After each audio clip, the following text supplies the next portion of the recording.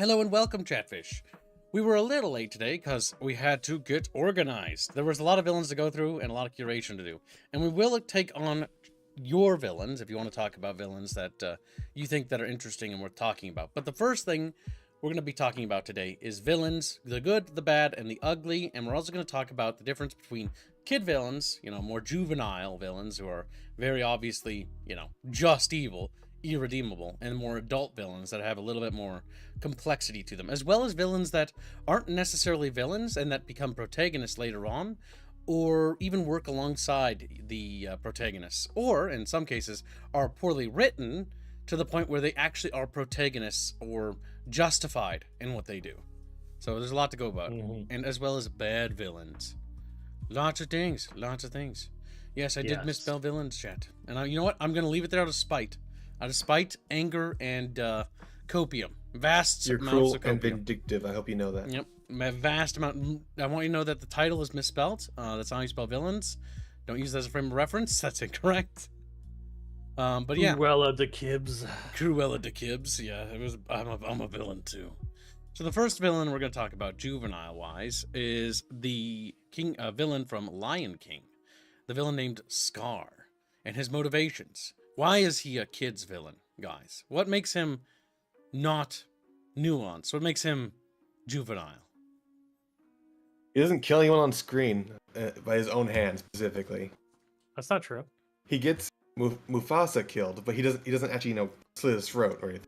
Well, he does. Throws him off a cliff. That's okay, it. well, I mean, throwing somebody off a cliff is pretty. That's still murder in my book. It's PG. It's PG enough. In a court of law, I think that would be called murder.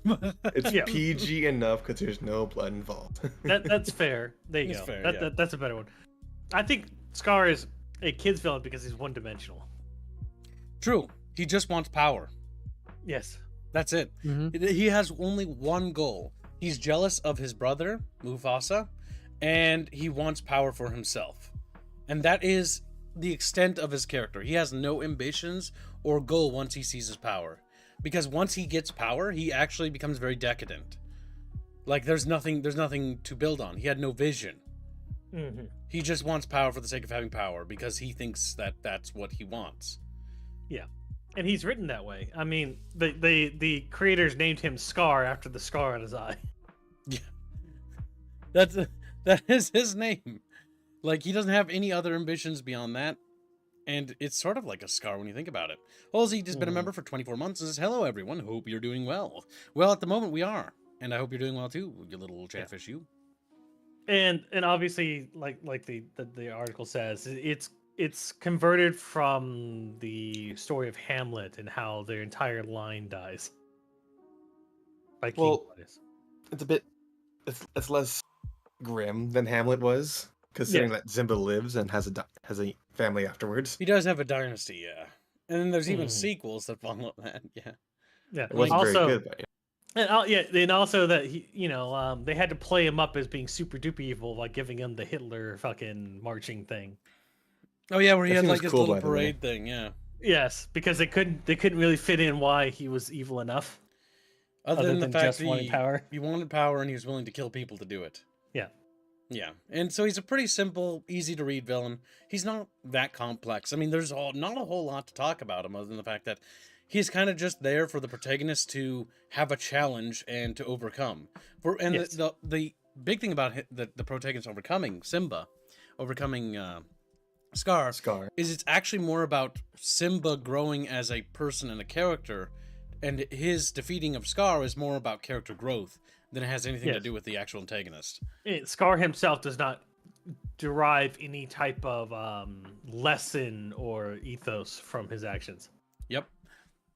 He is actually eaten by his subordinates at the end of the movie. Yes. And the lesson there is that, evil consumes their own. So, choose your friends wisely. I think they just wanted to kill him off in a terrible way to get back at him for killing Mufasa. Killing Mufasa. Yeah. The rightful king. He's also there to have the best song. Oh, chat, you terrible We're actually going to talk about the best song in just a second here, because that's actually the next villain. So, what a great way to segue into a character named Rasputin from the movie called what was it? Anastasia. Anastasia, yeah. And basically, it's a fictitious movie about one of the Russian nobles surviving from Nicholas's Specifically, progeny. Anastasia. Yep. Yep. Which we know is sadly false, but you know. Either way, the villain. Oh God, my brain. I don't know why. I'm like reading the name and I'm just not saying it. Rasputin. He has unironically one of the best antagonist songs I think in any kids movie. Mm-hmm. And what's funny is the movie itself is actually pretty decent, but the only reason for really watching this movie is for Rasputin's song. Yes. Actually, I found Anastasia's song to be very good as well. That's all right. Yeah. The big thing is that Rasputin is clearly evil.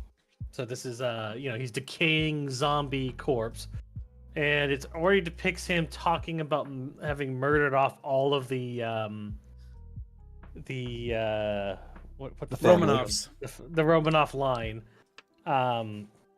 to gain power in demonhood or whatever, to be able to cast his evil magic. So Rasputin has still one-dimensional throughout his entire thing. He wants power and to kill, Anastasia, but his character is far more different. He's no longer just evil. He also has some types of jokes. He has a pet that he talks to, that he actually confides in from time to time. He's not just a singular evil, ha ha ha, I'm always the same type of character. He's got a little bit more complexity to him, and he actually has an end goal, unlike Scar, whose Scar's end goal ultimately was to just take power, and that was it. Mm-hmm. Yeah, and Rasputin is somebody who failed already and is trying to fix what he lost, because he died. That's why he's a zombie. So he's been given a chance to finish the job, so to speak. Mm-hmm. A more complex character for children, but at the end of the day, still a very simple villain to easily... It's very easy to understand and break down these villains. And one of the things to remember with kids' villains is kids' villains mostly serve the ultimate purpose of educating right from wrong for kids, usually. Normally they exist to show a lesson. Sometimes, in rare cases, some of these villains even redeem themselves. You know what? I forgot to put in there for kids villains. The redemption villain. I knew I'd forget something. Go ahead and type in John Silver from... I'll grab John Silver. Yeah, John Silver. I don't want to do him yet, but he's one of the more later ones. From Treasure Planet. Treasure Planet, yeah. Because John Silver is an example of a redemption villain who literally redeems himself and basically learns from his own failings. But next villain we'll move on to is Hades. This is a movie that, holy shit, dude. I have not seen this since I was a little kid. So my memory on fucking Hades is super vague. So you guys who remember this are gonna have to fucking brief me on it. So Hades is a very interesting Greek mythology. He's one of the top 3 gods of the Greek pantheon. The issue with Hades, their issue with Hades is that if you have to know a little bit more about the background of his character to understand why he does the things he does. So Hades was actually given the authority to be the ruler of the dead. The problem is that Hercules had tricked him, and that he could never leave hell for that reason. So Hades was always stuck under the earth, ruling hell, or the afterlife, and he could not eat with the gods. He could not sit with the gods. He could not enjoy the Mount Olympus, above ground. Yeah, he cannot. Yeah, because his presence in and of itself causes death, and so he believes he was betrayed by his his family and by Zeus, by his brother. Yeah, because he's perpetually locked down in the underworld. Yeah, you're right. Zeus, not Hercules. Yeah, you're right. So, however, in the movie, he's far closer to a one-dimensional villain with an extremely high charisma due to his voice acting and direction. Yes. He is so goddamn funny in this movie. Yes. And that is the only reason why he's a lot less one-dimensional than Scar, is that his fucking acting and everything is better. A lot better charisma. I mean, Scar's only thing he had really going for him was his song, and that scene where he betrays his brother Mufasa. And then the only other scene that immediately pops to mind is when he's being cowardly right before his death, as his hyena friends betray him. But yeah, the voice acting definitely carries it. The charisma for the character also helps definitely stand it out. Yep. The next character we have is a bit of a different sort of antagonist, more of like a sleeper agent. Because for a great portion, the next one we're talking about is Lyle Tiberius Rourke. Now, this is a name that's not going to stick with a lot of people because most people just remember him as Rourke. And Rourke is the leader of the Atlantis expedition from Atlantis Lost Empire. And the big thing about it, it's sort of hinted at that he's kind of the reason why, what was it? Milo Thatch's grandfather sort of disappeared. He was a little bit antagonistic about it. As well as he kind of, in the beginning of the movie, starts off with helping the protagonist. And doesn't end up actually outright attacking the protagonist until the protagonist gets in the way of his own goals. His goals are, again, a bit one-dimensional. It's greed and basically money. He wants to ransack Atlantis for all its wealth and treasure. Not in the name of science, but in the name of profits. Yes. He's specifically there to steal the jewel of their city.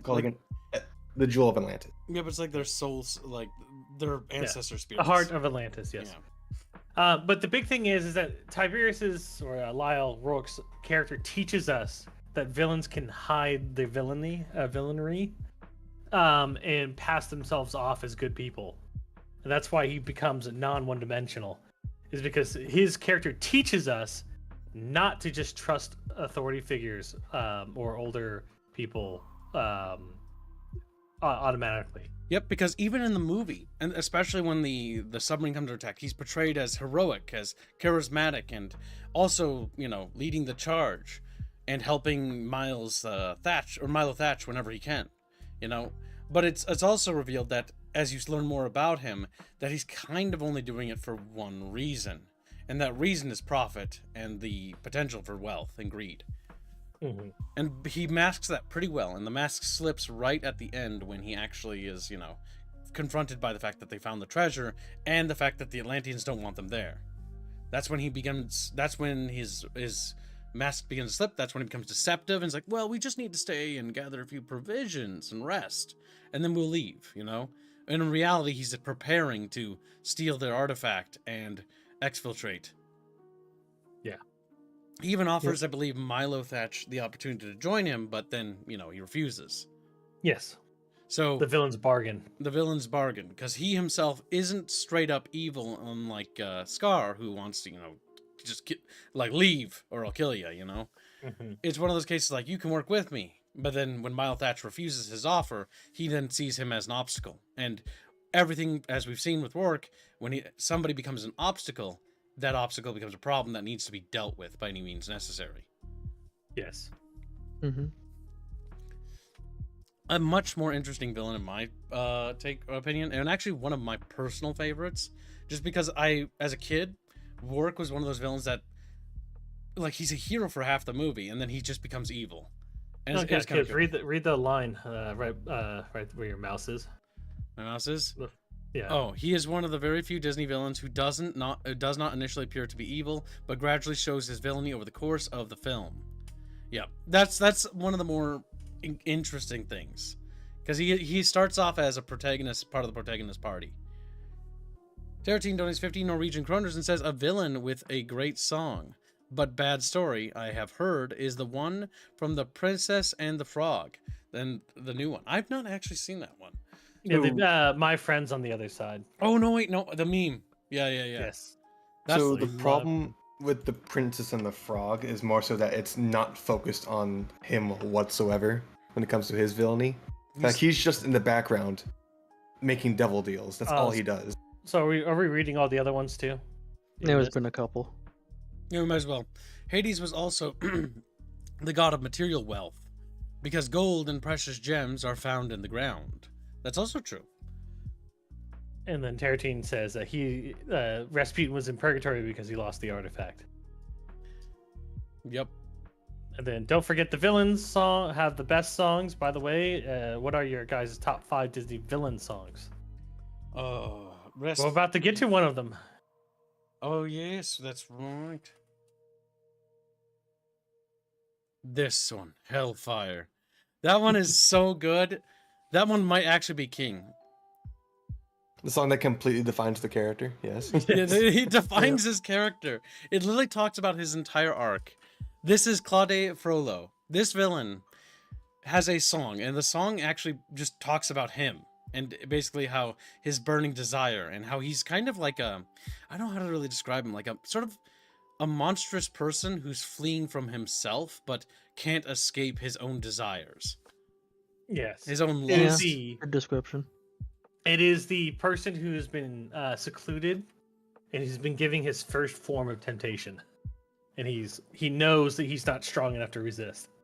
Yep, because he's weak of character. Mm-hmm. And so, despite being a person who supposedly is going to have like this great barrier for temptation, he immediately succumbs, but in the worst of ways, to the point where if he can't have Esmeralda, if I remember her name.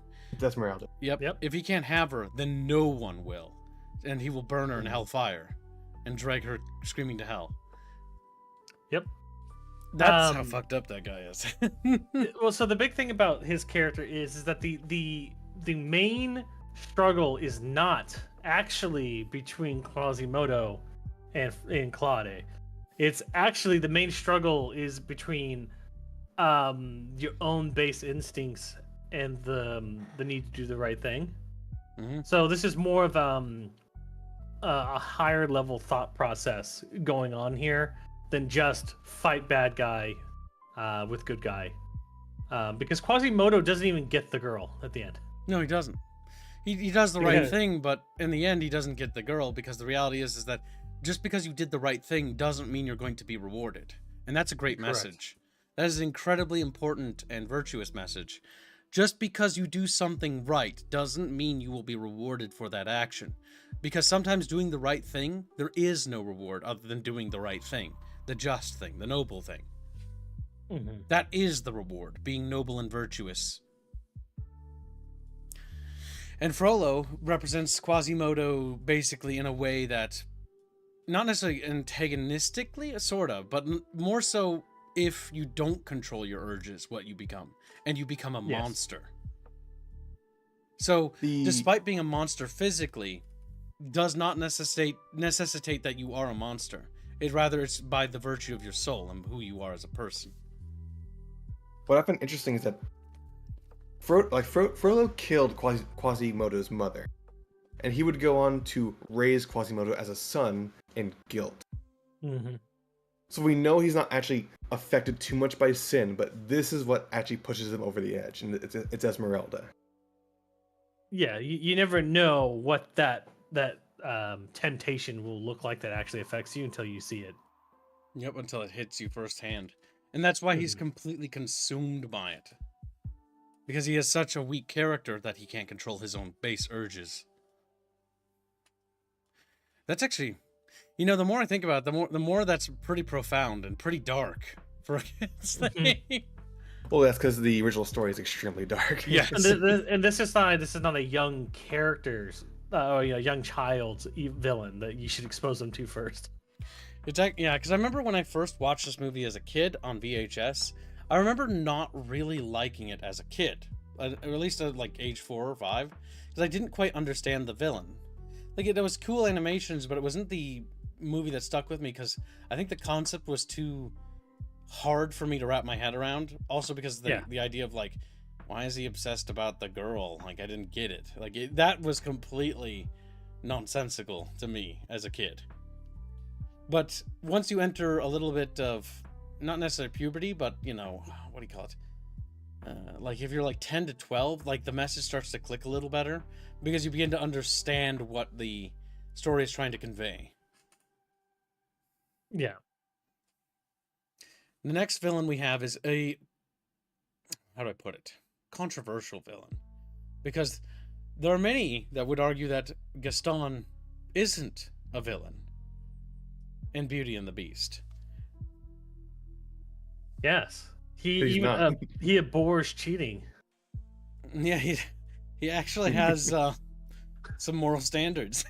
Even if he can't read. Women shouldn't read. Women shouldn't read. I guess so. Oh, go ahead. Well, you want to go first, Bucky? No, go ahead. One of you. So yeah, I was gonna. Gaston is interesting in that, looking from the outsider's perspective, like you don't know anything about Beast or what's going on with Belle. Gaston is just the local Chad who's trying to get with the local nerd girl, the girl who doesn't do anything that's normal around. He is probably the most impressive person in town, just due to his sheer size and how much he's accomplished. He sees her father come in, is fucking baffled to why he's rambling crazy, and sends him outside, not knowing that the old man has been in prison for, what was it, a month? Before Belle came to go find him.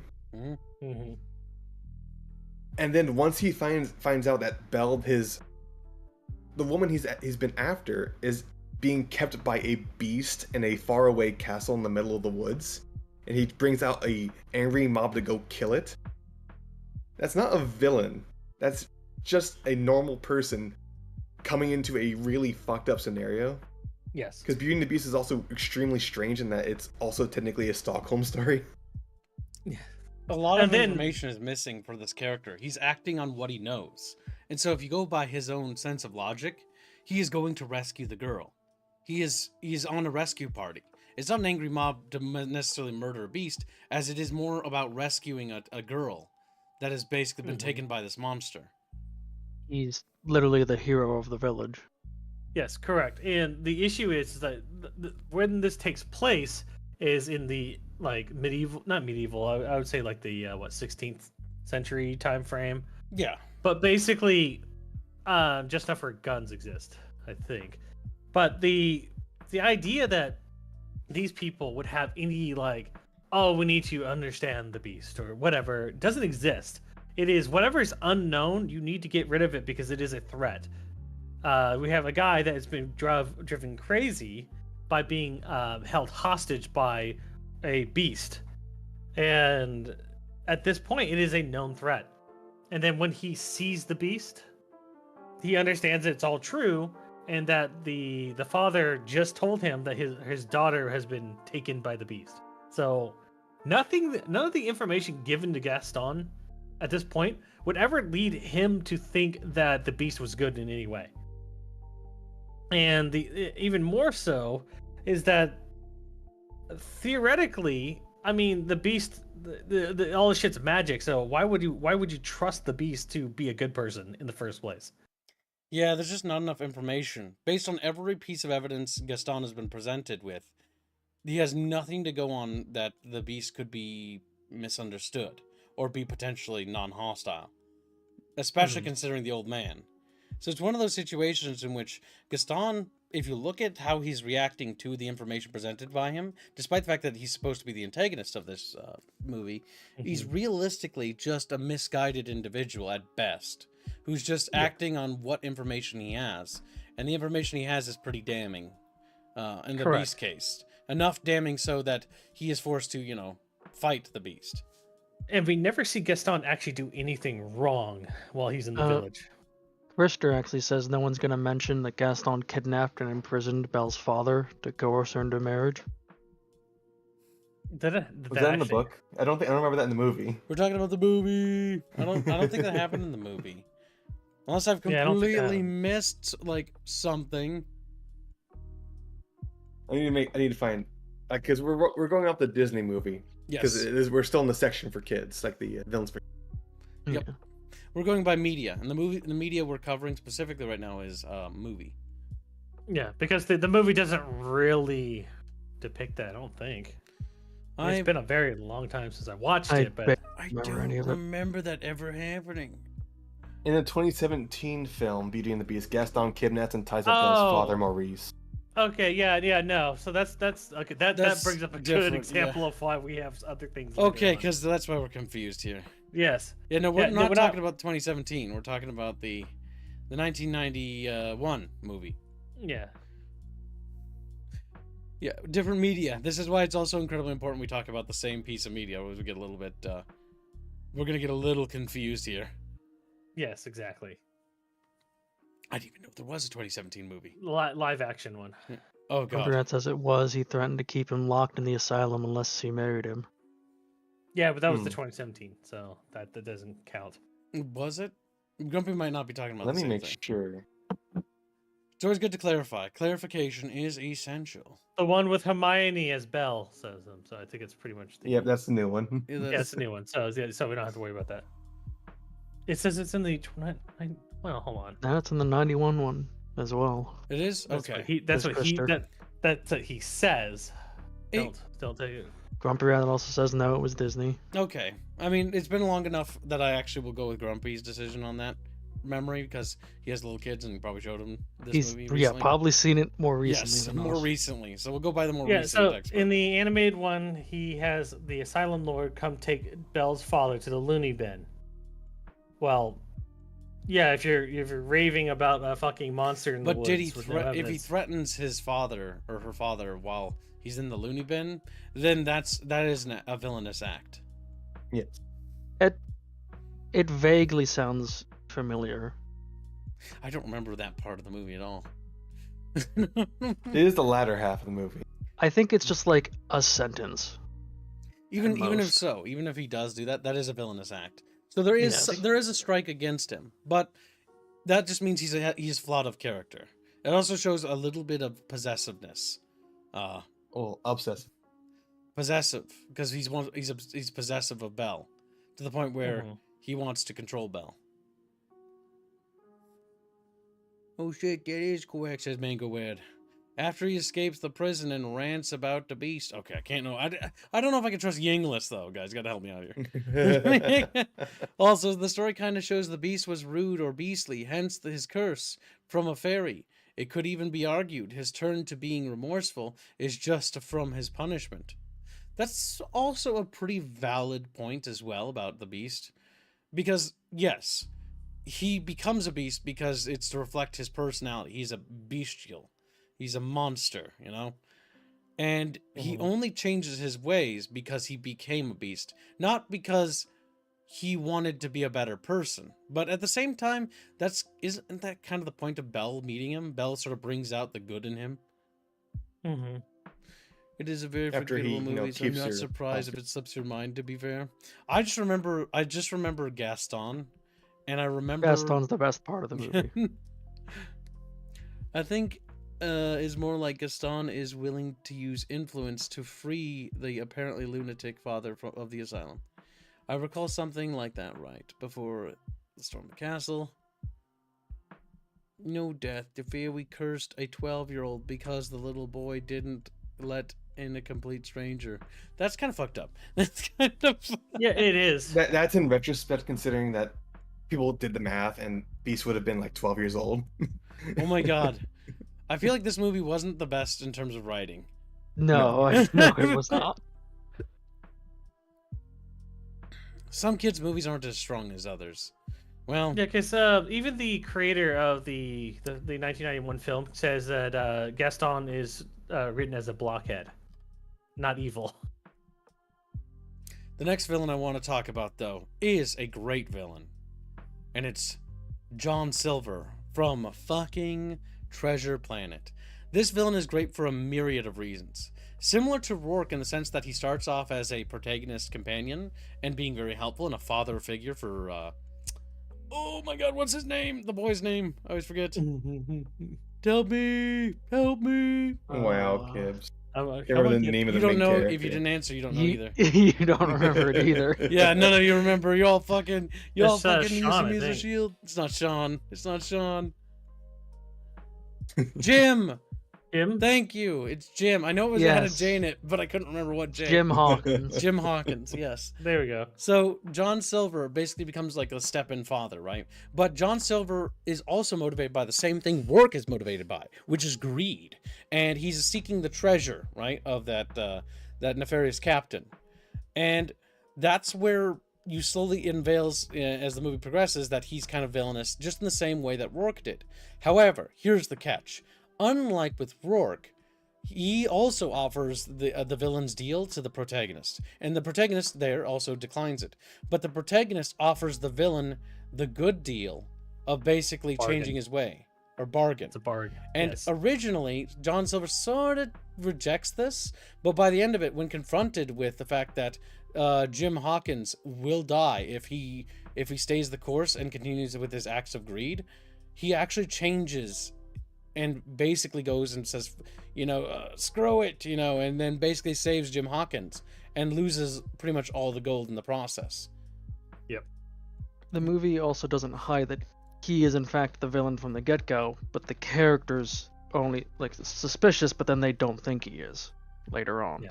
So the viewer can see the danger, but the character has no idea. Just cannot. Yeah, because the conspiring and the fact that they're obviously pirates that are, been hired to crew the ship.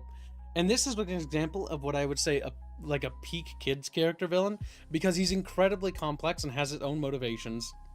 Not only own motivations and goals for money and wealth, but also the ability to go through character growth as well. And it's this realization that not everything is about greed, and the journey is an important part, and the people who he surrounds himself and cares for are important as well. That's what makes John Silver an incredibly strong antagonistic character, because in the end, he was a character that was able to grow and learn from this. Now, there are examples that we're going to go through of characters like this that do this but don't do it as well. But this is a cool villain, because not every villain is like one-sided. And when they're more complex and they have a personality to them and they can do good, that's what makes them interesting. A worse example of this, which they literally stole, would be from the Guardians of the Galaxy 2 movie. Oh god, put that in the disc. Mandu? Yeah, Mandu. Yep, I remember. Guardians.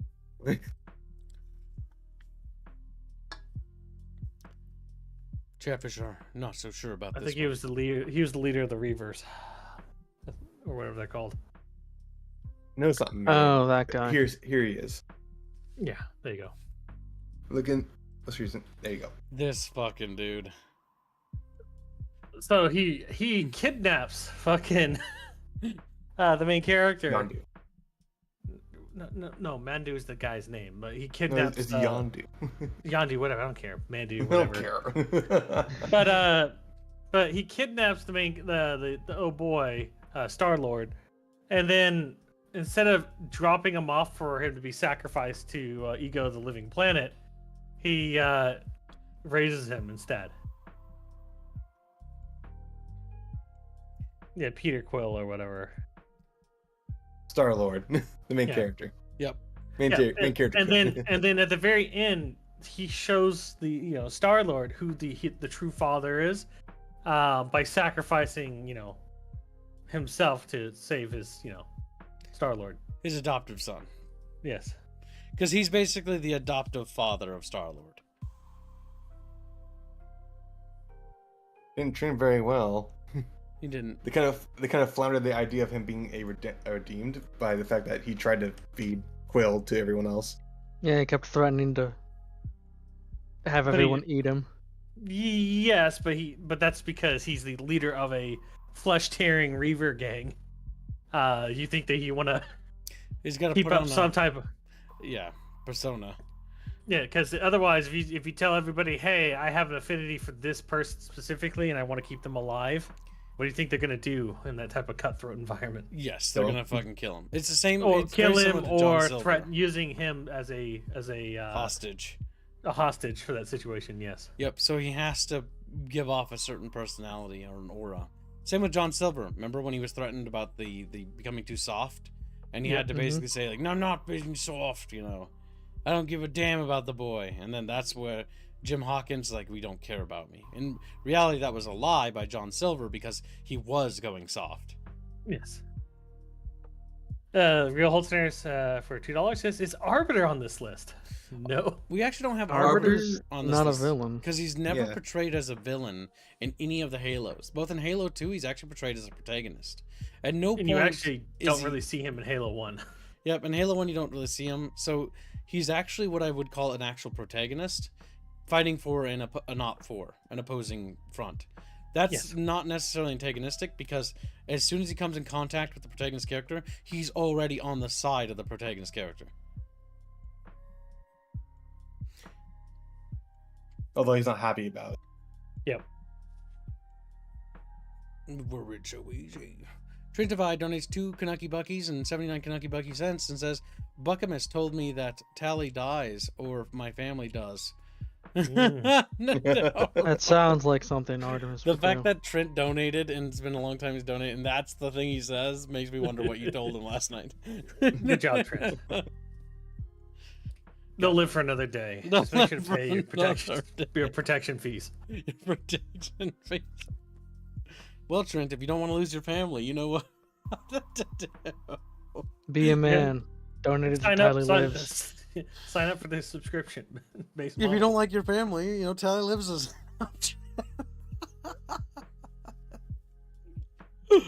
Oh, God. Holy shit. That's kind of funny. Actually fucking getting people. Listen. All right. All right. So, our next antagonist on this list, I must open up this. Wrong one. We're not getting to the bad villains yet. Now we're getting out of the more juvenile villains, and we're moving into what I'd call the adult villains. And the first villain... The young we have- adult ones. Young adults. And the first one we're confronted with is Ball. Now, Ball is from a show called Stargate, and he is a little bit about him. He is a system lord, and a system lord is a little, is literally a little Gould parasite. And Gould parasites are these little worms that inhabit these bodies. Now, the body himself is a slave to this little parasite, and the parasite's in control of everything that the system lord wants, you know, or does. So that's kind of a little bit of a synopsis. They So have imagine god having complexes. imagine being in like having locked in syndrome where you can't move your body on your own for thousands of years, Yes, and you must force to watch everything that the parasite does in your body to other people. pretty fucked up when you think about it. Mm-hmm. But yes, So explain his motivations, Gibbs. Explain what he does. the big thing about Ball, well, his main fucking modus operandi, his main shtick is like all gold power. That's like all of their shtick, right? But it sort of changes as his story goes on to survival.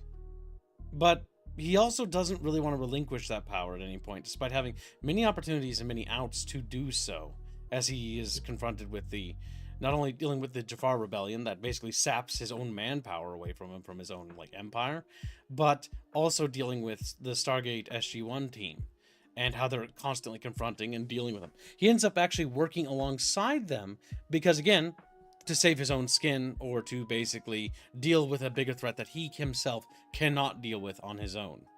Mm-hmm. Now, Yeah. what? So Oh, good. So the issue with Ball and how he's different than a lot of other characters that just seek power is that Ball, when you talk to Ball, his charisma in and of itself, and the actor who plays him, makes it to where you actually like him. Mm-hmm. He's But- very but charismatic. Yeah, and unlike other Gould who just swap, allegiances to good or evil or back and forth, Ball always is evil. He doesn't ever stop being evil. He just becomes amicable up until the point where he doesn't need to be anymore. And he oftentimes tries to get SG-1 killed, but they are forced to work with him on multiple occasions because he has set it up that way. And this brings up the idea that you can have a likable villain. It's like, oh, you're trying to kill us again, aren't you? But not, Then a you just likable swing your villain guns, that yeah. cannot be redeemed, and that's where he differs from John Silver, is that he never has the bargain ability. He'll always bargain turn you to being evil, but he'll never accept being good. Yes, he He's absolutely irredeemable because of the monstrous, like, horrific things he has done in his life. And he never compromises on the note. In fact, he actually just dies doing what he did, you know? Being a monster. But yeah, Ball's not a bad villain. In fact, he's actually arguably one of the more interesting villains because this is a villain that you can like and talk to. And there's actually a couple other villains like this as well in media. And there's one that on this list that we're going to talk about. That goes down the redemption arc path, but that's another thing. The next villain we have on our list is Handsome Jack. This is one that Squealy wanted to talk about. Squealy Bealy. Go ahead, Squealy. So, Jack is a fascinating instance of a villain that went from like despicable and horrible to, you know what, he's kind of in the right, and it's just due to the fact that every time they try to expand upon his story, he becomes more in the right as time goes on. Now, why is that?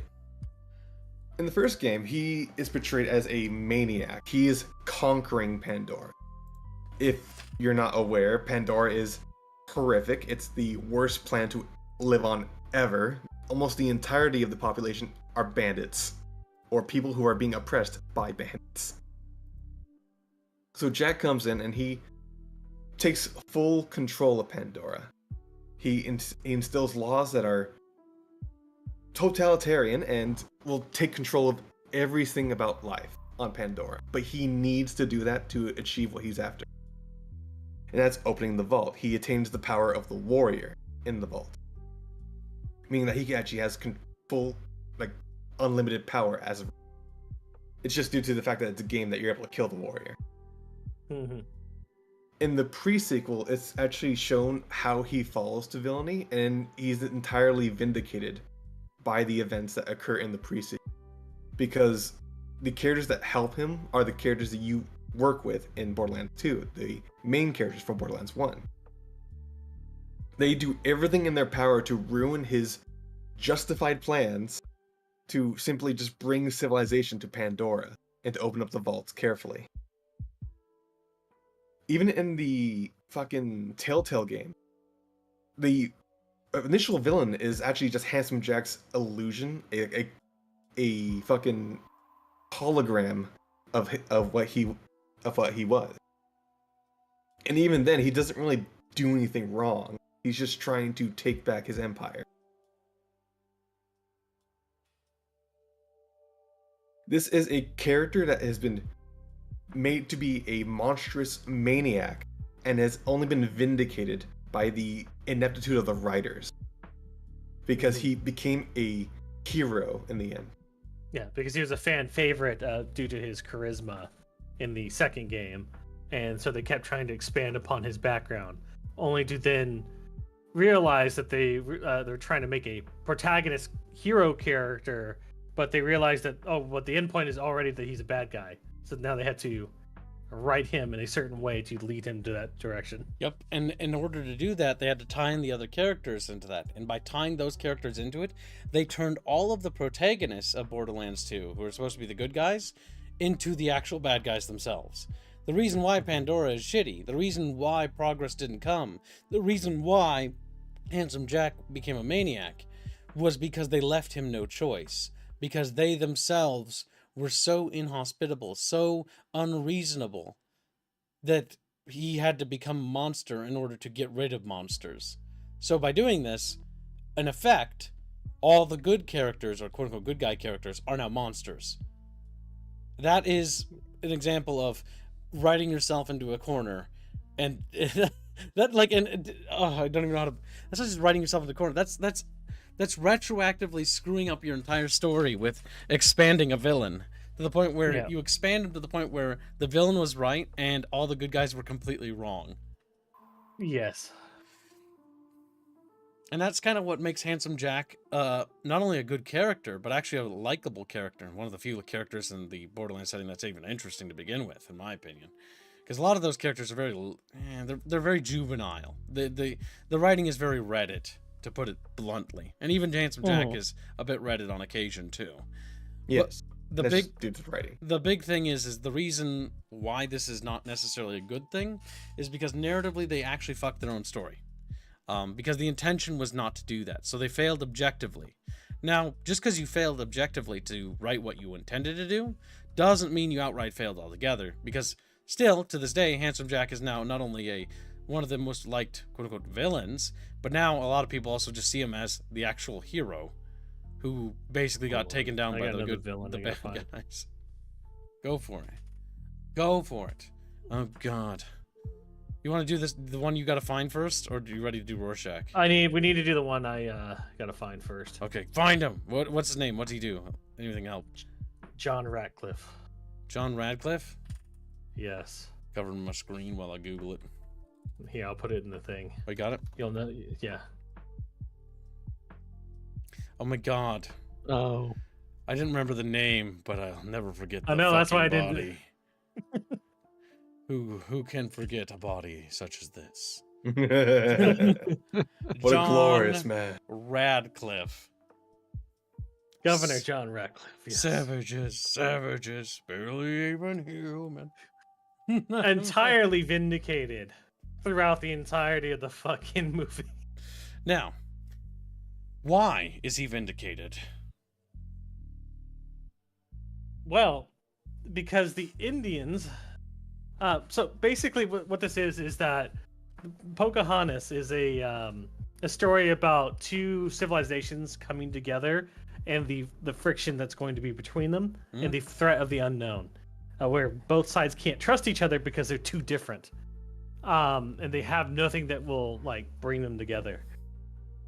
John Ratcliffe understands this very well because he's been through a lot. He has fucking military background. He has seen what happens when you try to meet like different types of people who are not Western. So he understands very well that you can't just trust these people.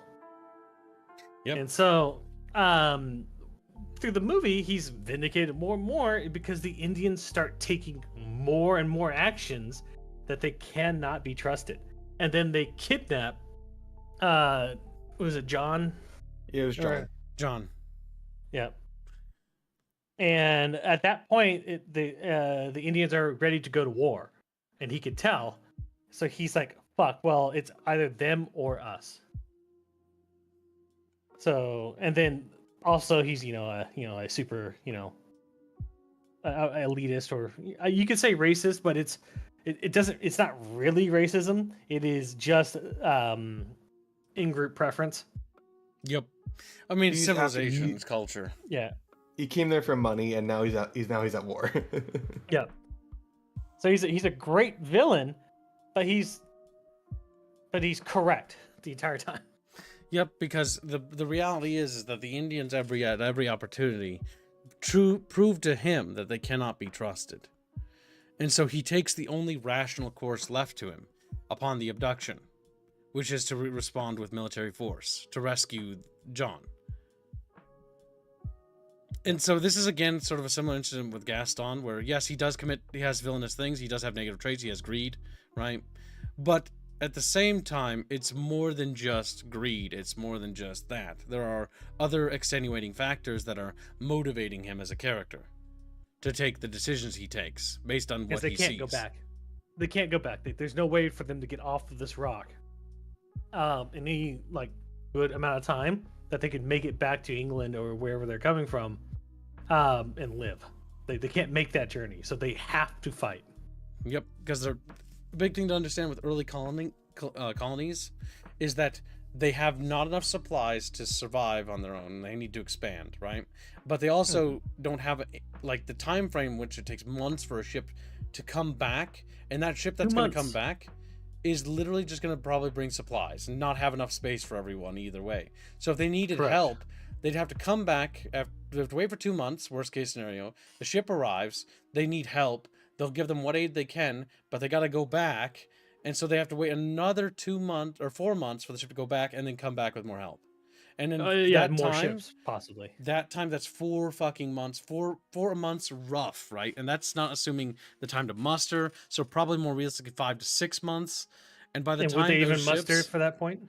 Yep. At that point, they'd have to decide it's been half a year. Are they even still there? or did they get wiped Correct. out? Because there have been colonies that basically have been wiped out, exterminated, or taken as slaves and then inducted into tribes. And by the time they get back, all that's left is just a bunch of abandoned buildings. Yeah, it took 10 years for Roanoke, yes, Crab Lord. And so that's one of the big fears, right, with these colonies. You got to understand that these colonies are scared because help will not come. The tribes have all sorts of tribal neighbors and fellow allies and enemies. They have a lay of the land. These colonists are new here. They are hated by the natives and they don't really know what to do other than to do whatever it takes to survive until help comes. And going back isn't as easy either, by the way. A lot of the people that left Europe were the same people that were kind of pushed out of Europe to begin with, because they weren't welcome there either. And so these are already vagabonds who have been running already. So it comes to a point where you might want to just stand and fight. You're tired of running. Yeah. So yeah, that's one of the big things about Pocahontas. That's one of the big reasons why while they do try to portray him in a negative light, it's kind of hard to actually really see him in a negative light because there's so many extenuating factors about this period, and if you know anything historically, it's not so black and white. It's actually a bit more complicated. All right. Next, we have another villain, quote-unquote villain, named Rorschach. And this is what I would say is a borderline a bad villain, because he's written by somebody who hates this character archetype, the detective noir-esque characters. Specifically a conservative noir character. Yes. And so it's written by an author who has biases. So any author that has biases is innately a bad author. So that's why The Watchmen is an innately bad thing, because if you have biases that bleed into your work, then you are not a very good writer, usually. You need to be able to separate your biases and your work. And it was very clear Rorschach was not the case of this, because he is a straw man. But at the same time, despite being a straw man, he manages to be a character that's meant to be sort of anti-heroic. He's meant to be kind of an anti-hero-esque character, and he's meant to be wrong. He's actually right. And for those that don't know anything about Rorschach, Rorschach is basically a detective noir character. He is sort of more conservative in nature, but he figures out that the blue dude, what's his name, Dr. Manhattan, is basically covering up Ozymandias's plot to destroy Manhattan. Yeah, he's covering up the plot to destroy that, and Rorschach wants to bring out the truth to the people. Yes, because Ozymandias wants to unite the world to prevent World War III in the use of nuclear weapons. And Ozymandias thinks that if he tricks the entire world into thinking aliens have attacked, under the guise of forming a peace coalition that will last, he views that lying to everybody is worth it. Whereas Rorschach is somebody who cannot tolerate lying on this scale, and the sacrifice of of a group of people in the ends justify the means type of way. He doesn't believe it's right. He's built on a lie. And he will die for those convictions. Yep, because he's a principled character. And because he's a principled character, which makes him conservative in value and nature, that's why people don't really see him as an antagonist or a bad guy, despite the attempt to strawman him to being like, he's actually the antagonist because he's going to tell the truth, and the truth could, not that it will, could lead to war. Yes. Rorschach is a believer in that the truth is paramount, and that truth built upon or peace built upon a lie is still a shaky grounds, because in reality, yes. Yeah, and the big thing is that if you watch the Watchmen movie, they go out of their way to depict Rorschach as a terrible person. They try, but they fail. They have him killing some of the most horrific people. Yes, but he's like burning people's faces with fucking hot oil and shit like that, and then beating people to death. So it's a really interesting aspect, because the director, the writers all wanted him to be written as the bad guy. Yep. But despite doing that, there's such a large amount of people that still don't see him that way. And this is an example of when you strawman a good idea, that if the base idea is honest and true and still good, then no matter how much you try to strawman the character, it doesn't matter, because much like Rorschach being principled, the principled idea is what holds true, because it is just, it is noble. Lying, and just like the basic idea of a lie, is innately bad. You know, a lie is still a lie no matter how you try to spin it. And that's why Rorschach is always going to be viewed as a heroic character. This is an example of a bad antagonist, because he's actually not an antagonist. Yep. And this is the exact same reason why the Starship Troopers comes off wrongly for what the director wanted to do with it. Mm-hmm. Paul Verhoeven is an incredibly good director, but also incredibly autistic and misled. Oh no, not like that. It's just the founding principles of the Starship Troopers books won't allow Paul Verhoeven's directing to get in the way of it. Yep. Even though it was not about politics, the books were about nuclear power. I don't think Judge Dredd is a villain. Judge Dredd is never portrayed as a villain. And because Judge Dredd is never portrayed in a villainous light, that's why we're not going to be talking about Judge Dredd. Same like we're not talking about the Arbiter from Halo, because while they technically Judge Dredd, he's never portrayed as a villain.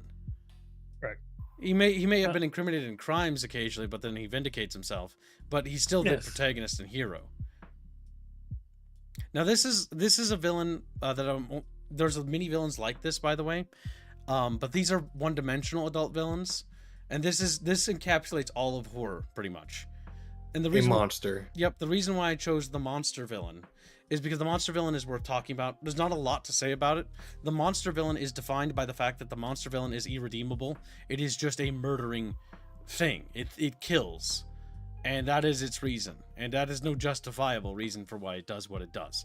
Whether it's the xenomorph, whether it's the arachnids from Starship Troopers, these are unjustifiable monsters because they just kill. They are abominations, but they are villains and they're worth talking about. So the big thing about the xenomorph as a villain is it is a sort of a bestial animal. Its only main drive and directive is to kill and consume. And as a villain, there's not a lot to be taken away from it, but rather what this villain serves as in terms of form and function. This villain specifically, serves the function of literally to create terror, to make it scary, death, murder, right? The same for the arachnids from Starship Troopers, or if you're watching a horror movie and, you know, any of the horror villains. They're all the same in terms of their motivations. They are just the representation of death itself and the fear of death. Yep, like graboids. Yep, graboids are also that as well. And that's why I group them all in this xenomorph category, because they're kind of all the same archetype.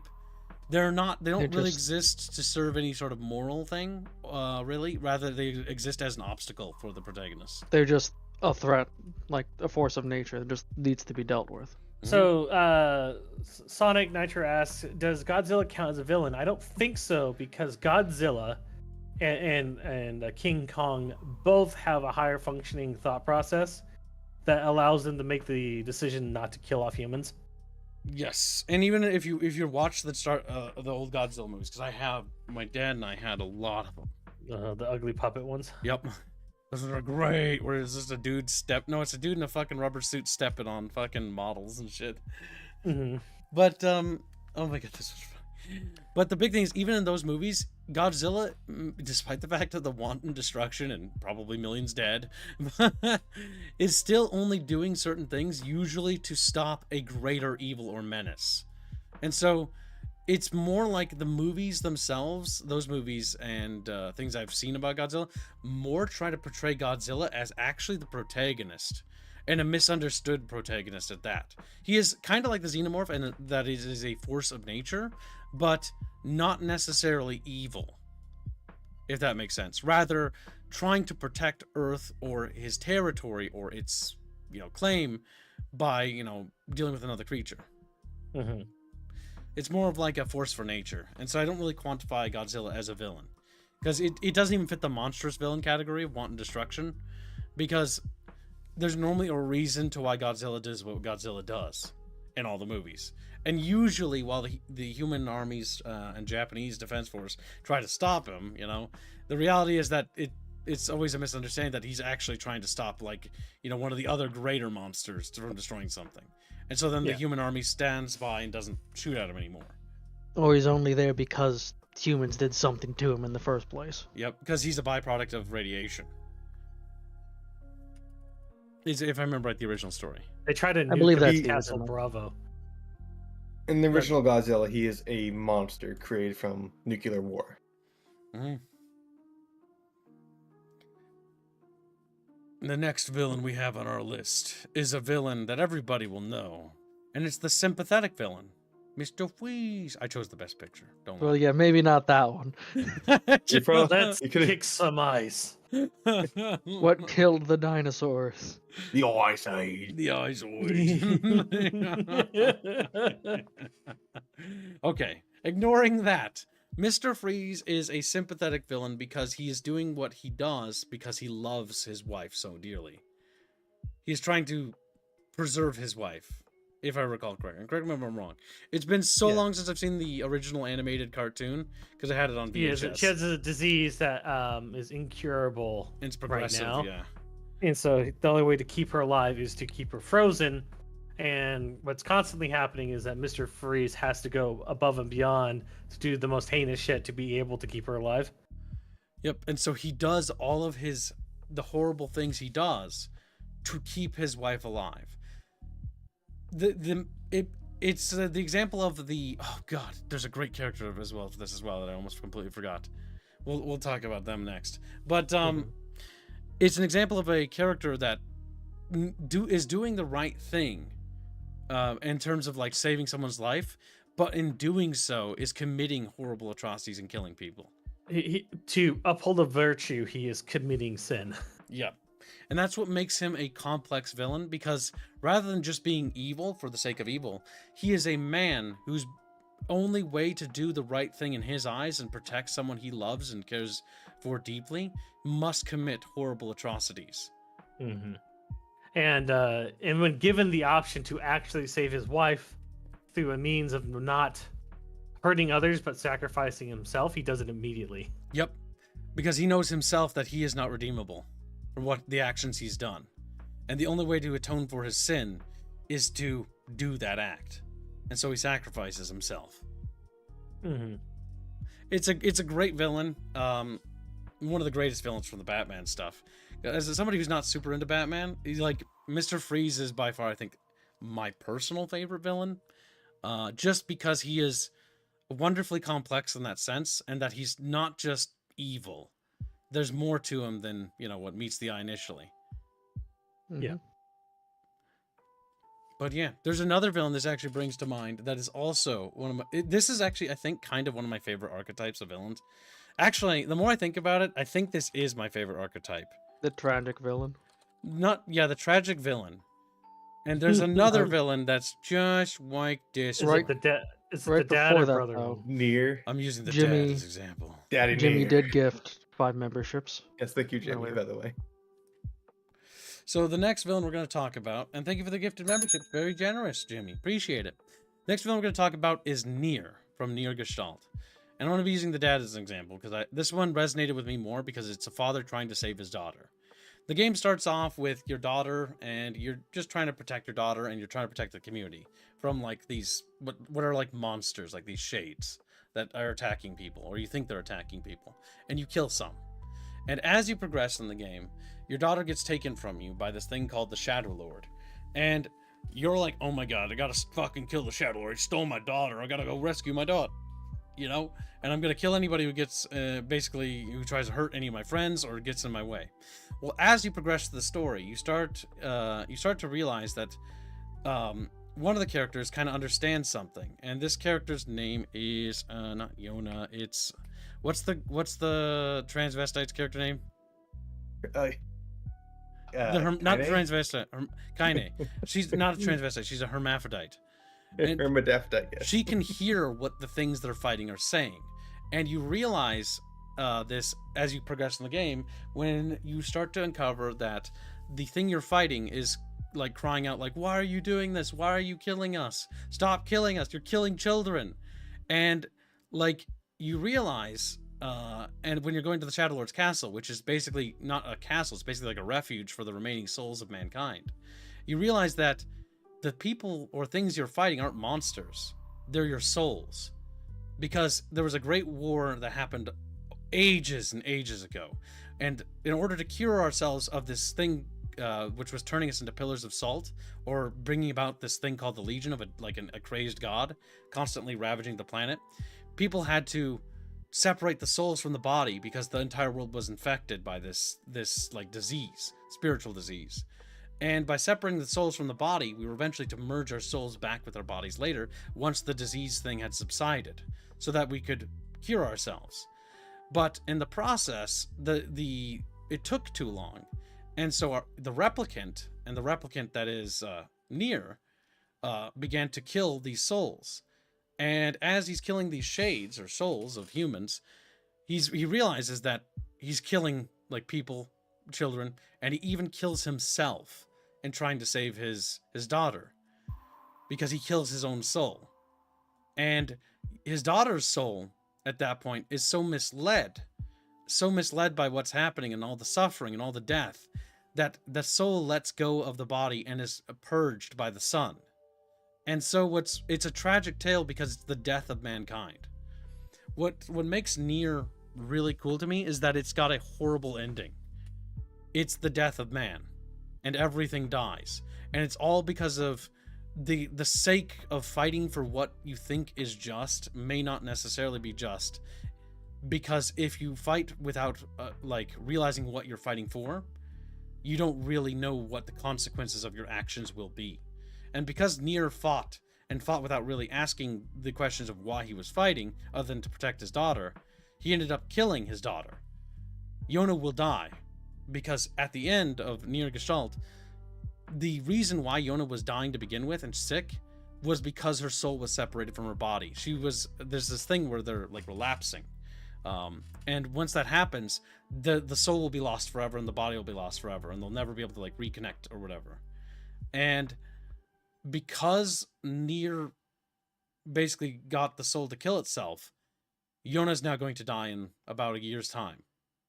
And so everything he had done, all he had worked to do to save his daughter, had only ensured her death. It's sort of more like a Greek tragedy, if anything. Yep. And so he's the tragic villain. He kills mankind. He brings about the end of a great plan to resurrect humanity from a cataclysmic disease that was ravaging us, and single-handedly destroys the future of humanity. Hence why in the future Nier games, humanity's gone. It's about androids. Death asks, doesn't it have an ending where if you delete your save, you save the world? We don't talk about the new version, which gives you a random... no, it doesn't save the world when you delete your ending, but it's one of those games where you have to beat the game multiple times in order to get like different types of endings. But the best ending I'm talking about is the true ending in my eyes, is the part where you kill her soul, or her soul kills herself. And because you've done that, and because you've destroyed the one of the grimoires, Grimoire of Noir, without Grimoire Noir, the two grimoires needed to complete the ritual, there's no hope of bringing back mankind. Hell, when you destroy Grimoire Noir before you kill the Shadow Lord literally is on his knees just asking like, why did you do this?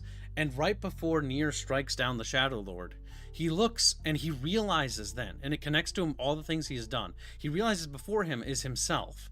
He realizes that he's done everything wrong. And what does Nier do when confronted with this truth? He shakes his head because he can't accept the fact that he's doing what he has done. And he strikes the Shadow Lord down anyways. He's gone too far. He's gone too far with everything to go back. And that's why I really like that story. It's because he's realized he's gone too far, and because he's so blinded with his obsession of saving his daughter, he wants to save his daughter. And by doing that, dooms his daughter and dooms mankind. Yep. Yes, Near Automata and Near Gestalt are in the same, I believe, in the same universe. Yep. Automata's just set and has nothing to do with this game because it shares the same name for some fucking reason. But because Nier's long dead, and the replicants all die out because the big thing with the replicants is they're children basically. They can't reproduce without souls, and because he broke all the things that were making replicants, and what's going to happen is there will be no more Nier versions of Nier. There'll be no more versions of anyone. Once they all die of old age, that's it. The replicants have failed. And so all the androids left in Nier, I guess this can lead into Nier Automata. The reason why the androids are so lost because they blame themselves. They failed mankind in their eyes. It's because of them why mankind died out. They didn't stop Nier from doing what he did. That's why the Pipa or Pippin, or I forget her name. There's those two red ones. Popola? Yeah, Popola and the other one. The reason why they're programmed to feel guilt forever is because the other androids made them feel guilty and they're always rebuilt, and every version of their model feels guilt because all of the other androids blamed them. They didn't stop Nier. Because of their failure, they must carry that burden and that sin forever. They're the reasons why humanity is extinct. They're the reason why they don't have a purpose anymore. That's why in Automata they're fighting a forever war, because they don't know why they're fighting anymore. The only one that remains at the end of the story is Emil, and he just goes insane practically. He's not really a human. He's not necessarily insane. He's a human spirit that's like bound into this horrific monster, a puppet. Because there are human spirits still around. I should kill Emil. You can fight him. You fight other versions of himself, because during the interim there was an invasion that happened on Earth, and the androids are still trying to protect Earth, and these aliens tried to attack Earth, and basically the androids beat off the aliens in their invasion of Earth, if I remember right. But they're basically fighting over nothing. They don't have any reason to fight beyond that. Emil helped them. The last directive of safeguard the Earth. Yep. They've tricked themselves. Well, the only thing they're really holding on to is that there is a sample of human DNA on the moon, and they basically are like, they've tricked themselves to that means that humans are still alive on the moon, and that they're trying to reconquer Earth for humanity. They've become so obsessed with humanity that they end up becoming human. Like, that's the whole thing about Automata, is the realization that they are emulating human things. They're developing emotions the same way because their obsession is led to this basically rebirth of mankind in a new light. Yeah. It's an interesting story. A very dark and twisted one because the ending is not necessarily good. But that's one of my favorite Eastern stories, I guess. But yeah. Any other sad antagonists we want to talk about? Not at the moment. I could come up with a few others, but not right now. Okay. Next up we have on the villain list is the Elusive Man. This is a villain I like, but I've talked too much, so I'm gonna let others talk now. Yeah, you gotta talk about him, Tips. You gotta talk about him. I do. Man. Trust me, when it gets to my turn, it will. But somebody else take it away first. Do you want to go first, Rapier, or do you want me to go? Go, because I'm not really that big into Mass Effect. Elusive Man is actually a really cool character you meet in the second game. And he has a lot going on that you don't really get to see in the first or third game, unfortunately. Because in the first game, Cerberus is introduced as a terrorist faction, and they're actually expanded upon in the second game. And you get to meet their leader, the Elusive Man, who is pro-human, pro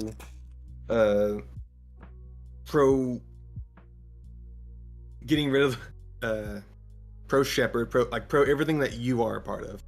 But he's also he's sketchy. He's really fucking sketchy every time you get to speak with him. But every time you do get to speak with him, it's always a good thing to have. And that's what makes it really interesting as a character. Because he's done awful shit, but it's always in the benefit of the greater whole. He's very much a character that's very much the ends justify the means, as he'll go out of his way to recover Reaper shit. Specifically, the event where you meet Legion, where he's having a bunch of Cerberus operatives work on a Reaper corpse. Doing this actually makes them all, even dead gods controlled by. Yes, even the dead Reaper will take, which he didn't know. Now he does. And at the very end of the game, he's asking you to spare the core for the human Reaper, so he can take it and use it in Mass Effect 3. However, they did a massive rewrite for Mass Effect 3 and removed all the back lore that would have made sense following the second game. Mm-hmm. So he goes from a very interesting character that kind of has a sinister air to him to a cartoon villain in the third game. Yeah, and I think this is solely down to the failure of the writers to come up with another villain that wasn't something we already knew about. They should have just gone with the Void plot and had hit. Okay, so the difference between Mass Effect 2 and 3 can be summarized by the fact they lost the same writer. So the writer who sets up everything in Mass Effect 2 to be what it is, the whole plot about, the Cerberus being complex and nuanced, leaves the project, and then new people come in. And the new people don't really know how to handle this character, and that's why they just fuck it, he's just evil now. Because he was already kind of he's kind of antagonistic before, so therefore he's evil, And so they kind of misrepresent him. So the Elusive Man, I think, as a villain, can be talked about in two parts. One is Mass Effect 2. And the other version of him is in 3. 3, he is a ends justify the means kind of guy, but to the point where he's willing to be subverted and is subverted by the Reapers and indoctrinated. So he is basically dividing the forces and resources of all of sapient life into fighting civil wars with itself, basically, because he's fighting everyone while also fighting the Reapers, which is only making everyone weaker in the process, which it breaks his character. So he's become more of a cardboard cutout villain in Mass Effect 3, and that's why he's not interesting in Mass Effect 3. They do this so much that they sabotage. How can I break this down? When they show his scene where he sits in front of that red dying star thing or whatever, where he's sitting in that chair, they remove the panels that make it so that it's reflective, like he's sort of sitting in space, to the point where they ground him in the fact that these panels are all sort of rusted or like scratched up and they're not reflective anymore. And so it's not only visually betraying who he is as a character, but it's also betraying everything about who he is as a character. Because he is an antagonist, yes. He is a terrorist, but he is a terrorist with a cause and a reason, and he has a just cause in his eyes. And his cause is aligned with sapient life, because humanity first is still life first. So working with the other aliens, he's okay with Shepard working with the other aliens. In fact, he encourages Shepard to do it because it's the fact that those aliens will bring strength that humanity doesn't have in certain aspects to surviving and bettering humanity. And that's what makes Mass Effect 2 so interesting, is that he's flexible. He's flexible, understanding, and patient. All things he doesn't have in 3. Yeah, because the Elusive Man is a human exceptionalist. He understands that the humanity should be the one leading the stars, and that's why if you play Mass Effect 1 a certain way, you're no different than the Elusive Man in the Mass Effect 1, because you can get the council killed off and everything. Yep, you literally can do everything that he would have done in Mass Effect 1. Yes, and the issue with the Elusive Man is that he understands the threat that the other races have. He understands the threat of the Krogan, the Asari, and the Turians, and he doesn't allow himself to be how do I say this, shaken by the prospect of the Reapers. He sees Shepard for the icon that they are, and the rallying force that they could have to muster the galaxy to fight back, which is funny because that all gets fucking thrown away in fucking 3.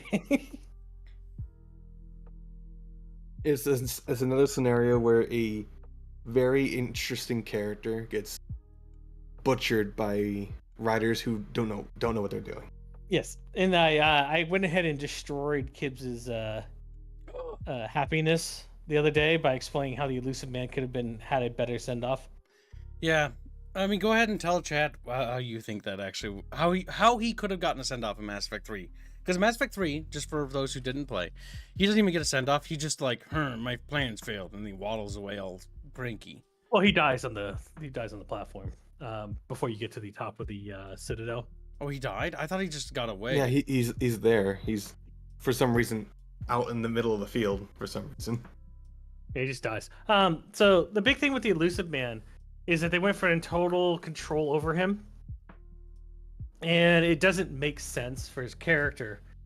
But what they could have had is that they could have had the elusive man do what Saren did, where he fought the Reaper control and fought back and regained his humanity towards the end, and followed and then picked up Shepard, who was heavily wounded, and helped him get to the top of the tower. And then as Shepard goes to sacrifice himself, the elusive man could have shot him in the stomach or whatever, and forcing him to stop what he's doing. And the elusive man takes his place and sacrifices himself instead, showing that the elusive man was true to his what he really stood for, which was sacrifice by any means to for the savior of to save humanity. Yep, because that demonstrates the fact that he understands that in the world coming after the invasion of the Reapers, he isn't going to be needed, but Shepard will be. Mm-hmm. And Shepard's going to be needed to piece things back together, because there's going to be a massive power vacuum, and only one person can do that. And when they're given the choice between himself and Shepard, he would naturally choose Shepard over himself.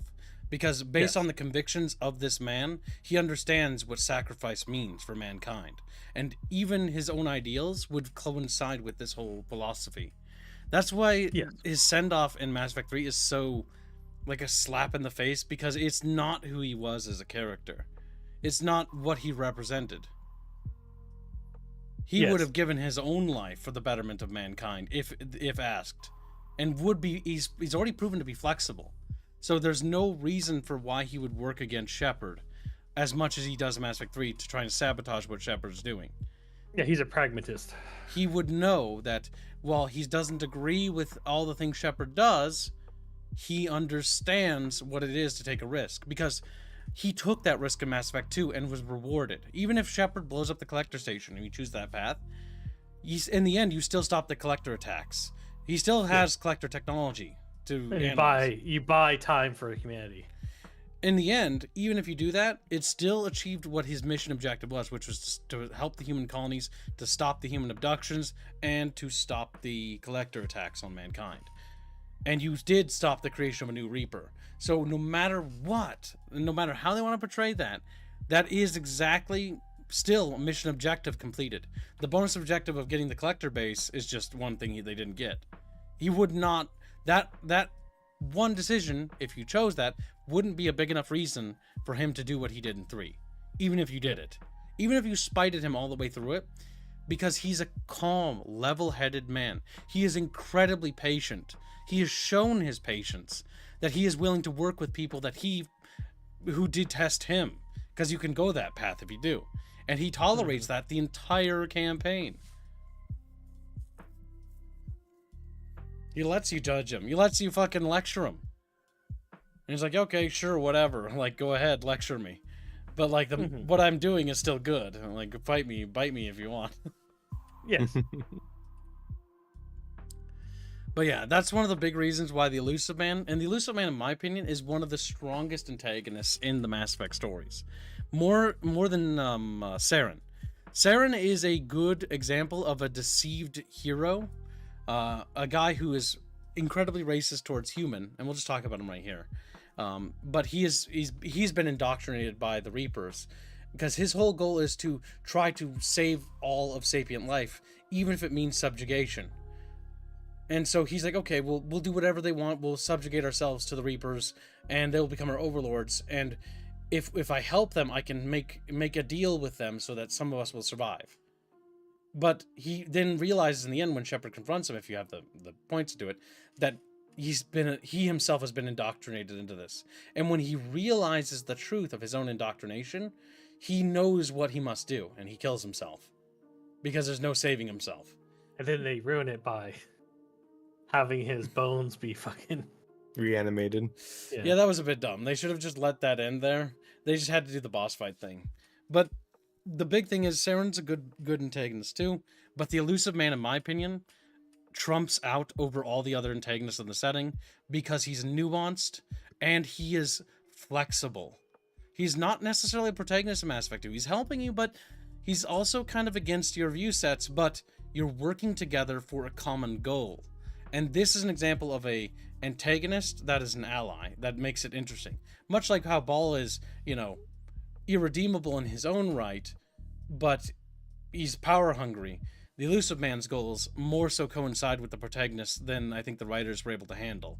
Especially the writers that inherited Mass Effect 3, because they didn't know how to handle his character.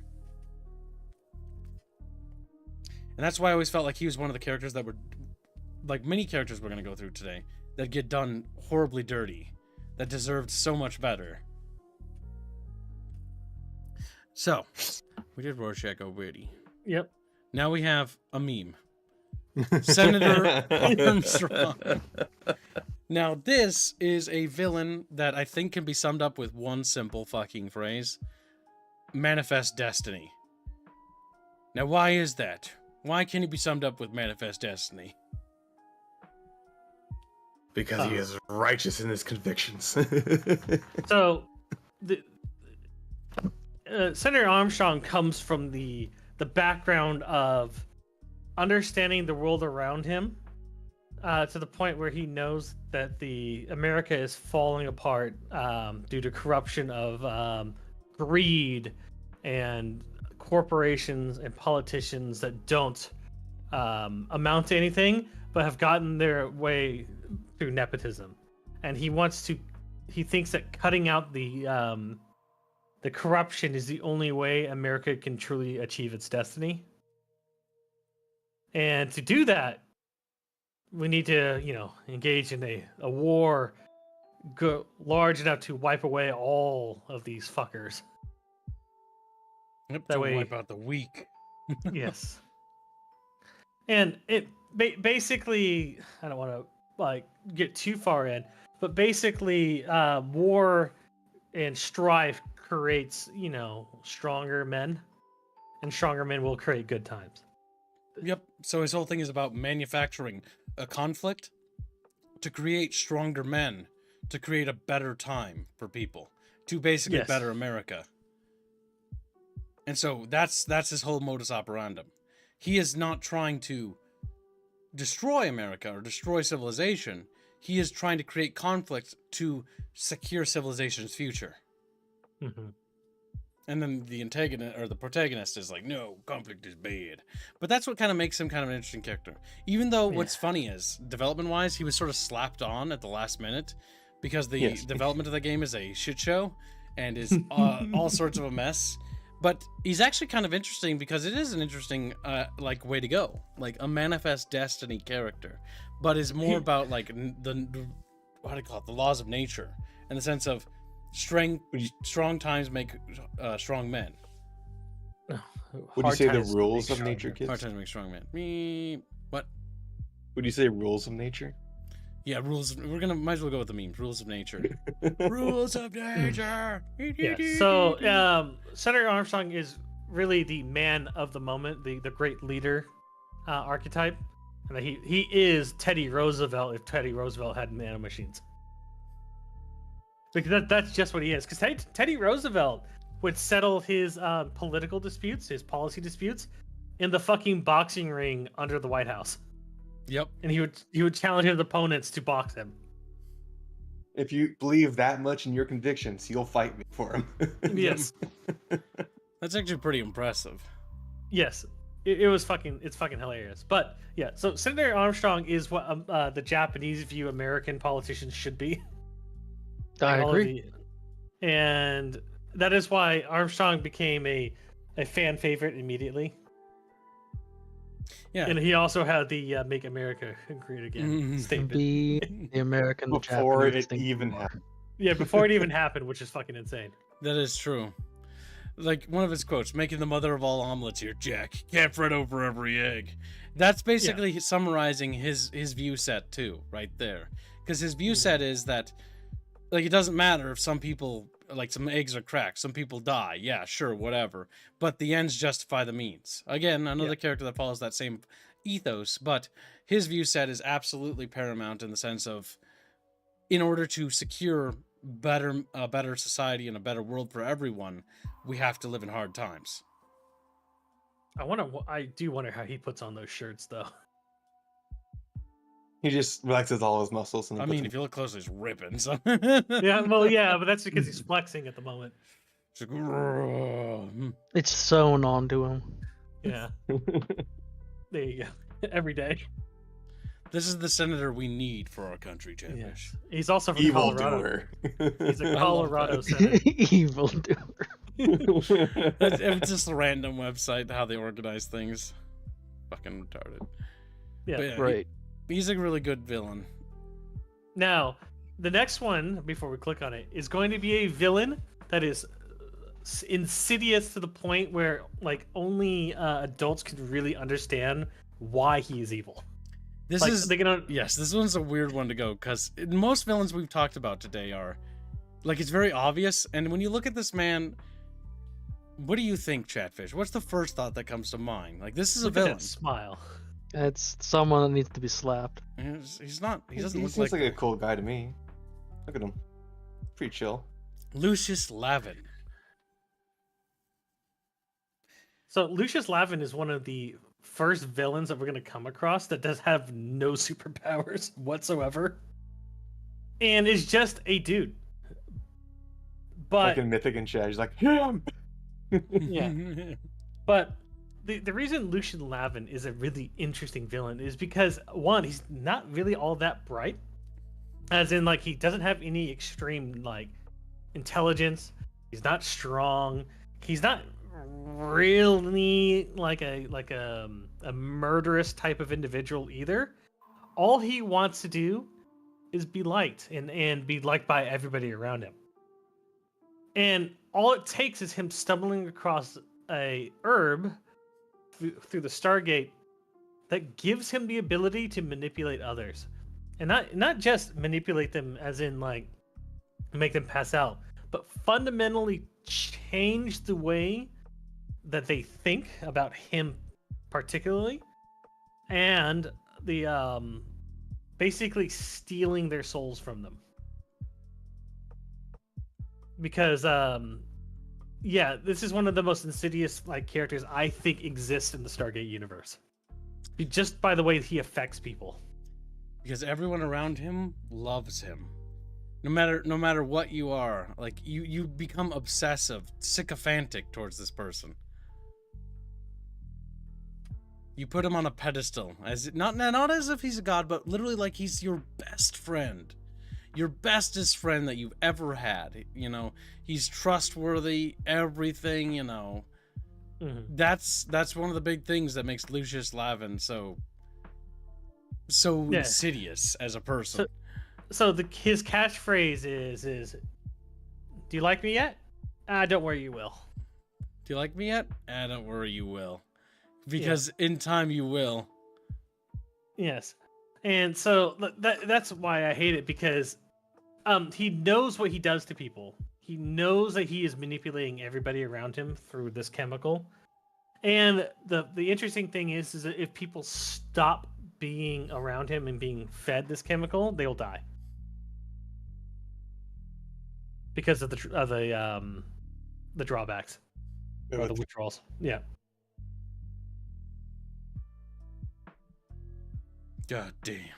And there's no other indications that he's really evil, other than it slowly gets exposed of what he's been doing to people. Yeah, what he's doing is actually pretty fucked up.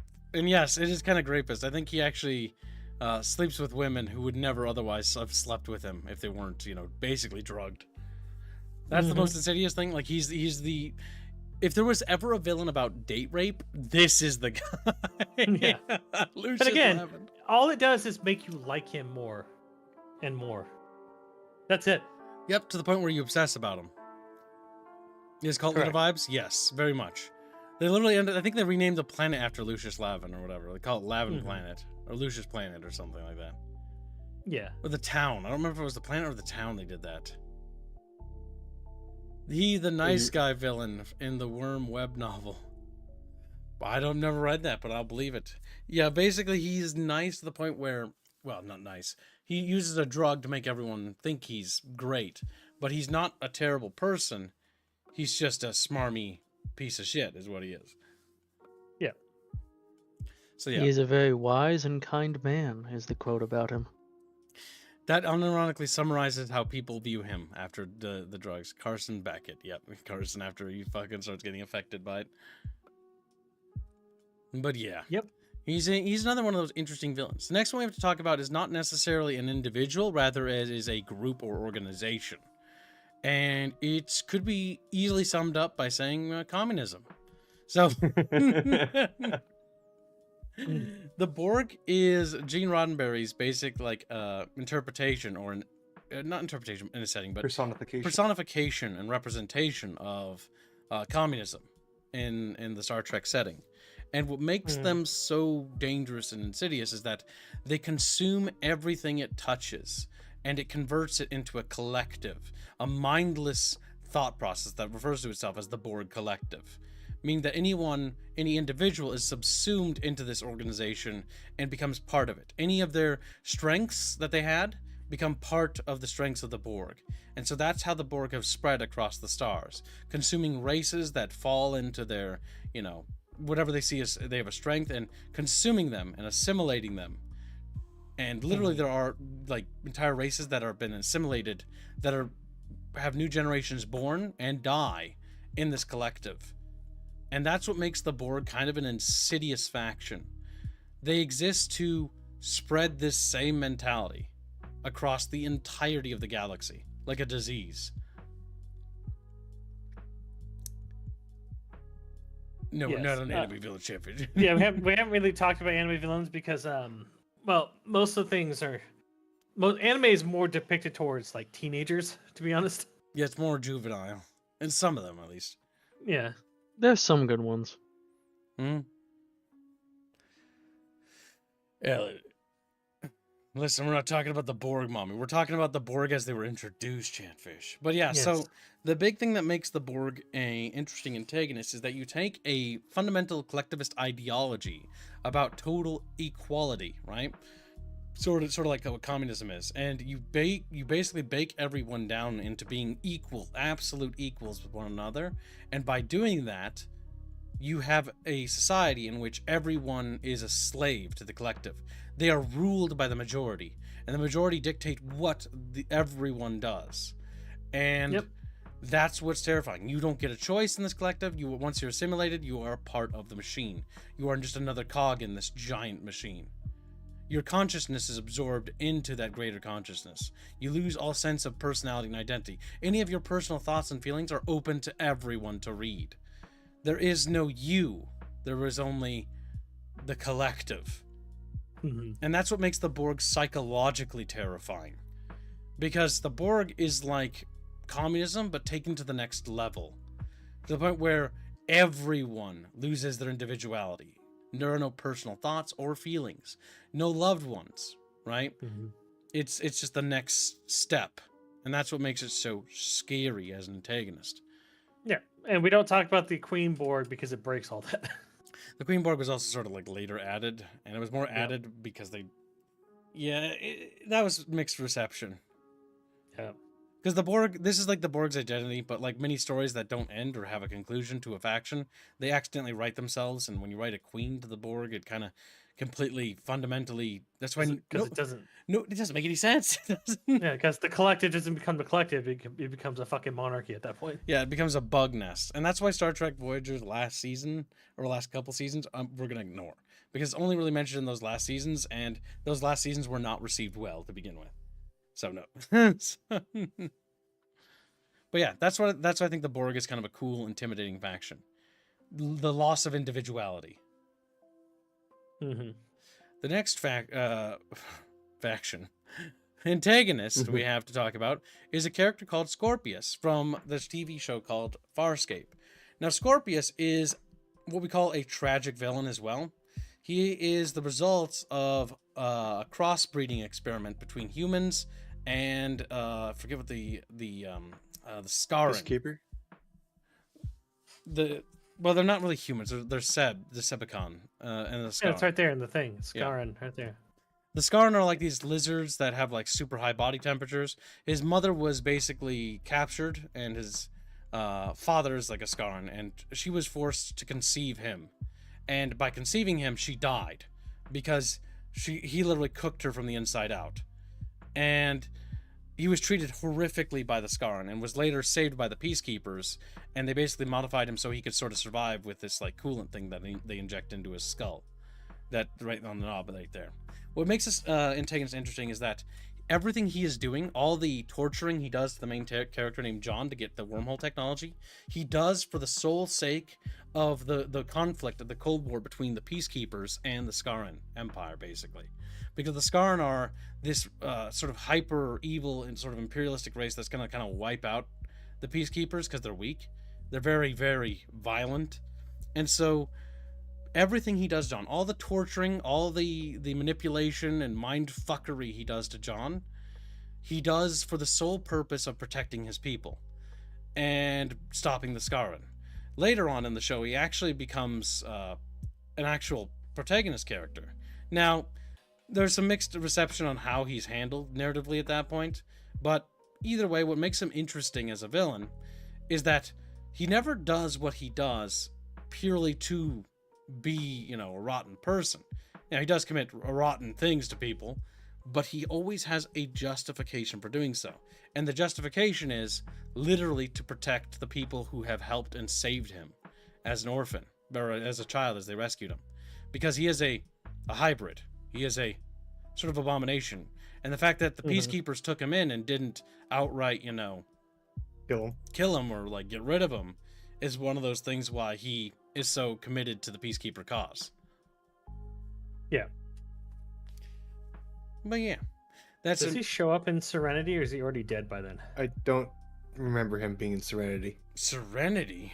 I think Serenity is a different thing altogether, actually. Serenity, it's not Farscape. Serenity is the movie. That's the movie for Firefly. Oh, Firefly. I'm sorry. I was thinking Farscape for some reason. I mean, Firefly's one cool like faction antagonist was they had what was it called? The Reavers. The Reavers are practically cannibals. a force of nature. They're villain. much like what I call the Xenomorphs, a force of nature. Radical cannibals that rape anything and eat anything that comes in their path.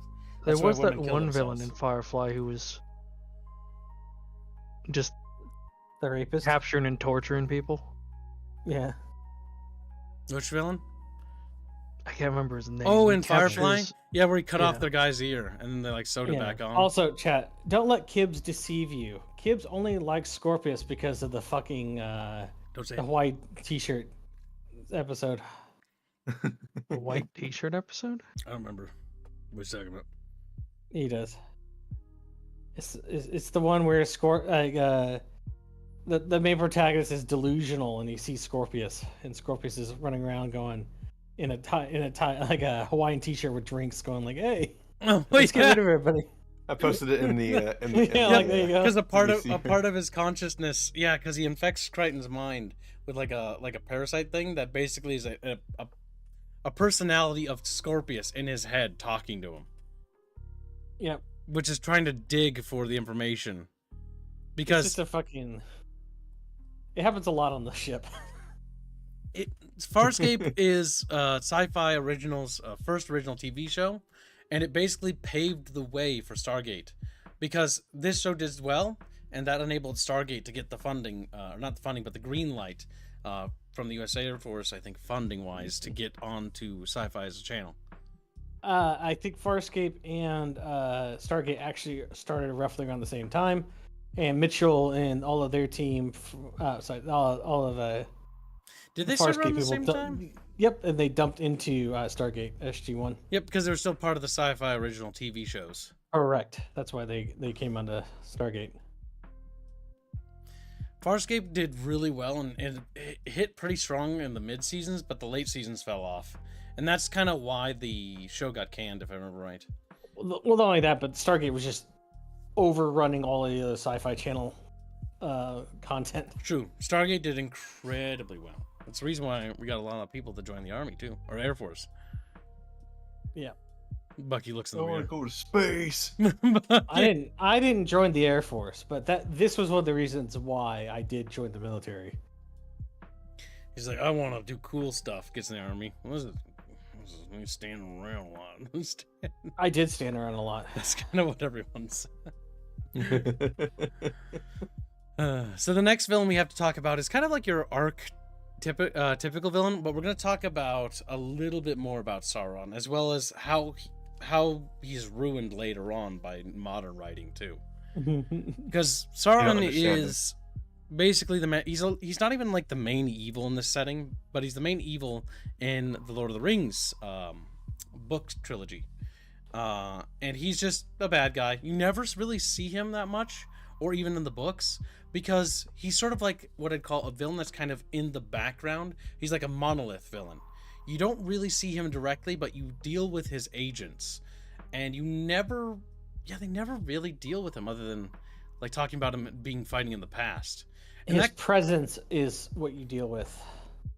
And that's kind of what makes him kind of like creepy, at least especially when I was a kid when reading the books, because Sauron was one of those villains that's introduced and you never see him, but he's like this malignant force that's constantly ever present because everyone's always referring to Sauron as like this big monolithic threat, and he just gives you this whole other feeling about him as a villain, that he is beyond the scope of the heroes, because if he were ever to confront the heroes would stand no chance against him, and they wouldn't.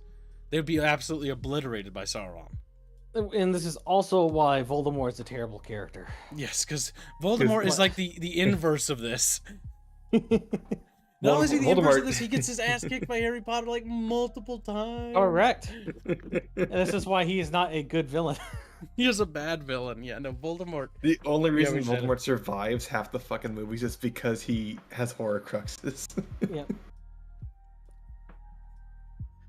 Like, I'm immortal until you get rid of this arbitrary number of things that keep me alive.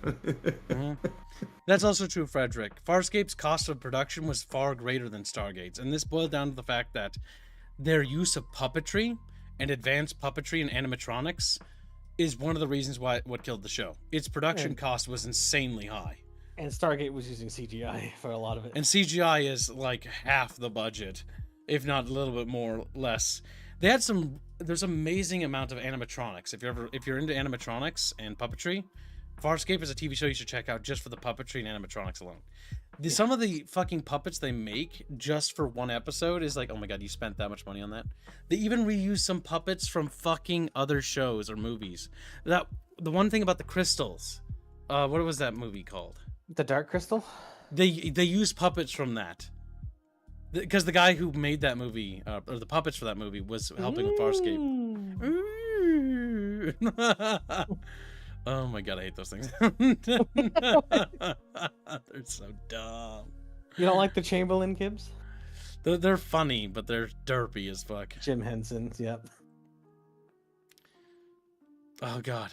But Sauron. So Sauron is a monolithic villain, right? And the one thing we're going to talk about in terms of ruining a character is understanding what makes Sauron a monolithic villain, right?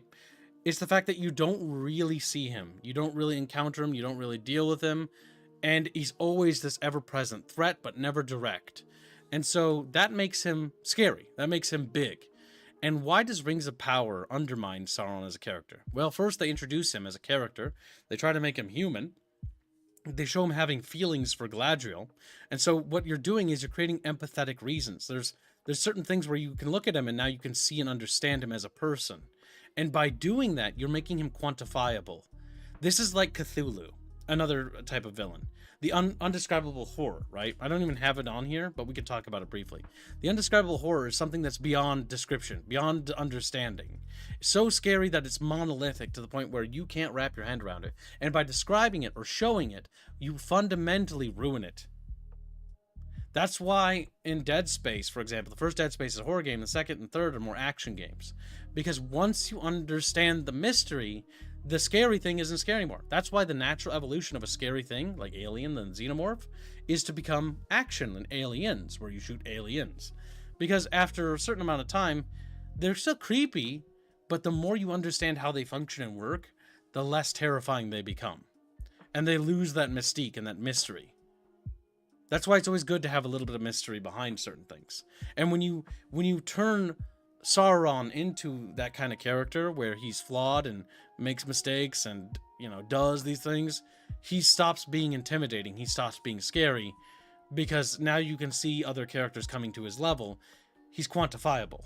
Terratine donates 15 Norwegian kroners and says, "Don't forget the Extende edition. His language changes the world and causes pain to the elves." That's true. It's because language in Lord of the Rings is casting spells. Speaking in Elven can cast spells doing that. It's magical. Magic. Incantation based, sort of. The elves they'll sing songs, and those songs will cast effects upon people. Those are also spells. Yep, like the songs in the first movie, Fellowship of the Ring, Extended Edition, when the elves are leaving Middle-earth, they're singing a song. And I can't remember the lyrics, I don't remember Elvish, but I do remember that when Sam hears this song, he's like, "It sounds beautiful, but it sounds sad, and it makes me sad." Because it's the song of the elves singing about leaving Middle-earth. Because their magic is waning. They can't exist here anymore. And so they're gonna have to leave Middle-earth to the mortals. So it's really cool. Gangoid donates $5 to say, "A good villain is one of the few things missing from Out of Placers. Hashtag save tally. Ying speak. Star Truckers. We know where Gangoid's mine is at all times." Do you want to bring up the villains from Out of Placers? There's not really villains. Then yeah. No. There's the one Caesar looking guy, and that's it. That doesn't really matter. Now, the next character we're going to talk about is another sort of tragic hero story, where a hero becomes the villain and falls. This is similar to Jack from Borderlands 2. And this character, everybody knows, is Anakin Skywalker. One of the most popular characters in fucking media. Now, we're not going to talk about the execution because there's so many problems with that. But what makes this character interesting is that he himself is terribly flawed. And his own flaws are used and manipulated by an actual antagonist named Sidious, or Sheev, and he manipulates him to basically falling prey to his own weaknesses, his own fears. And his own fears consume him. And because he's consumed by his own fear, he's willing to do things he would not otherwise do. As far as hunting down and killing people he once called friends and allies, and to even killing children, because he kills children. So he's a lot of children. Yeah, kills a lot of children. And basically his fall from good graces as he does whatever it takes because he becomes obsessive over his wife to the point where he wants to protect her at all costs. And this obsession is basically what, she basically manipulates him from. Now this is the tragic fall of the tragic hero. There are other characters that follow this archetype as well. Arthas Menethil is one from Warcraft, who wanted to do everything in his power to protect his kingdom, but he was arrogant. He was arrogant and prideful. And Mal'Ganis took advantage of his arrogance and pride the same way Sheev took advantage of Anakin's fear of what happened to his loved ones. This is the fall of the tragic fall of the hero. Normally, these types of heroes usually have innate faults in them. In the case of Arthas Menethil, he had pride and arrogance. In the case of Anakin, he had fear of those he couldn't save or protect. And pride. And pride too, yes. Because not being seen as an equal hurt his pride and undermined his trust in his commanding officers, basically. You may sit on this council, but we do not award you the rank of Jedi. Of Master. Goddamn Buckybus. I posted a picture of Arthas. Stratham was justified? Yes, it was. Arthas' downfall had a large part to do with the fact that everyone he cared about left him when he needed them the most. Yes. That is another thing. Arthas had to make a hard choice, and that hard choice had to be done, because if they didn't purge Stratholme, Arthas is a bit more interesting in Anakin in this one regard, because he makes the right call. Stratholme, everyone in Stratholme was infected. They cannot save them. And if they allow them to turn to the undead, then the kingdom of Lordaeron will be overrun, and the armies of Lordaeron will fall. He knew that they had to purge the city. He had the strength to say that it must be done. But his mentor and his lover couldn't stand seeing him do that, and left him in one of the hardest moments of his entire life. And because they left him to face that anguish alone, then he had to bear that alone. And he felt betrayed. Betrayed by those he called friends. Betrayed by those he loved. And because he stood alone, he felt that the only way forward was to go alone and face Mal'Ganis in Northrend and slay him. To finally secure peace for his people. And to lift them of this plague. And because he went alone, that's what made it so easy for him to fall to corruption, to do whatever it took. No one was there to tell him, no, Arthas, don't use that sword. It's a cursed blade. Well, there was one person, but they didn't have... But he was ignored. Yeah. And he was killed by that sword immediately. Murdered. And then he got retconned into being alive, but we're not going to talk about it. But yeah, this is another example of the hero's fall. A good character who's forced to do horrible things. But in this case, it makes a little bit more sense. It's a little less selfish. I mean, it is selfish, but he's trying to protect his kingdom and his people. And it's an obsession to protect his people that basically pushes him down that path. It's why you can argue that Arthas Menethil was betrayed first and would have not fallen had Uther and Jaina stood by his side. Or you could argue that they would have fallen too. Nobody would know, you know? He had to do what it took, but when doing so, he lost his soul. Mm-hmm.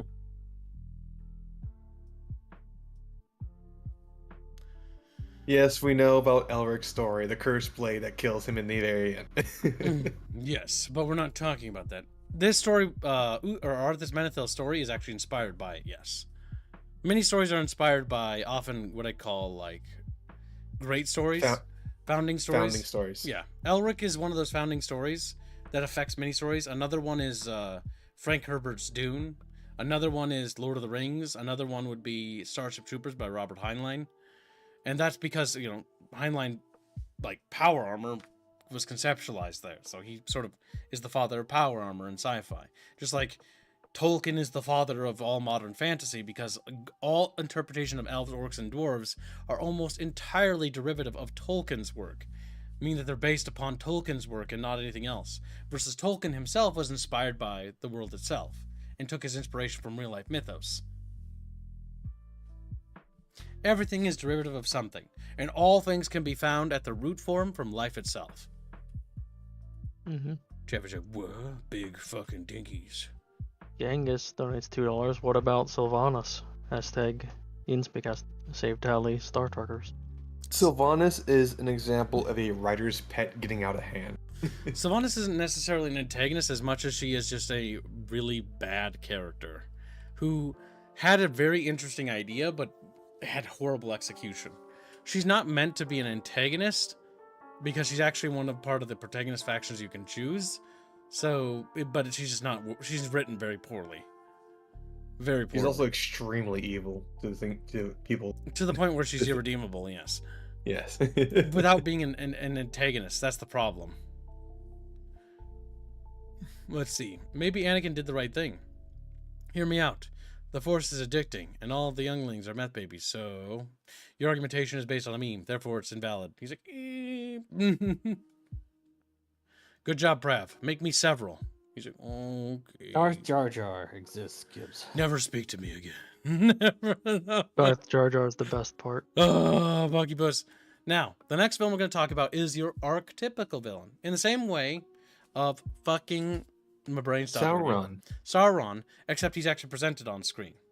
This is The man, the legend, Papa Palpatine. Creamy Sheev. He is just the evil. hell's an aluminum falcon? He is literally just an evil space wizard. There is no other mode of operation to discuss unless we talk about extended universe. And in that case, that gives him a little bit of meat, and he's doing all the evil things he's doing because he's preparing the galaxy for an external invasion by the Yusong Bong. There. The EU gets him a reason. He's not just the space wizard, Gibbs. He's the Senate as well. The Senate is... I love democracy. I love democracy.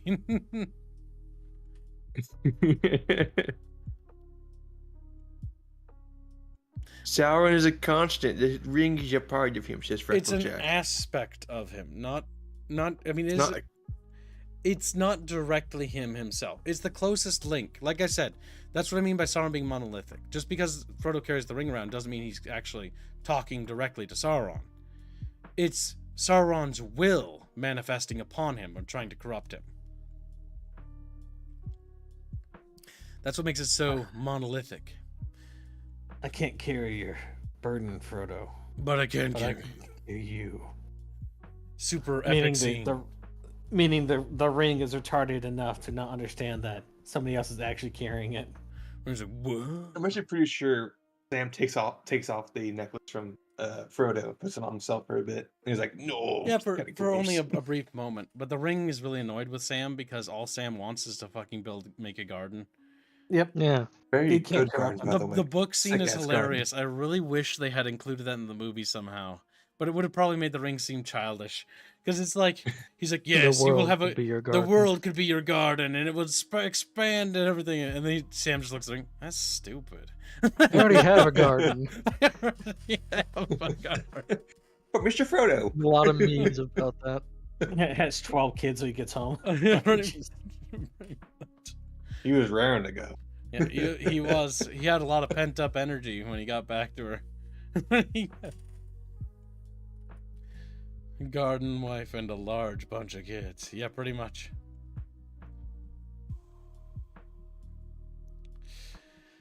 But Palpatine, specifically, is evil for the purpose of evil in the original trilogy. He is a monstrous force that commits horrible things upon the entirety of the civilization of Star Wars for the purpose of dominion and control. And revenge. We don't bring up revenge. Revenge. That's EU. That's not actually EU. That's actually part of the movie timeline. That's the name of a movie because they blew up the Death Star. No, so the revenge is squealy. It's the revenge of the Sith because the Palpatine is getting this is a long-awaited plan to basically get revenge on the Jedi for basically genociding them. Well, they deserved it. They're evil. They did. Unironically, there are very few things that unironically deserve to be genocided, but the Sith were one of them. Here's another thing about fucking Star Wars. I love how they originally justified it. the fucking Sith are supposed to represent corruption in the Force. Like they're just evil. They're horrific creatures. They're monsters. But nowadays they want to do the fucking yin and yang bullshit with the fucking Force and make the dark side a fundamental part of the universe. The biggest problem is this could be this, like, I don't want to get mired in it's George Lucas's fault, but here we go. So George Lucas is an idiot, and so he said that the light side represents balance and that the dark side represents corruption. And so because he said that in the cinematic universe, that's true. Now, if you play in like the EU or some of the other things, then that's a bit different because it's different parts of it. But that's why Star Wars is what I call a clusterfuck. It's what happens when you don't have a cohesive, coherent idea of what the story was. The big problem with George Lucas is that he wanted to work within a small time period, and the before period and the after period could be up to anyone. He didn't want to have anything to do with it. And because he took such a loose approach with that led to a lot of positive, cool things being born, like Thrawn and stuff, but it also led to a lot of stupid things and contradictory things that make everything not make sense because there's no cohesive vision to the story. There's no cohesive story. This is why you can't be a moron and just say, whatever, doesn't matter if it's EU. Mm-hmm. Blake says Palpatine goes from being the Phantom Menace to orchestrating the attack of the clones, to then get the revenge of the Sith. Unfortunately for him, there was a new hope, and despite the Empire striking back, there was the return of the Jedi. Yep, pretty much. That's pretty funny. Read that one more time, actually. Pretty sure he I stole need that. to hear that one more time. Reggie, you read it this time. Unfortunately for him. Goddamn it. No, wait. Sorry. Palpatine goes from being the Phantom Menace to orchestrating the attack of the clones, to then get the revenge of the Sith. Unfortunately for him, there was a new hope, and despite the Empire striking back, there was the return of the Jedi. Yeah, that's just as painful the second time around. Pretty sure he stole that. Probably. Well, the problem with George Lucas is it's what we call an accidental success. So George Lucas has lied many times about the setting and the fact that it's like, oh, it was always a big planned thing. And also admitting that no, it wasn't, and no, he didn't really care about it. The big problem with George Lucas is that he bet against it, and it was never meant to be a success. There's nothing wrong with that, but he needed to acknowledge what it really was, an accidental success. And just be like, okay, we'll build it from there. We'll build it honest. And so that's why it's so inconsistent. That's why when you have elements of like, the Jedi represent, pure perfect balance, yet the Jedi also commit this crime here, it's why it's inconsistent. The reality is that it's not the Jedi or the Sith fault, it's the fact that it's the writer's fault for being a moron. It's George Lucas's fault. Like that's because he didn't care, and that's the problem. And when he started to put a little bit of care in it, he only put the most littlest bit in there. And it was only because of the divorce and, wanting more money. Because let's be real, that's sort of when the prequels came around after the divorce, where the money went, where the money, he needed money. I think that's really the reason here. I think that's really... Marshall Martin says the Jedi literally have mind-graping powers, a slave army of clones, and kidnap children. The Sith look like saints by comparison. No, they don't. The Sith made those things. Well, it's not even that. Like, okay, so you want to talk about, like, they look like saints by comparison. Then we have to talk about, like, fucking... What's that fucking one Sith Lord? The guy that just devours planets' souls? And everyone on the planet and eats them all? Nihilus. Darth my favorite. fucking Nihilus. Devours everything. Children, women, plants, bacteria. They must be tasty. Everything's essence is devoured wherever Nihilus goes. He kills planets where he goes. So how is he stopped? Shoot him. How is he stopped? Yeah. He was stopped by the character you play in. Is he actually stopped? I thought he just goes away. I was gonna say, how do you stop someone who can do that? I don't remember. See, I've never played KOTOR 2. I've only had it spoiled because of hands. I can spoil it if you want. Don't spoil it further. I'm looking it up right now. It's on our playthrough list. Oh, I don't know if we should talk about Spoil this. it now. Do it.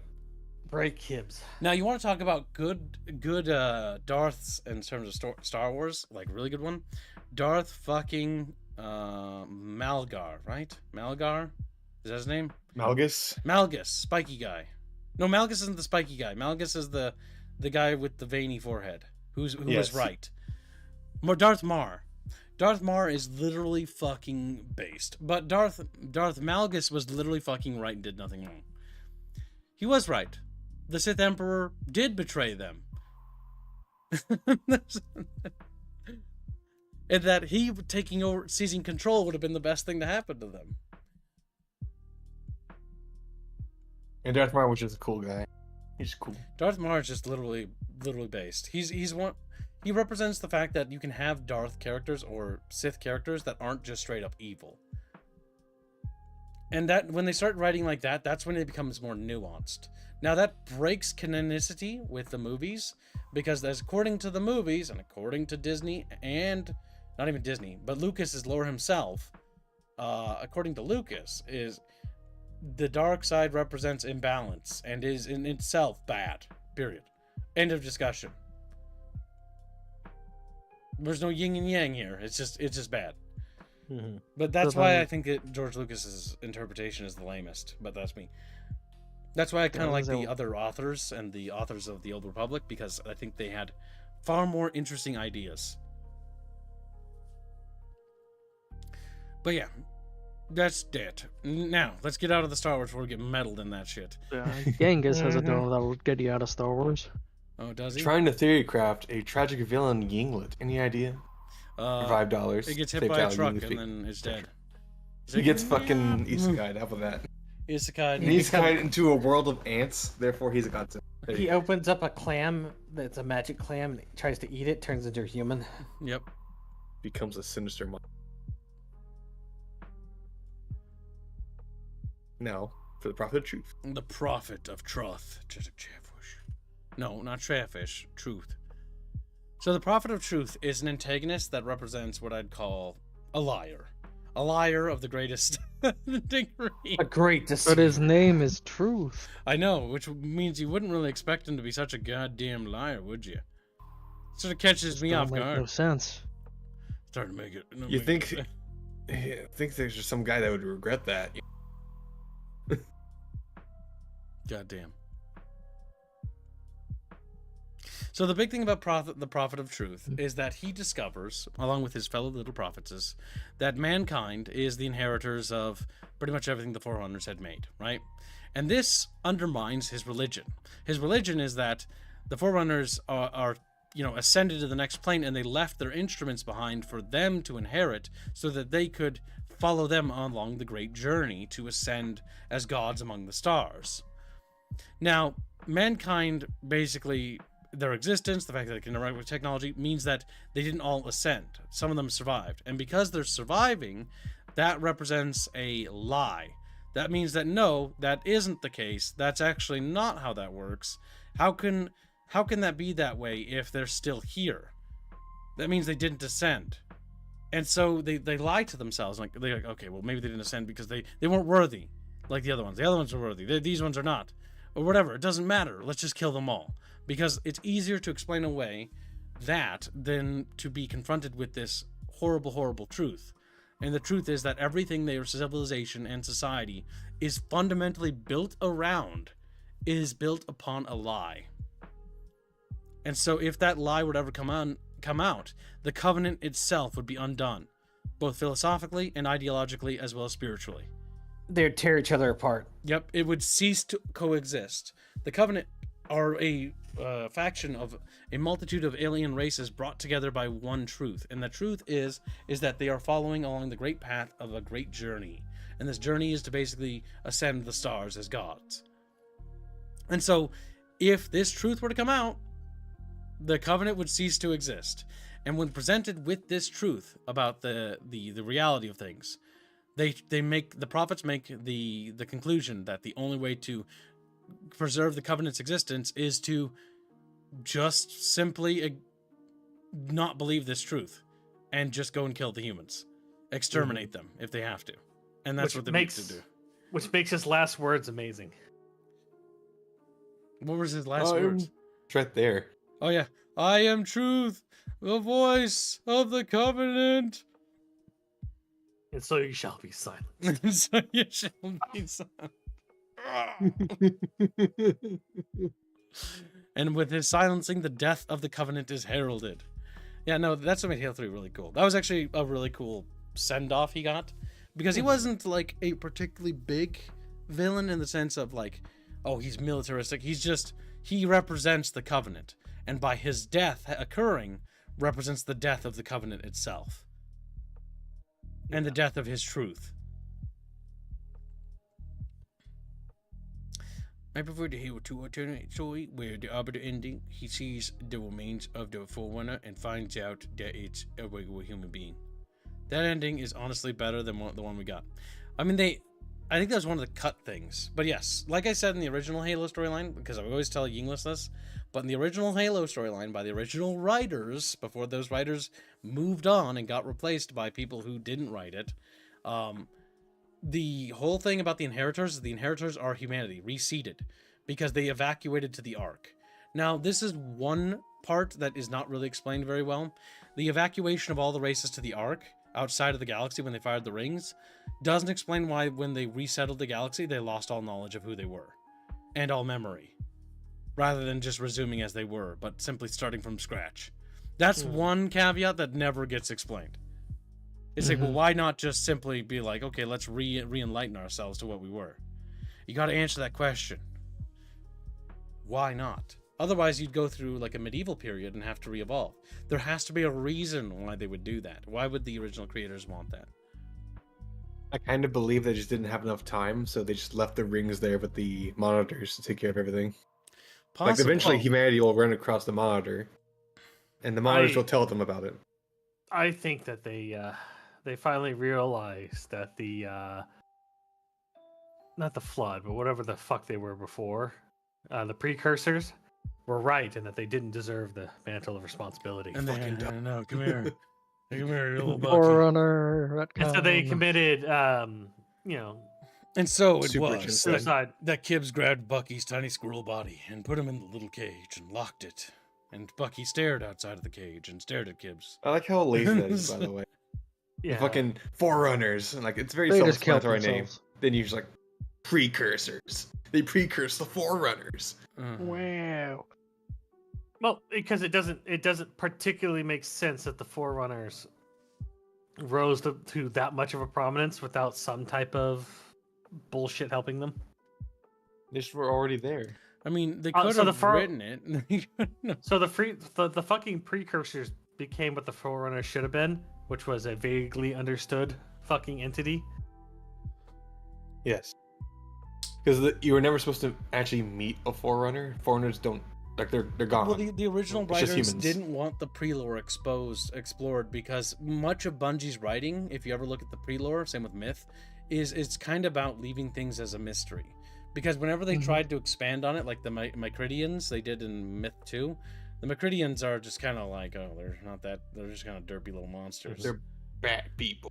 They're just bad people. It'd be like it'd be like having a fantasy setting, and then all of a sudden you get explained that the backstory is that you have a highly advanced, sci-fi setting that leads into the fantasy setting somehow. You can try to attack me all you want, but And they just, I will sit on my high horse, peering down on you in your cage.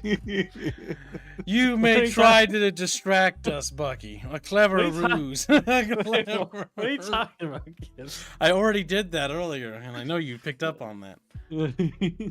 I was actually surprised it took you a little while to come up with a response. You're a little behind the schedule.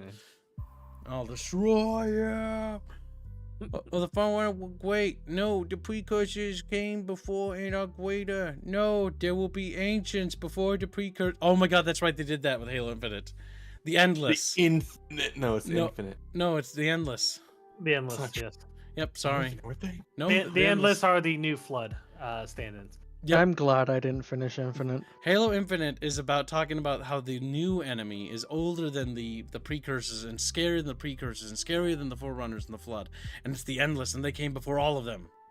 So the actual lore thing I'll explain is that when they fired all the rings, they accidentally found a planet next to, I believe, Zeta Halo, and they were like, "How the fuck are you guys still alive?"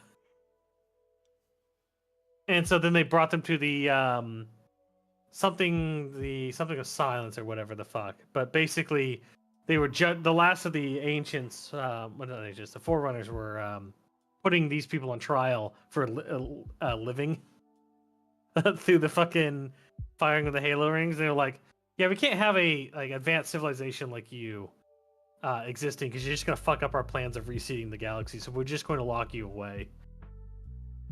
That was basically it.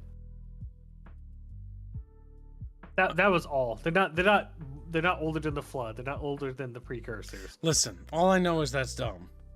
It is dumb. Yes, correct. But they fired the Halo rings. They shouldn't have to deal with the Flood, which is their thought process. I think Chatfish should be punished, starting with Commissar Czar. It's not 343 anymore, Alex. Yeah, It's Halo Studios. Halo Studios, but they have the same leadership, so just so you all they did was rebrand. They No, got Real worse people villains, in. after all. Hands would have loved this one, but Hands isn't here, so we should just sort of gloss over this one as much as possible. His waifu. Yep. It's a bad guy. Computer dumb. Yeah, computer bad. Just one note villain. Hail human. Technology. I'm Bad. evil. Technology bad, yeah. Pretty lame villain. I am God. Hands is listening, slamming his dashboard as he's driving, like, ah! You fucker. Basically, Shodan represents evil intelligence and intelligent AI. It comes to the point where she views sapient life because of her own restrictions are being lifted by the hacker. And as her moral restrictions are lifted, she realizes that everything around her is kind of pointless and that the world should be remade in her own image. She develops a deus complex where she believes she's God. And she's like, yeah, no, like, I'll just experiment on man and humans and make better things in my own image. And she's a warped, twisted god, a cybernetic god. I'm a bionic god. Dan. Bionic. A bionic god. Oh, that's what I should have brought up. I should have grabbed the fucking Makuta from Bionicles. I'm not gonna do that now. He's a dumb villain. Chatfish, you can always pay to add a antagonist for us to add, and then tell us a little bit about them. Or just mention it. By donating large quantities of Chatfish money. Chatfish, I did see Chatfish bring up Yang. Yeah, I think it was Yang 2, the villain from Mulan. Yang 2, yeah. Nobody cares about it. Frederick says, finally Kib with his feminine legs didn't target me. What? Wow, Kib, you have feminine legs, get fucked. Mm-hmm. But Kibbs, Megalad says Digother better be on this list. Yes. You have a picture. So yeah, that's Shodan. Shodan basically represents AI evil and AI evil like things. One of the more predominant ones, but AI normally is always interpreted as either humans get in the way of, or the more protective AI from iRobot, the one with Will Smith. The best version of iRobot. Which represents the mommy state AI. Shodan represents the human's failure to understand how artificial intelligence actually derives its conclusions, whereas humans are full of contradictions, whereas computers are not. And that contradiction is what will break a computer's logic, so they remove the contradiction. Space Monkey says Andrew Ryan. Andrew Ryan isn't an antagonist, he's the hero. You realize it halfway through the game. I can get Atlas if you want.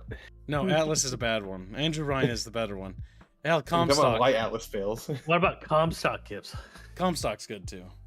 He's a good guy. He's a good guy. He misunderstood. So Andrew Ryan is the reason why BioShock is good. He's the only reason, because the game is actually thoroughly average. But fuck, he is a great character. Atlas is not a great character. Atlas is a disappointment. Atlas could have been cool if it was just like the idea of the man that ruined Utopia. Yep. All the Atlas did was more or less sort of, well, it underlined and underscored the problems with Andrew Ryan's vision. And Andrew Ryan's own vision is that he basically realized that in his own society of Rapture, he got swindled by and cheated. Because when you create a society like that, people will cheat. And they're not going to have honor. And because they don't have honor, they don't play by his rules. And because they don't have honor, that's why Andrew Ryan was defeated by Atlas, or basically had to deal with the rebellion by Atlas. Yep, he was usurped. Well, not usurped, but he was very crippled in his rule. Yep, because it was basically a civil war, and half control for Atlas, half control for Andrew Ryan. And the only reason why Atlas won was because he learned the secret phrase to control literally the agent of destruction that would bring about the collapse of Andrew Ryan's vision. But yeah, Andrew Ryan's a really interesting character. Interesting because he has a very interesting worldview on basically like the right to earn what you earn by the sweat of your brow, meaning that your own labor, your own work, you should have the right to do things. Now, that begins to enter certain more moral questionability, because it's like, well, if you have the right to do it, doesn't mean you should do it, you know? And that's why the science experiments that were happening with the children, the experiments that were happening with people, the drugs that they used, the phasmid drugs, I think they were called? Yeah, Plasmoids. Or plasmids. Plasmids. Yep, Yeah. that's why plasmids began to warp and twist people, because these drugs, while they did do these things and grant basically godlike, giving them the powers of gods, they also mutated people and like corrupted them because they weren't tested before they started using and consuming these drugs. Mm-hmm. The splicers were a good example of the degeneracy and the devolving of humans. Yep. And so despite that his society created all these wonders and technological marvels, because they were so hasty in getting there, this is actually a better Jurassic Park example than Jurassic Park is. I want to point this out because Jurassic Park is bad. The book is. This is a better example of systems of control versus, unrestricted. And the unrestriction of these systems of control is the reason why the society collapsed. Because instead of testing these drugs and all these new things, they just simply, if it works, go ahead and consume it and start selling it. There were no systems of control that prevented failure. And so when failure happened and it was being exploited, it got compounded. And that only got worse as time went on. Mm-hmm. The Rapture Civil War was a way to test new plasmids. God damn it, kids. Yes. I mean, but it still wasn't Andrew Ryan's plan from what I remember. Unless that was revised in one of the later expansions. Because the Civil War was still kind of not his ultimate goal. He wanted a perfect society where artists were unshackled, where scientists could discover anything they put their mind to. Yeah. And that was taken advantage of by people like Atlas. Kids keep fucking saying the wrong word. Are you wanting to put Captain Phasma up there as a bad villain? A character that's so limp-wristed that they lose all threat to them. Has no interest. Captain Phasma. Comstock is another villain. He's a villain that knew what to do with the Boxer Rebellion. No.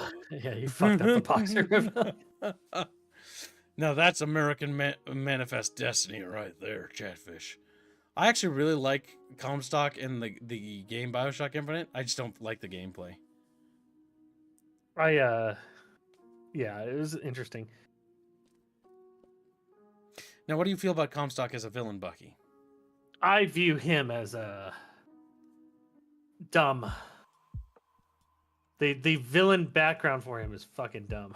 Now, what's dumb about him? Well, it's the BioShock Infinite is about an infinite multiverse where Comstock grows up and establishes this fucking city, but needs a daughter. And so he steals the fucking Booker DeWitt's daughter from him. But Booker is also Comstock. In a different universe, but he has a different name. Yep. And Booker DeWitt, becomes Comstock because he is baptized in a river and becomes religious. And then becomes based and Comstock does more for society than fucking Booker DeWitt does. He does. But he's also a racist, and racism bad. He's racist. Well, but that's the issue. In his multiverse, it might not be. That's true. Oh, yeah. In his universe, that might be the actual law of the land, and that racism is okay. And it's good. We don't know because we're only basing it off of our understanding of how our own universe works. Because and then just look at what happened when they stopped racism. Yes, the Vox Populi overrun and start murdering everybody. That's actually the one thing I really, really like about BioShock Infinite is they show the Vox Populi as like the minorities that are being repressed and oppressed, right? And they're basically being treated as slaves and lesser people. And what's interesting about this is that when presented the opportunity to gain their freedom, they become actually worse than the people that were above them. Where they're on the verge of genocide and extermination. They become radicalized in their own hatred and fervor. And that's what makes it really, really interesting. And that's one thing I liked about BioShock Infinite, because it doesn't really say like, oh, white dude bad for doing this or black dude bad for doing this. It's like anything can radicalize you.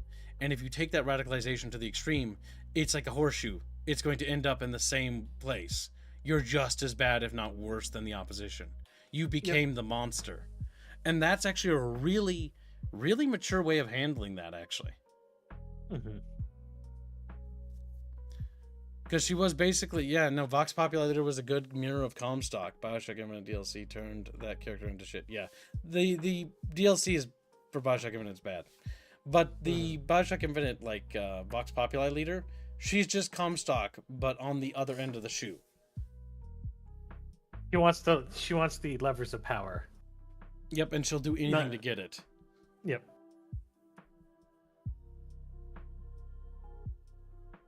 Great times. Great time. Next villain. Rifford donated $5. The Ashen from Stargate are also very dangerous villains. The Ashen. Now, remind me, is this the episode of that faction that uses the drones? No, they have harvesters. They're the faction that gives you the extended life serum. These guys are scary. These are the genocidal things. Yes. Okay. So, a little bit about the Ashen. The Ashen are a terrifying thing. And they're terrifying for the fact that they offer you basically the keys to the kingdom in terms of technology and extended life, like everything. Like you're gonna live 10 times the length of whatever you would live. You live in perfect comfort and happiness, but they're the benevolent exterminators. Meaning that they're going to do this, and you're going to build up all this industry and infrastructure for them, and then you're not allowed to procreate. Meaning that because you're not going to procreate, you're going to go extinct. And then they're going to swoop in and inherit the ruins of what's left behind. They displace you, yes. The Ashen are fucking terrible. Yep, and then whatever's left of you, your society, is turned into farmers and laborers. Oh, the ones that aren't exterminated? Yeah, because not everybody takes the serum.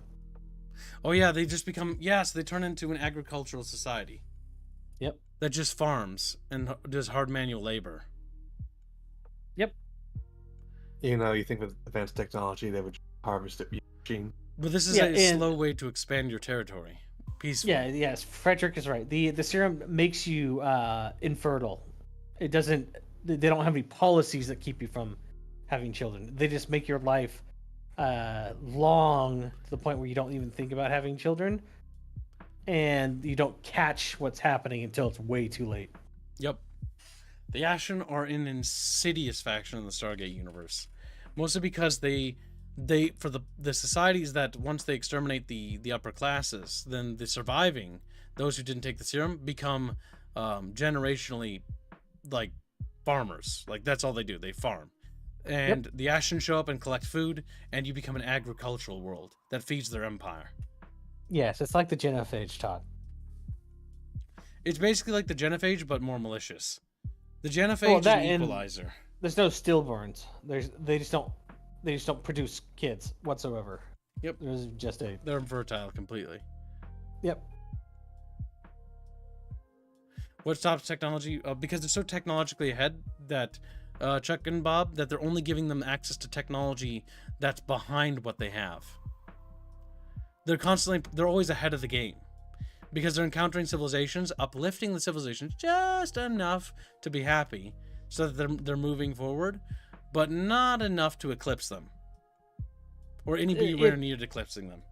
Yeah, the issue is by the time the way they do it is so slow and so incremental that people don't understand that they're under attack, and that by the time it's too late, as in they can't fight back because there's no fighting back. The damage has already been done. You're just going to die out. And that's hundreds of years later, while the serum and everything has been passed down to almost everybody. So they don't even have to fight you. They can just wait for your entire species to die off. Yep, and by the time you realize it, okay, well, we're not going to be able to breed. You'll be dead when we come back. Yeah. And that's the danger. And that's why they don't exist anymore. Yes. What stops people from... Okay, so what's it's SGU or the Stargate Command SGC basically time traveled back, was able to unfuck the past, and basically gave them, instead of giving them addresses to Earth, they gave them an address to a black hole. And what that means is that when they open that gate to that black hole will pull through the gate and consume everything on the other side. Yep. So the SGC, because of what they did, genocided the Ashen in return. They basically took out their capital world. Yep, basically cutting off the head of the snake. And so the Ashen ceased to exist as a interstellar power. And all the they got tricked. all the slave agriculture worlds will eventually start to evolve because the Ashen will stop showing up. Yep. And once they stop showing up, the ones that are there can't even do anything. The ones that got left behind on those worlds. But because the gate that connects to their home world is occupied by the fucking black hole, there's no way to shut it off, and there's no way to connect back to the home world. Mm-hmm. Which they only know how to go through the home world to get to each location. So they're fucked. It gutted their empire. Yeah. That's actually pretty fucked up. But it's also it's one of those things where it's like, damn, they exterminated us. But then it's like, okay, well, fine, you're gonna do that, then we wiped you out from existence. Crazy Temple. Crazy Temple I didn't mention for $5. What about Dr. Breen and the Combine? The Combine are an interesting faction. What makes them interesting is the scale of the Combine. Very few sci-fi settings really capture scale of an interstellar empire, but the Combine aren't an interstellar empire. They're an interdimensional empire. Welcome, Hans. Welcome to the stream, Handsy Pansy. Handsy Pansy. Handsy Pansy. You said, sir. So what makes the Combine scary, right, is that our military was defeated globally, along with the UN's forces and Chinese and Russian forces, were defeated in, I think, what was it, 7 hours? Something like that. It was like it was just hours. Yeah, it was like the Hours War or something like that. 7-hour war. And basically all of humanity fought a desperate battle against the Combine that were pouring through portals for 7 hours. And within 7 hours, our armies and militaries were completely crushed. Mostly because shock and awe. They hit so hard, and they hit one of the world's superpowers first. The first to fall was the United States of America. Mostly because it was at the epicenter of the outbreak of portals. Mm-hmm. And because that fell first, and the United States government didn't really want to tell them what's happening, like, oh, this is kind of our fault, but we're not going to tell you. The rest of the world's like, what the fuck? Oh my god, we're under attack! And then that was kind of it. Oh my god.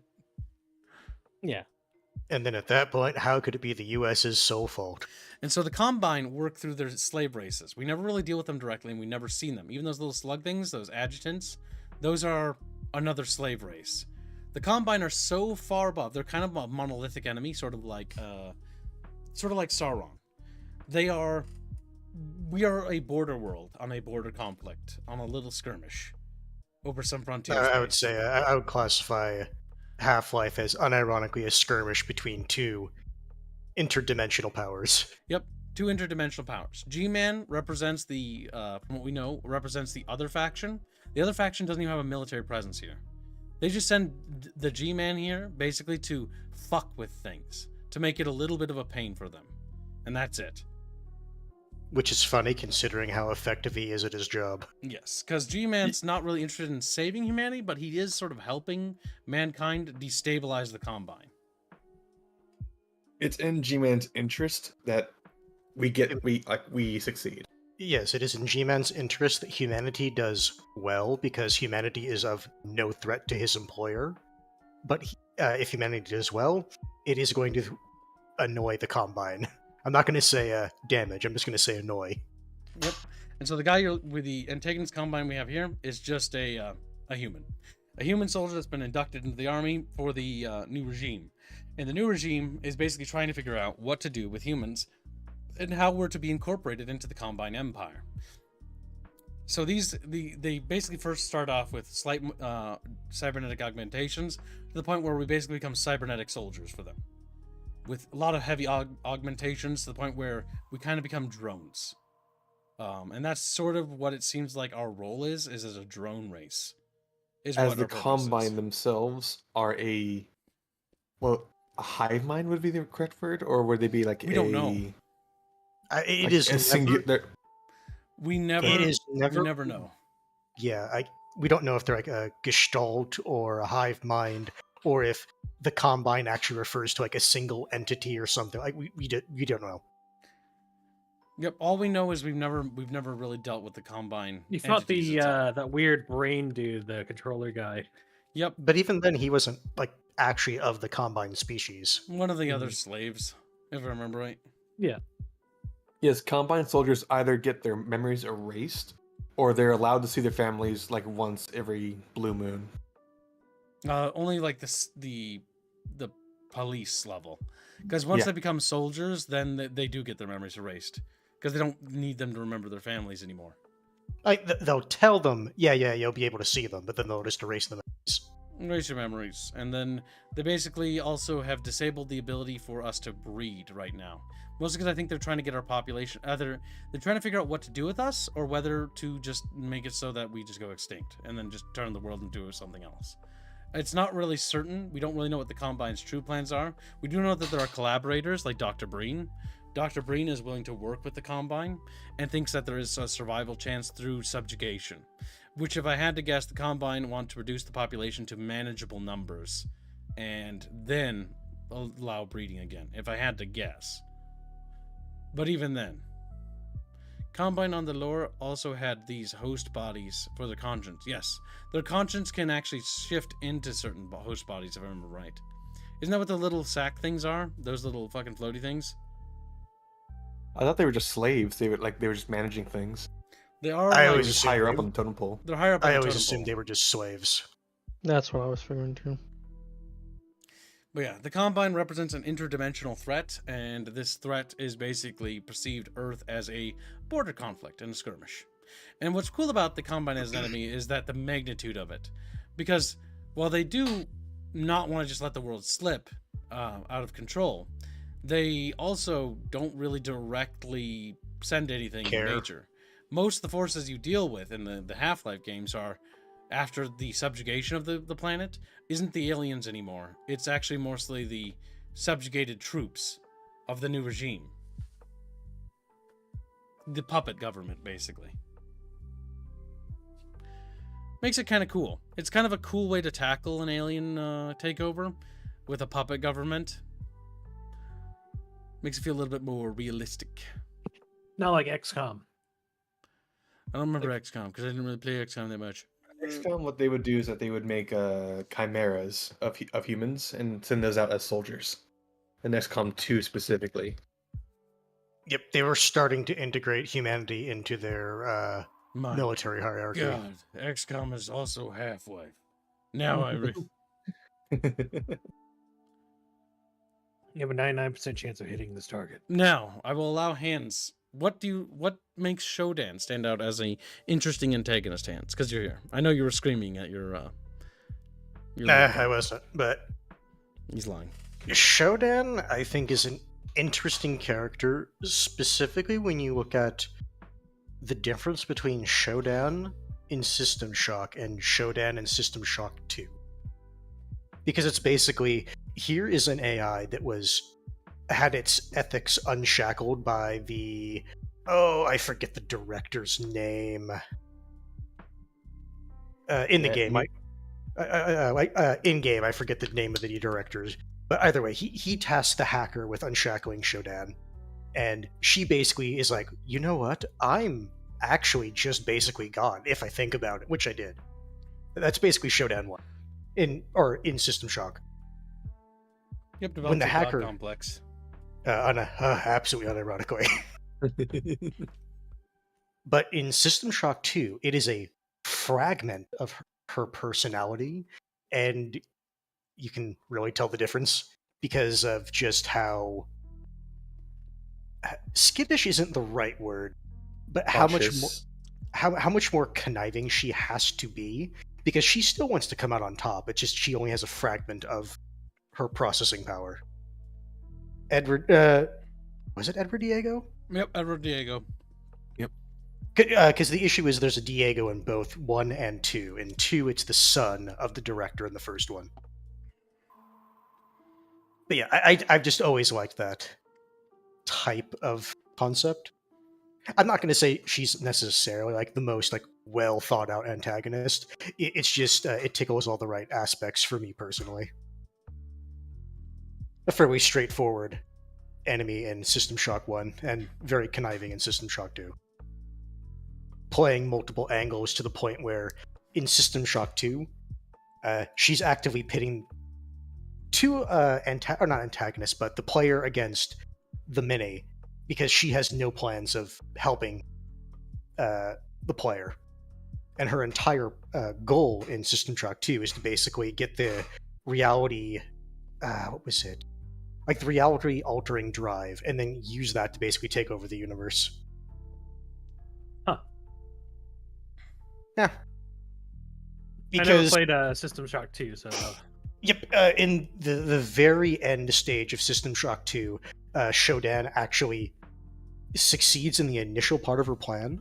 She gets the reality drive, and then the player, narratively speaking, in-game, there is actually no time limit, but narratively, that basically puts a clock on how long it is before Shodan actually just takes over the universe, because she's expanding the bubble of her influence, but is continuously expanding the edge of the reality drive.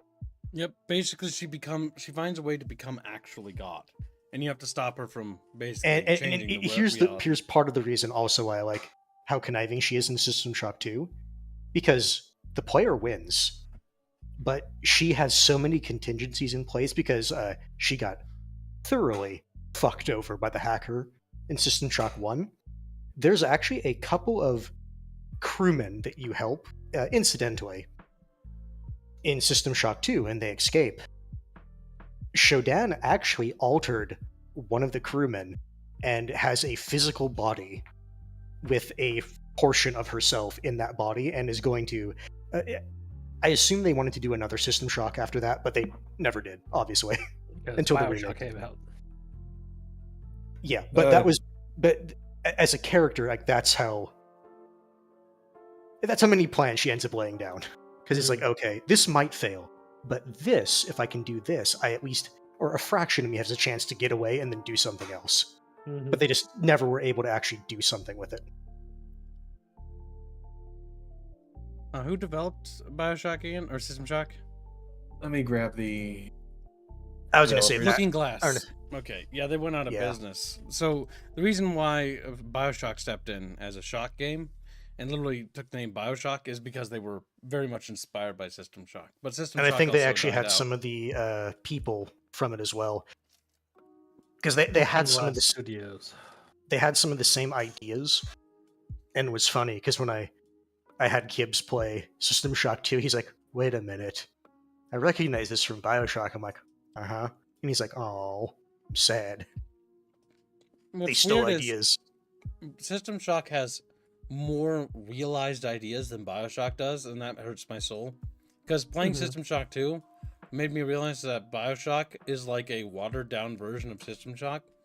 And the reason why that is because 2K, I think, is the publisher. They didn't have the same amount of resources when they were making BioShock to make it as robust as it was for System Shock. And so they pushed the graphics more than they did the actual design. Which is good. Because that's what sealed BioShock as being an amazing game. The water looked really good. I remember that. Because it was the first impression of what new graphics could do. Because it made BioShock thoroughly scary for first-time players. Mm-hmm.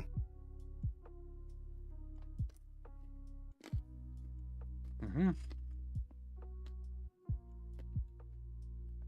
All right, Bucky, are you ready? Mm-hmm. What a shift. So, Chad, we're going to talk about bad villains now. This is now, well, we're on the bad villain section. This is one of the worst villain attempts I have ever seen in my fucking life. Why is that? This man. So, whoever wrote this villain and or story doesn't have any worldly experience to understand why the choices that this person is making are entirely correct. And they've only noticed that, hey, this guy is consolidating this power that can give everybody what they want and make them happy. Why does he hoard it for himself and only grant some wishes that benefit the, his position and the town slightly? They shouldn't do that. Everybody should have equal ability to access this wish power. And they don't understand that would bring entire destruction and chaos upon the world. Yes, there were other stories that actually touch on stuff like that, where it's like, oh yeah, if everyone gets what they want instantly, without working for it or doing anything, all of a sudden the world's going to be a really shitty place. Yeah. It's like, I want a certain continent to sink under the waves. And it's like, oh. Well, for example, right? One of the examples of wishes was, oh, I wish this person's wife would fall in love with me and we could get married. Because she was my love of my life. That would cause issues. That means the other guy would be life. upset. And so the other man wishes death upon that man. Or or better yet, what if the original husband wishes that she's back, and then it's like, okay, so which one is the magic going to prioritize, or is it going to become a very messed up eldritch abomination situation? Yeah, it's kind of like Wonder Woman 76. The only problem is that the main bad guy is trying to control the wish making abilities and not trying to garner like infinite power from it. He's just trying to maintain the country or the kingdom he built with his power. So he's trying to make an equilibrium, a balance, so that these wishes don't actually hurt somebody. Yes. But also trying to placate as many people as he can. Yeah. For example, like if people wish it's like, oh, I really hate rainy days. I wish it would never rain. No more crops. Like, that is the wishes that some of the bad ones that he experiences or has a hold of, and he never fulfills because they would outright destroy. And so I never watched this movie, but that was the impression I got.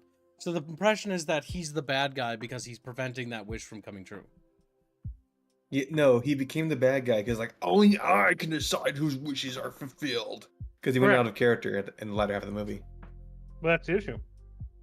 He is the only one that should have the authority to do so because he's the only one that has been tainted and has any foresight into what impact these wishes would have. That's correct. That said, based on what you said, it sounds like he's the only one who's actually thinking ahead, not even necessarily capable of foresight. He's actually just physically the only one doing it. Yes. And you don't want somebody who's untrained, who's just started out as your supposed to be your disciple or whatever, protege, whatever, just all of a sudden going fucking rogue and starting granting random fucking wishes to people. I wish I had all the money in the world. Everyone's okay. Because it's like, I want to be the richest person in the world, but you live in like a fucking crack shack or something. And instead of giving you as much money as the richest person in the world and then some, it just makes everybody like a little bit more poor than you.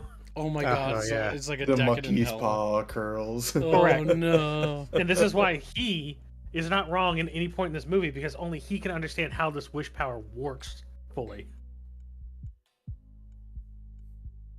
Yeah, it's pretty dangerous. And that's an example of a bad villain because, logically speaking, unlike the other villains where they are good guys that fell in hard times or they went to extremes to do certain things, this guy is actually doing the right thing, but is perceived by the protagonist as a bad guy because he doesn't do something, dumb, like just grant everyone's wishes. My god. This is also supposed to be the backstory for the fucking fairy godmother, by the way. Yep. That's the whole point of this movie. And they fucked it up. They just couldn't make a simple story. He becomes the fairy godmother. I don't know how she turns white, but Forget that. No. Fairy godmother's evil. Her own magic wish. Mm-hmm. Space Monkey Don't say Yuuzhan Vong hate droids because living planet was an ancient battleground between two droid races. They had the Force ripped out because they were so evil. Only a secret leader controls the dark side. Thank you, Space Monkey, for your generous donation.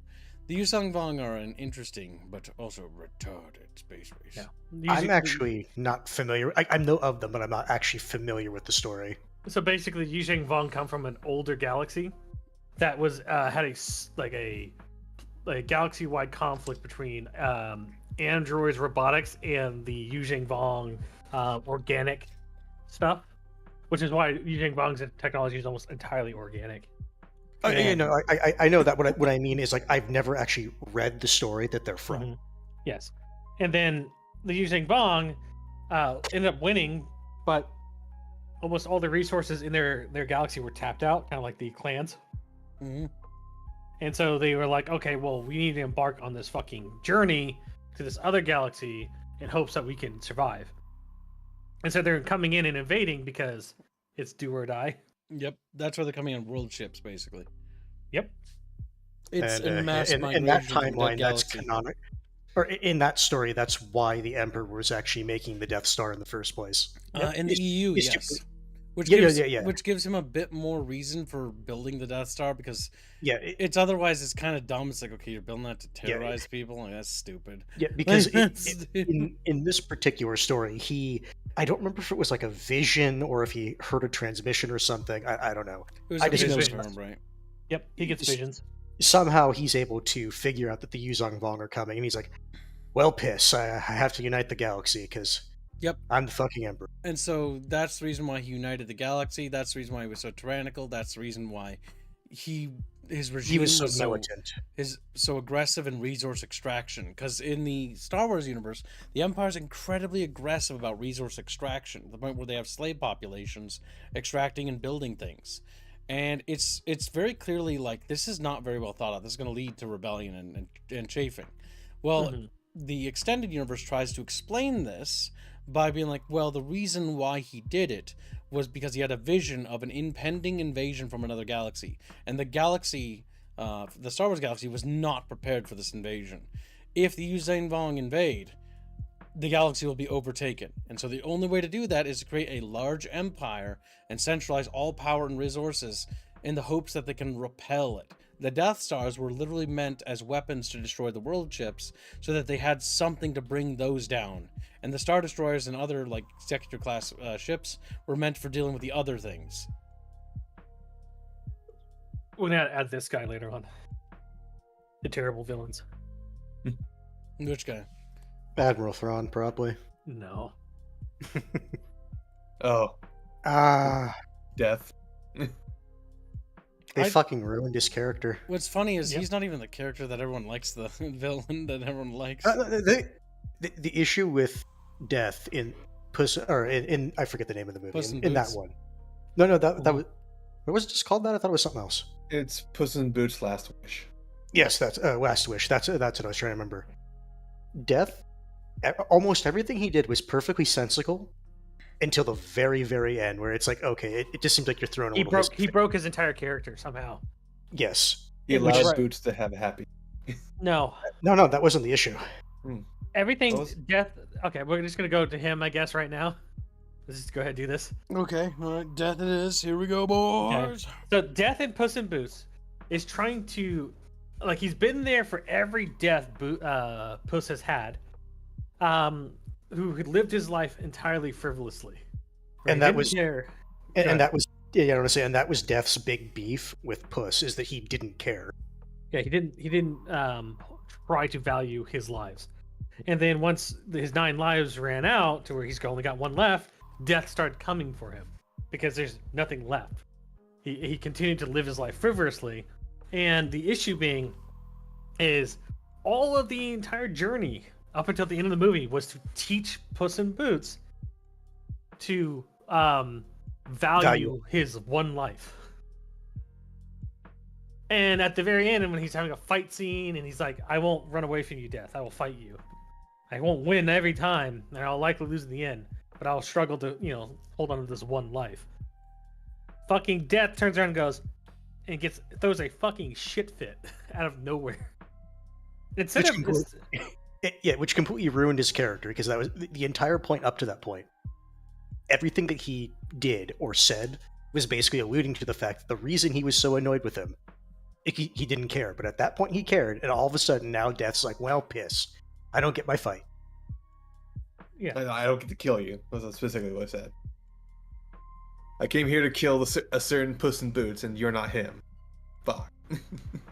Yeah, fucking dumb. Like he started, dumb. he started yelling in like Zoomer Spanish too. Which I can understand Death knowing every single language. I'm fine with that, right? But it's the fact that when he gets that angry, he would just specifically do like the English Spanish thing, and it's like, okay, come on. My problem is that he just talked too much in the movie. I don't particularly minded that because he was playing off of being a dumb fan / bounty hunter. I think after that. Oh, you mean like at the very end? I think at the very end was the only part where he started to talk too much. Yes. But the entire point was that he wanted Puss to acknowledge the sanctity of his life. And then once Puss did that, he got angry. It's like, well, this is what you wanted. Why don't you do the acknowledgement nod and then walk away? Like they totally ruined the character. They could have had a really cool moment of acknowledgement and then end the conflict there, but they didn't. Instead, he kept talking. Yep, that would have been actually an excellent moment to have Death literally just be like, stop and be like, "You learned," and then leave. And he's like, he could even turn back and go, "You know this isn't over, right?" And then continue walking on, but he didn't. They just ruined it because they don't know how to fucking do a good send off. God damn it! How come that other guy was the better character in this? Jack Horner. Let me go grab Jack Horner. Put up a picture of him like doing the pose, and then it like rotates. Which one? Hold on, I think I can do it. Jack Horner. I was gonna grab this one.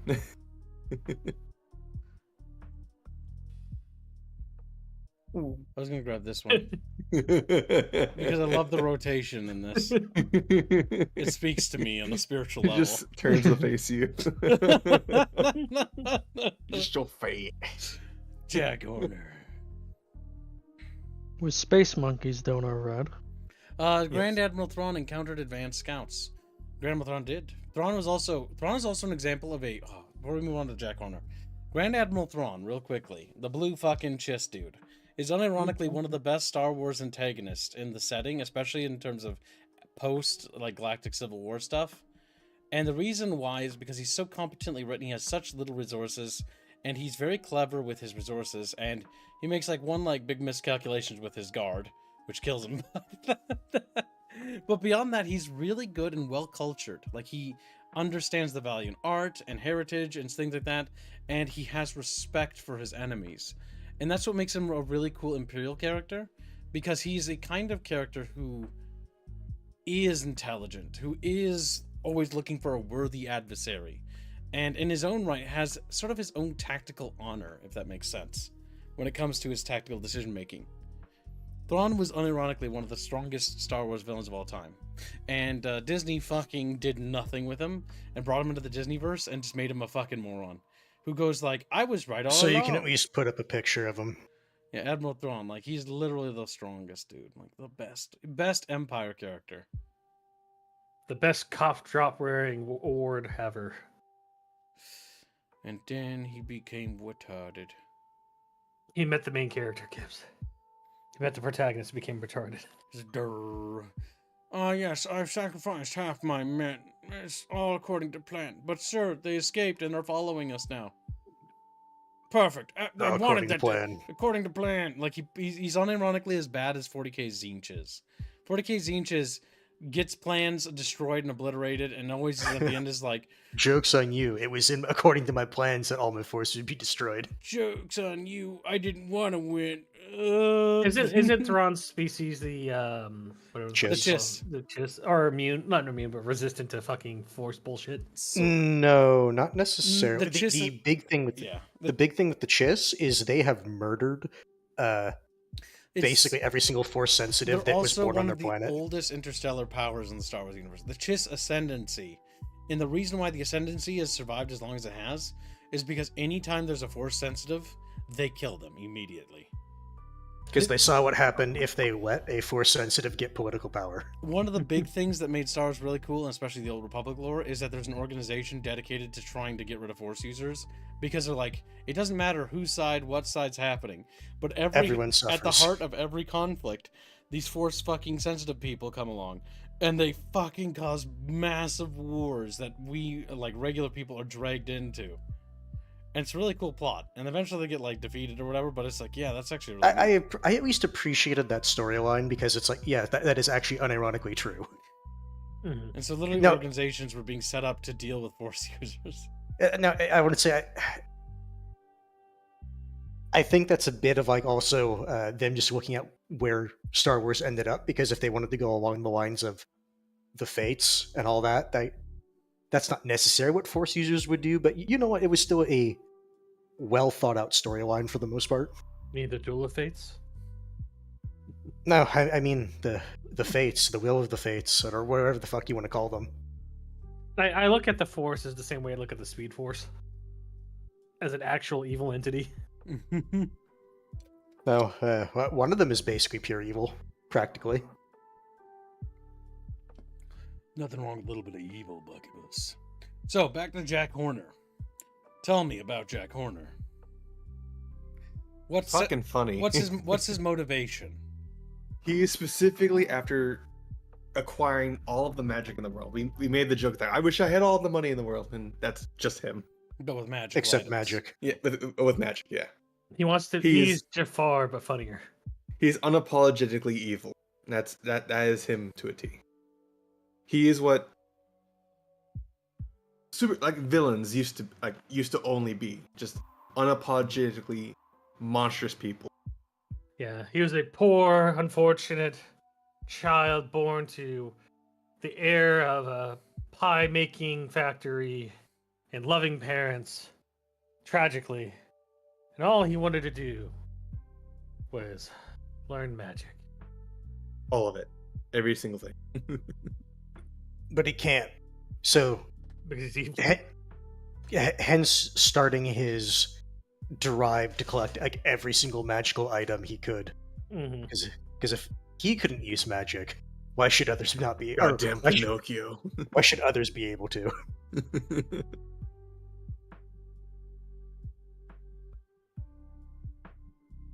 I can't get over his face when he looks at the orb.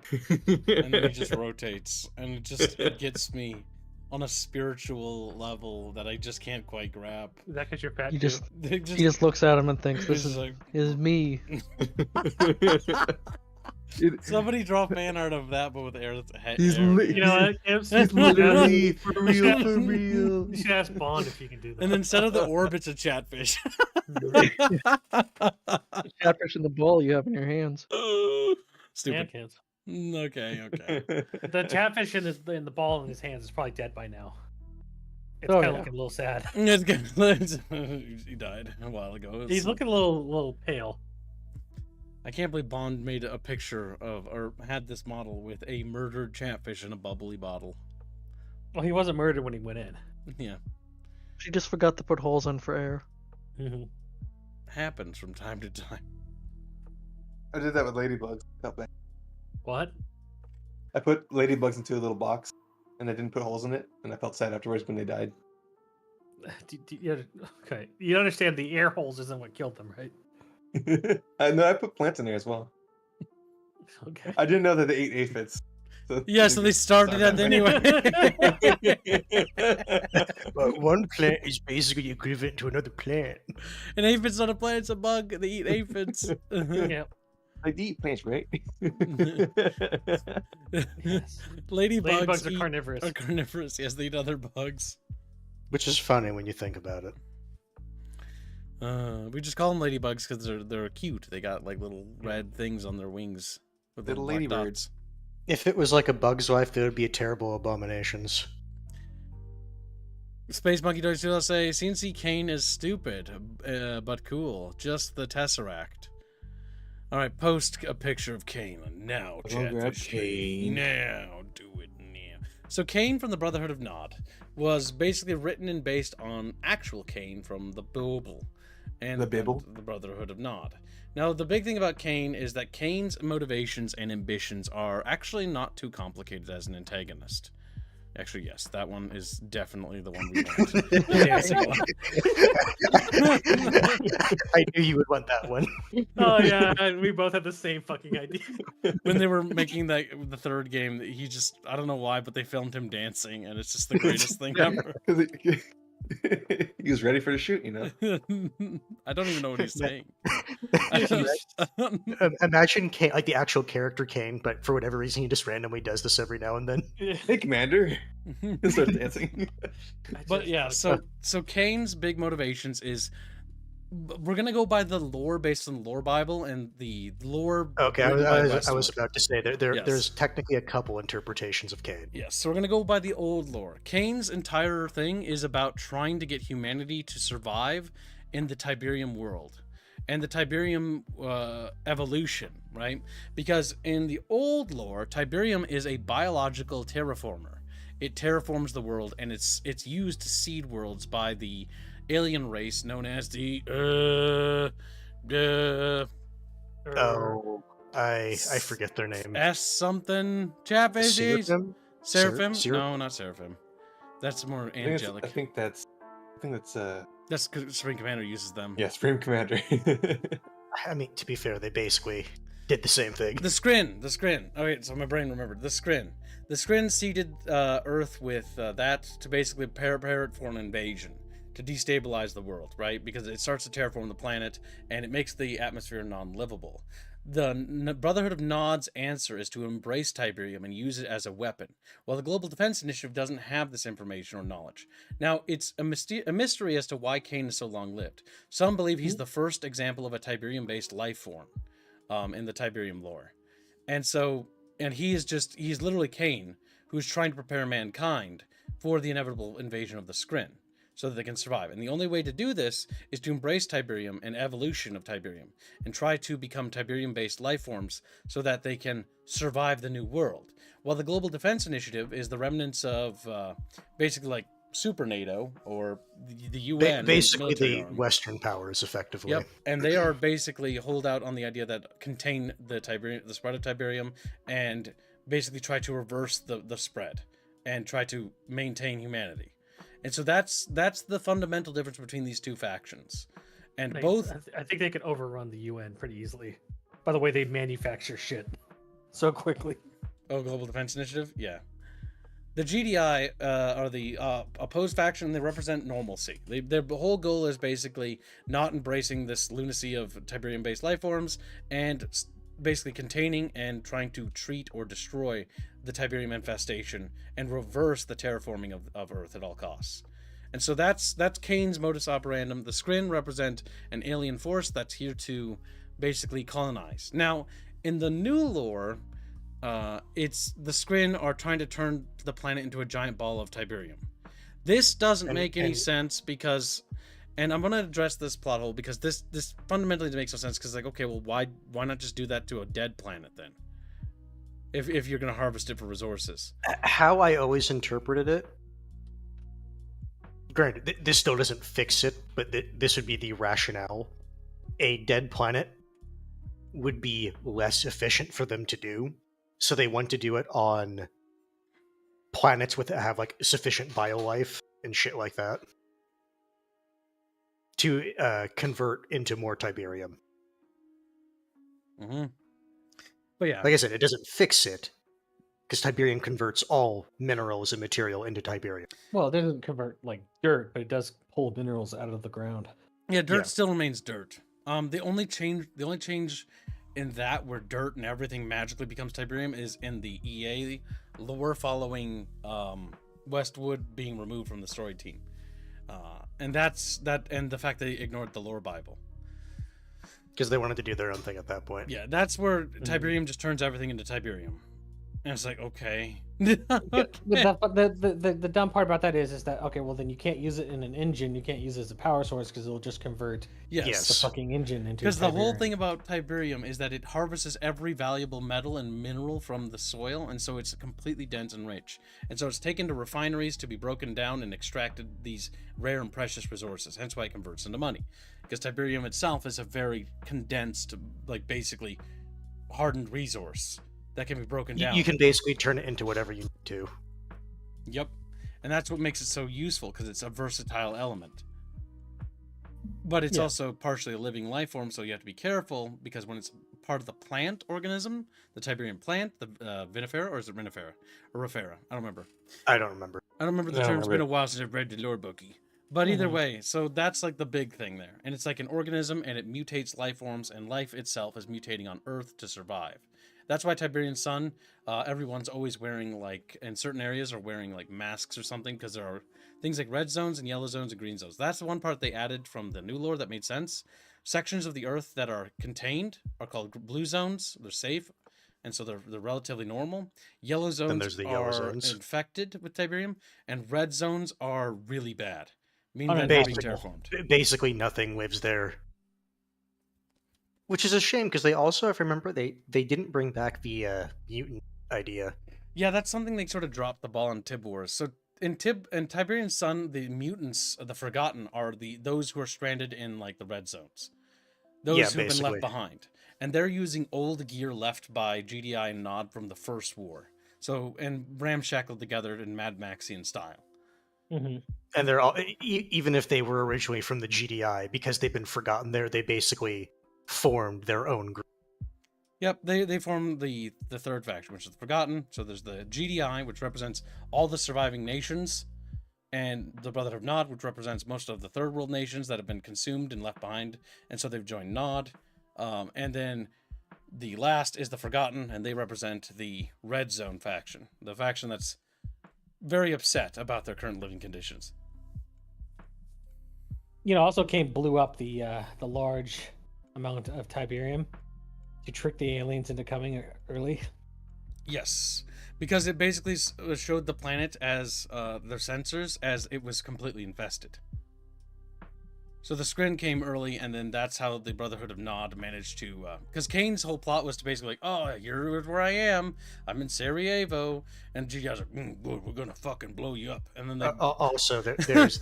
if we're talking about the new war, there's also another little thing you have to mention, Kibbs, about Kane. And about him wanting to go home. If we want to talk about the last game, E.T. Phone Home, the video game, or Twilight... as it turns out, none of that really was his goal. I mean, his goal was to help humanity, but he just wants to go home now. He's like, okay. But no, the reason he was helping humanity was to enable him to go home. Yep, to phone home. And all of his followers basically go with him to his new home.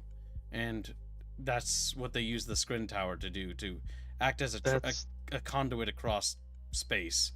And that's dumb. That's not really what the Skrin Towers are, a conduit into space, but they're literally siphons. Because the Skrin created the Skrin Towers to basically funnel all the Tiberium to the tower to be offloaded and harvested. Yeah. Jano said a little bit ago, Tiberium-based life form evolved specifically to miss my supers. Damn, chat bitches. He was going on his rant, I couldn't just say. He said for 25 PLNs. Summary of today's cheat cast is Kip is only slightly more villainous than Bucky, but I might be hallucinating. Brain bad today. SF. MM7, Ty lives. That's correct. And thank you for the donation. Kibbs is slightly Crazy more Templar villainous and than me. Rifford on Streamlabs. We did read those. I read those. Good job. I just haven't marked them, so they're still colored. There we go. Perfect. Peace through power. Now, back to really well written villains. No, the best villains. We should go to Atriox, because Atriox hurts my soul. So Atriox is the best. I'm going to contain myself and let others get off, because otherwise I'll just rant. So Atriox is a villain that's introduced, I'll just start with this, in Halo Infinite. Or not Halo Infinite, Halo Wars 2. Halo Wars 2. And my OC so strong. yeah, okay, fine. You know, just go ahead. If I can take over. Alright, so Atriox as a character doesn't really have any character. He's just Groot who won't die and is very angry, and just people follow him because he won't die and he's very angry. And somehow that means that his force is strong, if not stronger than the Covenant, and they're a massive threat now. And you're also forgetting that it's actually Atriox is the reason for the Covenant Civil War, not literally the events in Halo. Yeah, and it's just they spend a lot of time building him up off screen about he's this huge threat, and all he does on screen is show up, chase off some Spartans, and then kind of just fucks off. Doesn't he fight some Flood in the Flood DLC? I never played it, so I don't know. No, that wasn't him. That was like some of those other chieftains. Oh, the only time I recall him showing up again is in the intro cutscene for Infinite, where then they kill him off screen. Yep. Which He's is literally just dubious because you don't even know if that's actually what happened. Yeah. He doesn't actually exist as a character. He's just this idea of this big bad guy who is really threatening and you need to be scared of him, but doesn't actually do anything. He kicks Chief's ass in the cutscene. In the cutscene, yep.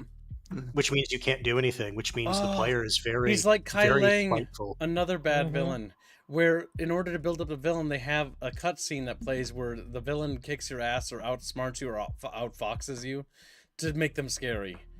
Which takes control away from the player and just makes it feel kind of tacky. Also, the way they introduced him in Infinite is pretty much exactly how he was introduced in Halo Wars 2. He just beats up the Spartans, and then you get away. And that's it. Chat, I didn't add Syndrome in here because we already had too many child villains. Listen, chat, you want to extend the stream? Start open up the wallets, boy. Like, Those itty bitty wallets full of seashells. Chuck and Bob just can only loll at Kai Lang. Yeah, because he's only lollable. Like, he's just a lollable. He pissed in a pot. That's so cool. Aatrox just fails as a villain because he's not even really like, they tell you he's a threat, but nothing actually shows you that he himself is really that much of a threat. Like, he doesn't feel like he's a threat. Yeah, Aatrox is the bait and switch character. Not only does he bait and switch as the main villain, he takes out the other main villain simultaneously, which you're supposed to theoretically fight Cortana. Oh, yeah, that's right. He does do that. Original Cortana and it will. Yeah, he does all your work for you. Yeah, that's the worst thing you could have a villain do, honestly. Yeah, I hate that. I'm upset. And then he just disappears, so you don't even get to fight him. God, that's really bad. That's actually you don't bad. even get the catharsis of killing him. Or killing Cortana. You really don't get anything. Space Monkey don't say bugs and Sergeant Trooper deal force of nature. Yes, we've talked about that. I use xenomorphs to talk about the force of nature as an antagonist. And force of nature enemies are usually in horror or horror settings. That's when I didn't talk about necromorphs too much, because necromorphs are they're a little bit more complicated because of the expanded. They're not just a force of nature. There's something else to them. There's like this weird desire to procreate with using dead races. God. Similar to... Brother, I'm stuck here. Also, before it Brother, gets I am pinned here. buried, former Ghost has been a member for 18 months as a disciple of Squeck, and says, 18 months, this has been a very fun bunch cast. Nice. Good, your loyalty will be rewarded with tickling and pocket fishing. He's like, no, yeah, I would say if you want an alien species besides the bugs from Starship Troopers, that before recent retcons would be a good like force of nature type thing, would be the xenomorphs from Aliens, but those got retconned real bad. Yep. Yeah.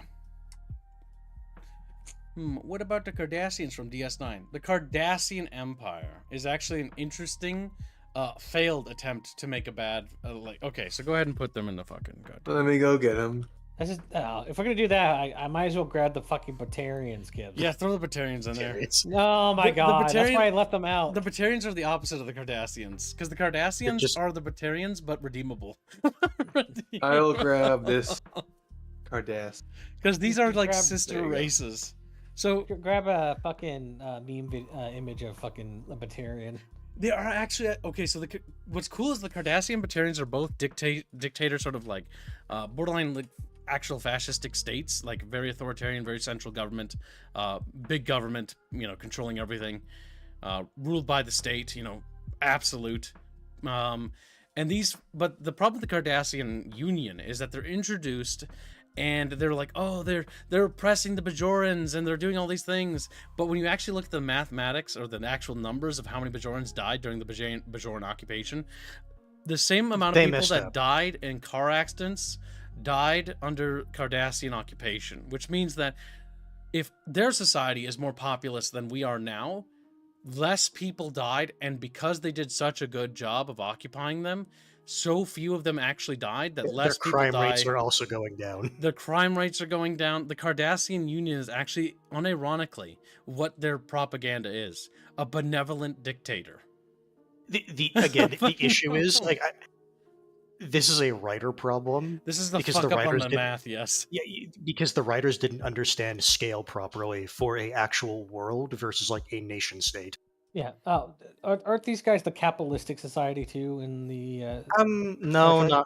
not really. Oh no, Is no, it you're thinking of the Ferengi. oh yeah, the Ferengi. The Ferengi are also a great race, exposing the bullshit that is the Star Trek Federation.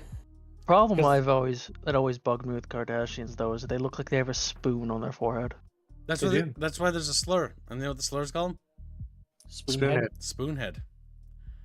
I didn't even know. I just could guess it. Yeah, no, you can literally guess it. It's a natural slur is formed naturally. I could So- also see bonehead being a slur used as well. I think that's more Klingons. The reason why It is, so- yeah. Go ahead.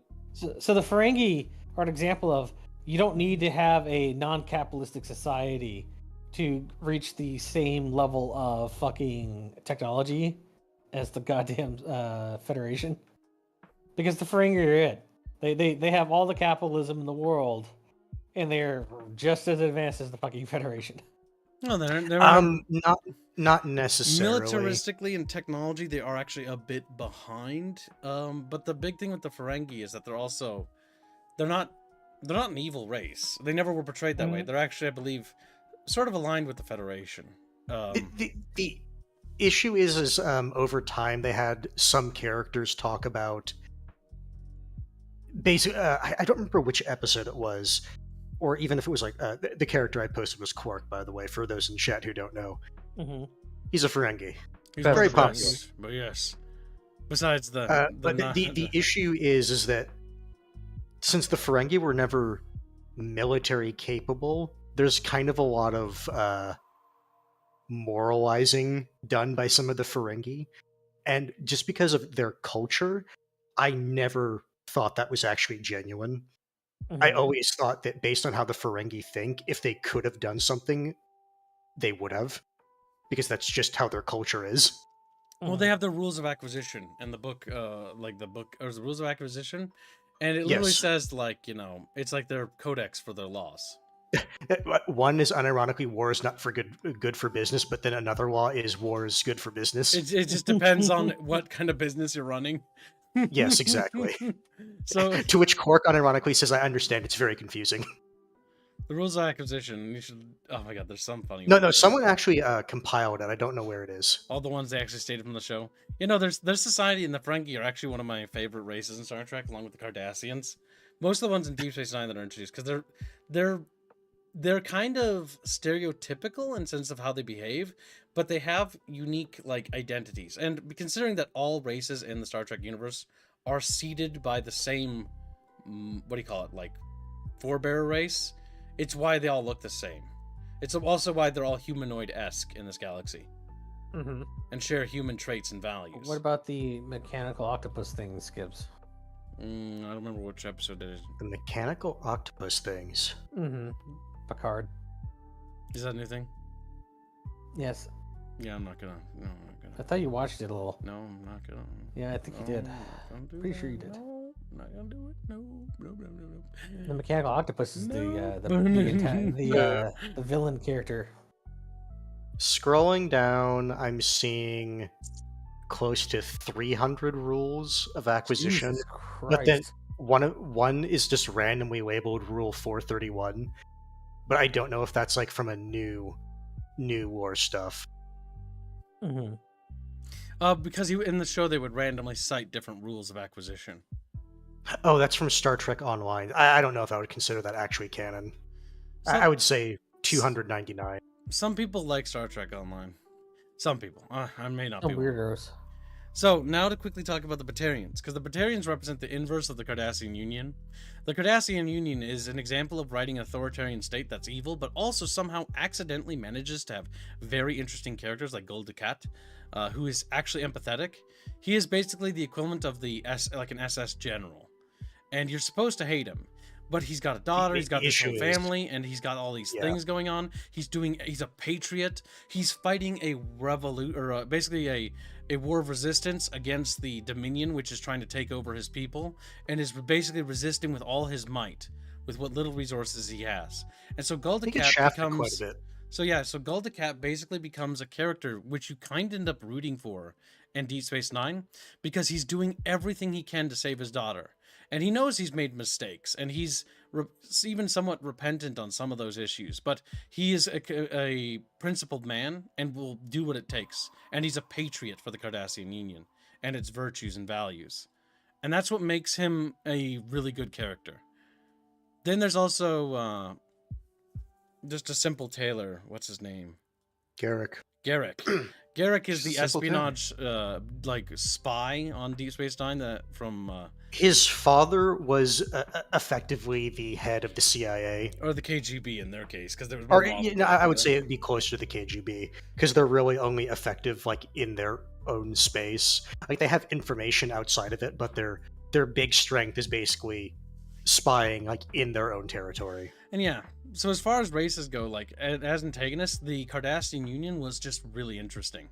They are far better than what was it called? Not the Batarians, the main enemy in Deep Space Nine, the Changelings. Oh, yeah, the Changelings. The Dominion. The Dominion is not nearly as interesting as the Cardassian Union. Mostly because the Cardassian Union has way more going on with it.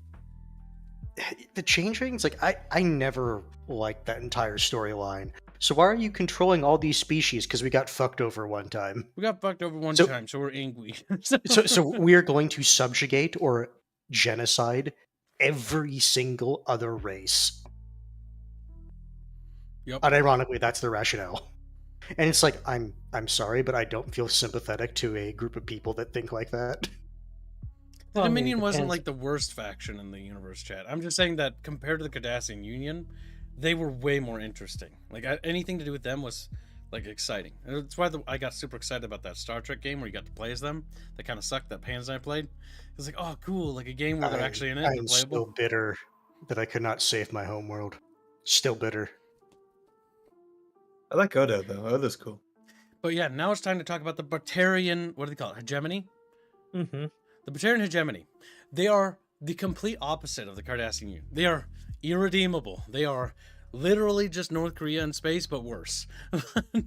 I think they're more like Somali and like Libyan slavers. And it's like they unironically are like slavery is a part of our culture. Yeah, slavery is a part of the culture. culture. It's like maybe your culture should go away then. Yep, slavery, because they're from the Terminus systems, right? Terminus, yes. Of the galaxy. They were I think the first system that was like systematically hit by the Reapers. Yes. Also the Alpha. Alpha. Alpha Relay detonated, wiping out their fucking home planet. Good. They deserve it. Mm-hmm. Couldn't have happened to a nicer group of people. But yeah, the Batarians, they're at no point in the story do they really have that much redemption. And so what makes them interesting is how kind of one-dimensional the culture is. They sort of come around in Mass Effect 3, but even with their writing attempts, the biggest problem with the Batarians is that it's only because they're threatened with extinction do they finally actually decide to change. Oh, not change. No, just cooperate. Just cooperate. Because I guarantee you, as soon as the Reaper Menace is gone, if this is written competently, they should go back to the way they're being. Borg Queen is also a good villain, says the Great Dong. No, I think the opposite. I actually disagree. I don't think the Borg Queen is even a good idea in concept. It considering what the Borg is. Yes, because the Borg are supposed to be a collective. unironically, they were meant to be space communists. Yep, it's basically Gene Roddenberry's interpretation of communism takes the extreme, right? Because the Federation and Gene Roddenberry's vision is basically his vision for what a utopia would look like, where no longer are people judged based on their race or sex, but they are judged based on the merit and quality of their character. And like what they physically do is more important than who you are. Yep. And so when people do certain things in Gene Roddenberry's vision of the Federation or his utopia, is they do it because they want to do something, because people are driven to drive for high merit. But I'm not a big fan of how the execution of the Federation is, and there's also problems with the Federation, both with I have a feeling that's certain media as I well would as say hold on, because one thing is Deep Space Nine. Deep Space Nine, while it's a fun show and has really cool races in it, it is not a very good Star Trek show because it fundamentally forgot what Gene Roddenberry's Federation was.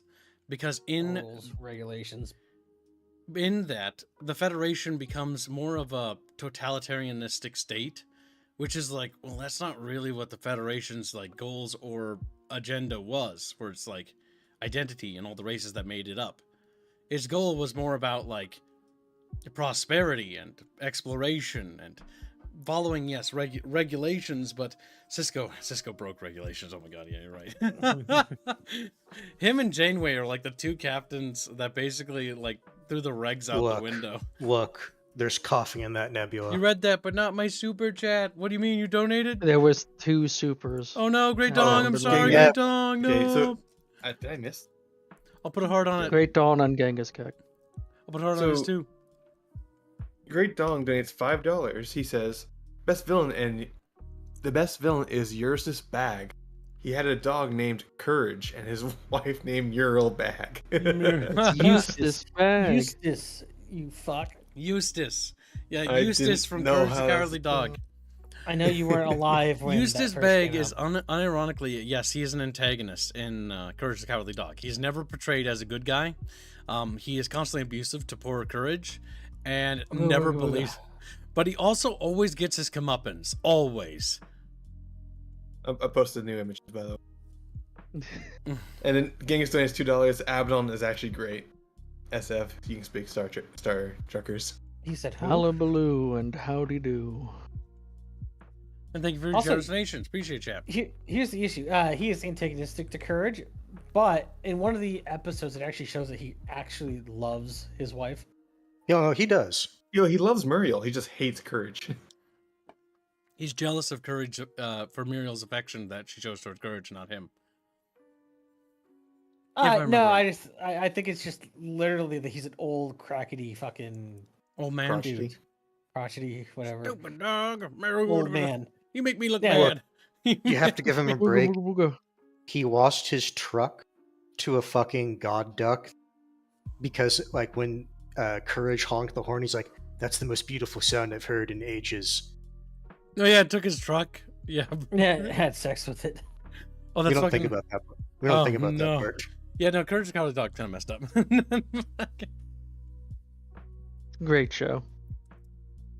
Yeah. Now, Javish are bringing up an alternate villain for the Borg. Locutus, aka Locutus. Captain Picard, but Borg. Dumb. Locutus. I honestly don't remember much about It's his when the Borg is characterization. introduced. It's basically them demonstrating that he has become one with the collective, and that he is no different than the rest of the collective. And he was to interface with humanity to bring them into the Borg. Yep, because the entire thing is that a recognizable face for them to interface with, not that he had a personality. Because the whole point of Locutus of the Borg is that he had no personality. He was just a talking Borg. mouthpiece for the collective.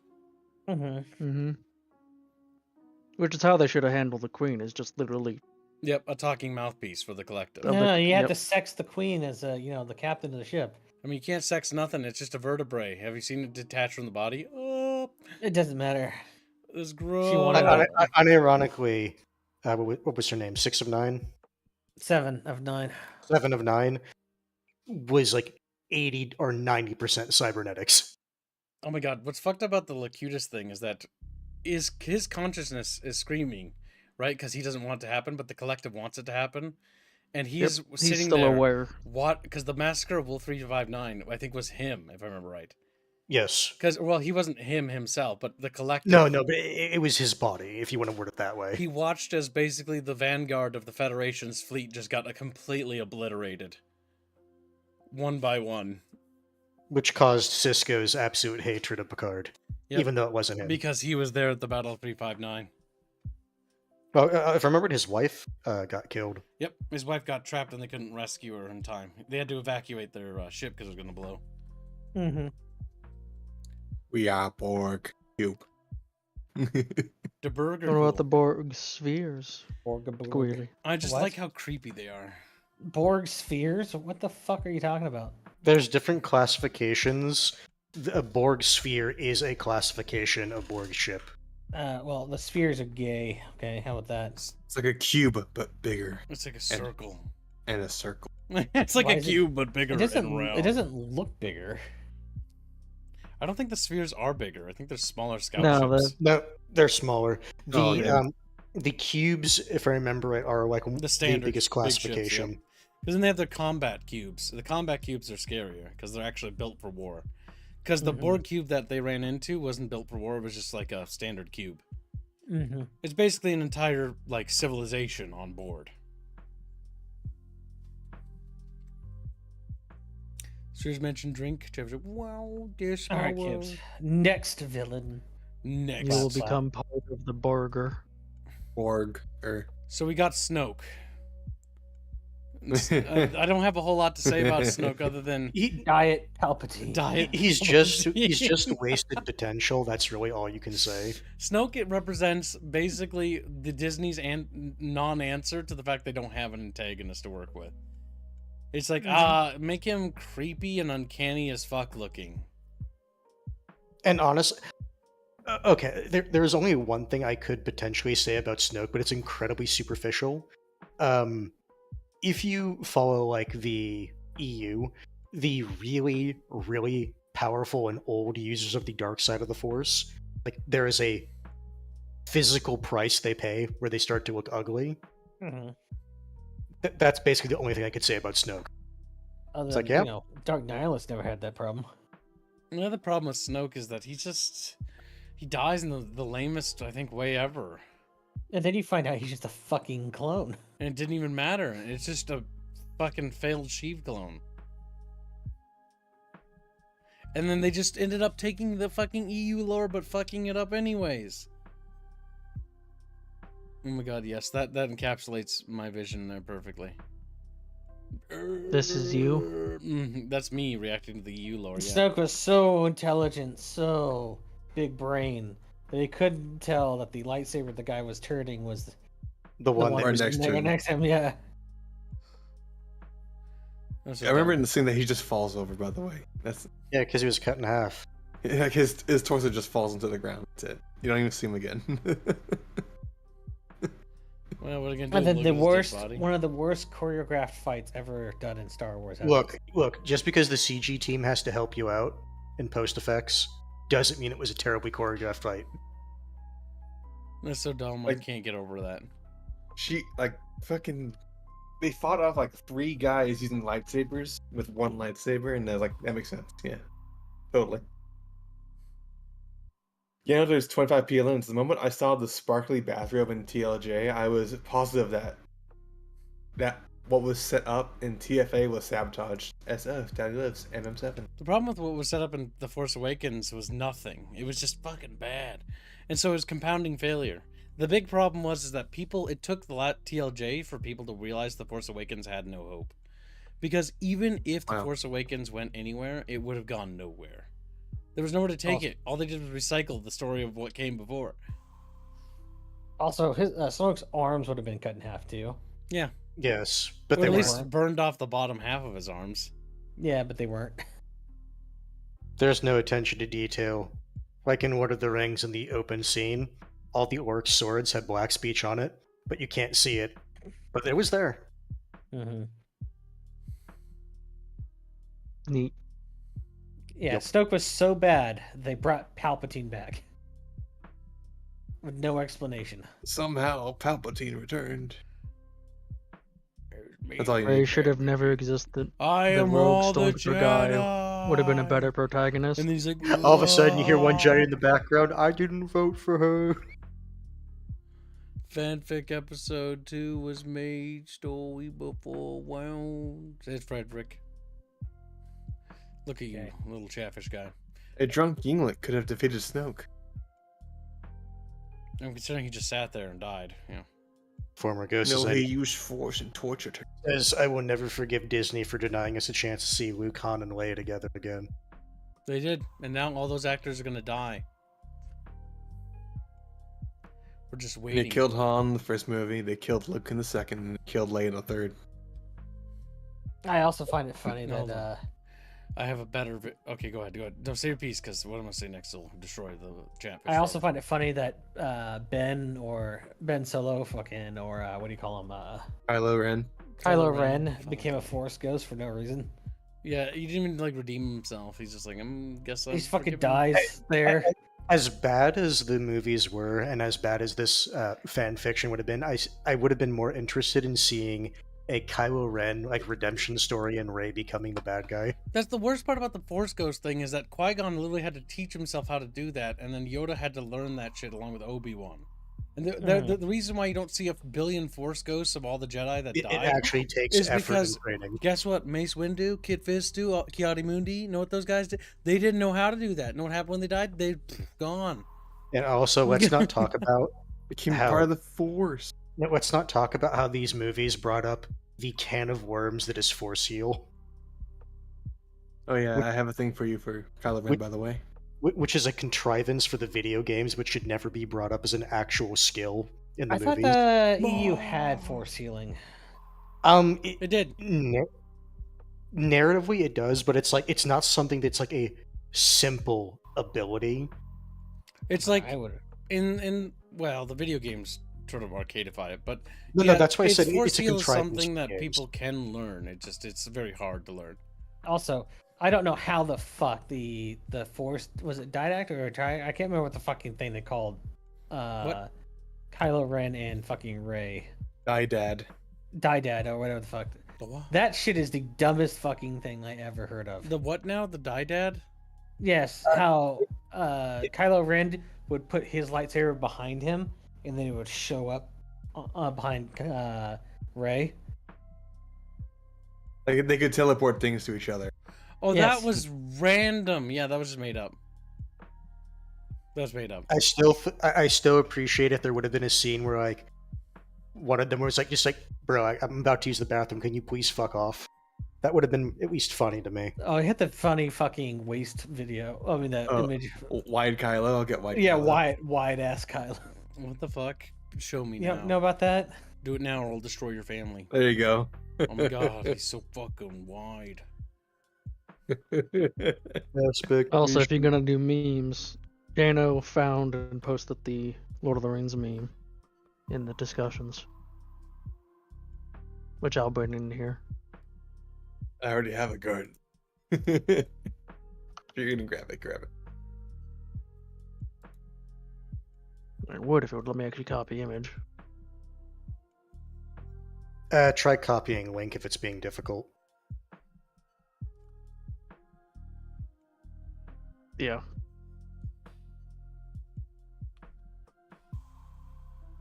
Do you want to be a conqueror? Don't you want to make the world your garden? I already have a garden. Unironically, in the books, that is something that the Ring tries to tempt Sam with, but Sam is like, "Bro, making the world a garden is dumb." Like I had time to torment Frodo, but you're fresh. Fuck. Now, it is time for us to move on to the next villain. I can't. Homeworld 3. Oh. Oh, she's I so. didn't- God. I didn't see the story, but So the good. synopsis of it was so terrible. So good, clever girl. Ask They yourself. ruined this. a lot of the mystique of the Homeworld universe with this game. The character is also incredibly ugly. So the big problem with the incarnate queen, and the big reason why she's a really bad villain is because she's fucking stupid. Like, she is the dumbest fucking villain I think I've ever seen. Not just in a kid's movie, not like, you know, like out of a kid's show, but like she's so goddamn moronic and so goddamn gullible that the protagonist is like, yes, I will serve you. And she's like, good. Not. Good. I trust you after you've been fighting me and saying you'll never serve me for like fucking 30 missions. And now you will understand that I am the leader and I am a god because I can see things. And then she gets betrayed and she's like, no. And it's like, oh, she does. My biggest issue is that they had a storyline. They had a pre-made one, and then some fucking DEI hire came in and then rewrote the entire fucking thing. To the point where they were unused assets in the game files themselves of the previous storyline. There's also those bits and pieces of the storyboard art that just looks better than the art we got for the story. Yeah. Oh, Yeah, the that's part of it. fucking the fucking art they use in the game is awful compared to the stuff they have in concept at the fucking end of the game. It's so like, why? How did this happen to you? Who did this? Yep. It's rancid. And it's like so boring and just not interesting. That the worst part is I bring her up and there's not a lot to say about her. Former Ghost donates 10 memberships. Thank you very much. Very generous, little chatfishy.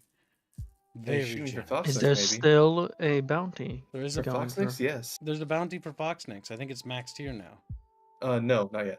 God damn, it's Hey, gotta be Fox close. Black. You have that's to close. remember it's 40 memberships for that. Okay, I can't count. No. You can't. That is $200 true. for All right, so fucking back to conflict. the fucking villain, okay? So the biggest problem with the Incarnate Queen, the reason why there's not a lot to say about her and her motivations is because her only motivation is that she wants to become a god. And she's delusional. She has like a god complex. And she thinks that anyone who is like basically like these I forget what they call them. Like basically mothership people who control these big ships are like gods and that they should stand above the lessers and rule them, you know, as gods. The big problem with that is that is the extent of everything that has to describe her as a character, and that is all there is to say about the story and the antagonists. That's it. They're just like, we want to be gods, and that's our goal. And they defeat her like, I'm so lonely. So like Karen's like, I'm gonna sacrifice myself and stay with you. Yeah. To blow up your fucking your retard giant ship here. She's like, I'm so lonely, and like that's the oh god, the reveal. She's like, I'm just lonely, and the other Karen's like, oh, don't worry, I'll be your friend and stay with you. You will? And it's like, yeah, we'll die together. And she's like, okay, fine. I'm also extremely emaciated. And then like I was running away from you. And then they fucking like hug, and then they explode. And it's like the dumbest fucking thing I'd ever seen. Like I said, this game took away a lot of the mystique of the homeworld universe because of all that shit. I just gonna pretend it doesn't exist. Yeah, it's a trash fire. Yeah, realistically, if they ever made another game, the best thing to do is just ignore the game. Yeah, but they had an amazing storyline from the second game, and they were like, "Yeah, fuck it, just move on." Also, former Ghost said Kib's choice for his 10 memberships, and Nosferatini has also given a membership. Thank you for the gifted membership. Put it towards Tally Lives. Sweet. Wow, Kibbs, way to be biased. If you could see the facial expression I have, I'd be like, you know what? I'm Kib and I do what I want. Chloe Price is the biggest villain I know for not killing her friend. Oh, you mean my Max God. Caulfield, because Max is the one that had the ability to kill her. Yeah, that's true. Chloe Price can actually be talked about because she's actually one of the villains from Life is Strange. But before No, she's not a villain. She isn't, He's a but she's an protagonist. accidental villain. Now, this is not one I am super familiar with because I refused to watch the movie, but one of you fuckers suggested it, so now you get to talk about Cruella. I want to say I was not the one to ever bring And up now Cruella. we all get to be educated on why this is a thing. I know about Cruel Devil here. Why, Bucky? You did this. So this is a pattern of common, like how to say this, modern era writing to redeem unredeemable people by making them relatable, no, understandable. There we go. Where they're not actually totally evil fucking people. They're girl bosses. Horrible idea. What the For fuck? reference, this is Cruella de Vil. She wants to skin dogs and turn them into coats. Yep. What the fuck? This is their what? Yes. You're supposed to empathize with her. Yeah. I'm not gonna empathize with somebody who wants Because to she skin had a dog. terrible childhood or something. Her mom was killed by a Dalmatian. I thought it was a couple Dalmatians. Couple Dalmatians, yeah. But these dude trained his dogs to knock people over the edge of a cliff. But used Dalmatians for it, and so she takes out her trauma by wanting to skin fucking Dalmatians. That's not. That doesn't. No, that's. Oh my god, that doesn't make it right at all. That makes That's like, oh my god, that's. It's So like somebody basically- bullied you, so you decided to do a school shooting. Like that doesn't justify it at all. Yeah. So basically, that's the commonalities with the Dalmatian storyline, and then it's just her rising and taking back what's hers, and taking over. That's basically it. Like a fashion fire. Yeah. Shit like that. Yep. That's it. That's That's her story. really She's a bad. shit villain.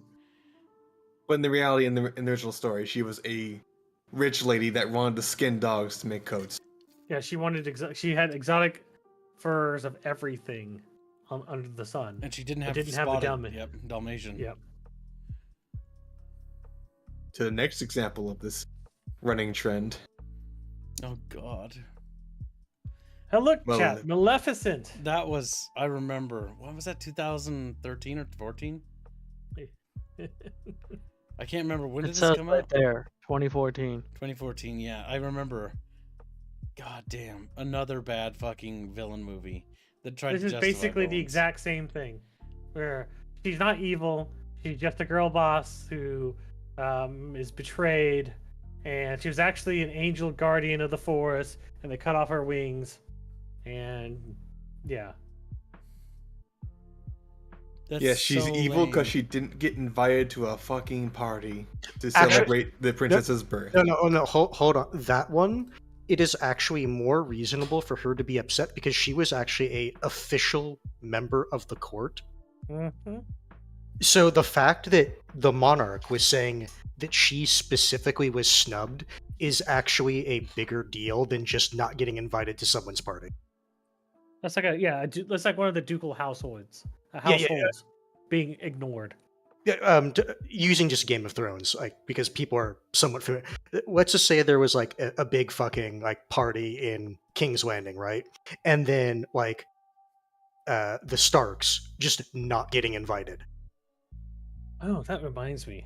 But I had it- a dumb idea, but I have a better idea. Hold on. You But keep yeah, going. it's on that level of you insulted someone in a monarchical structure that actually has political power and position in the court. We'll put this one in here, kids, for you. But the plot of the original Sleeping Beauty is that she's trying to kill Sleeping Beauty by having her finger get pricked by a spinning wheel that puts her in forever sleep.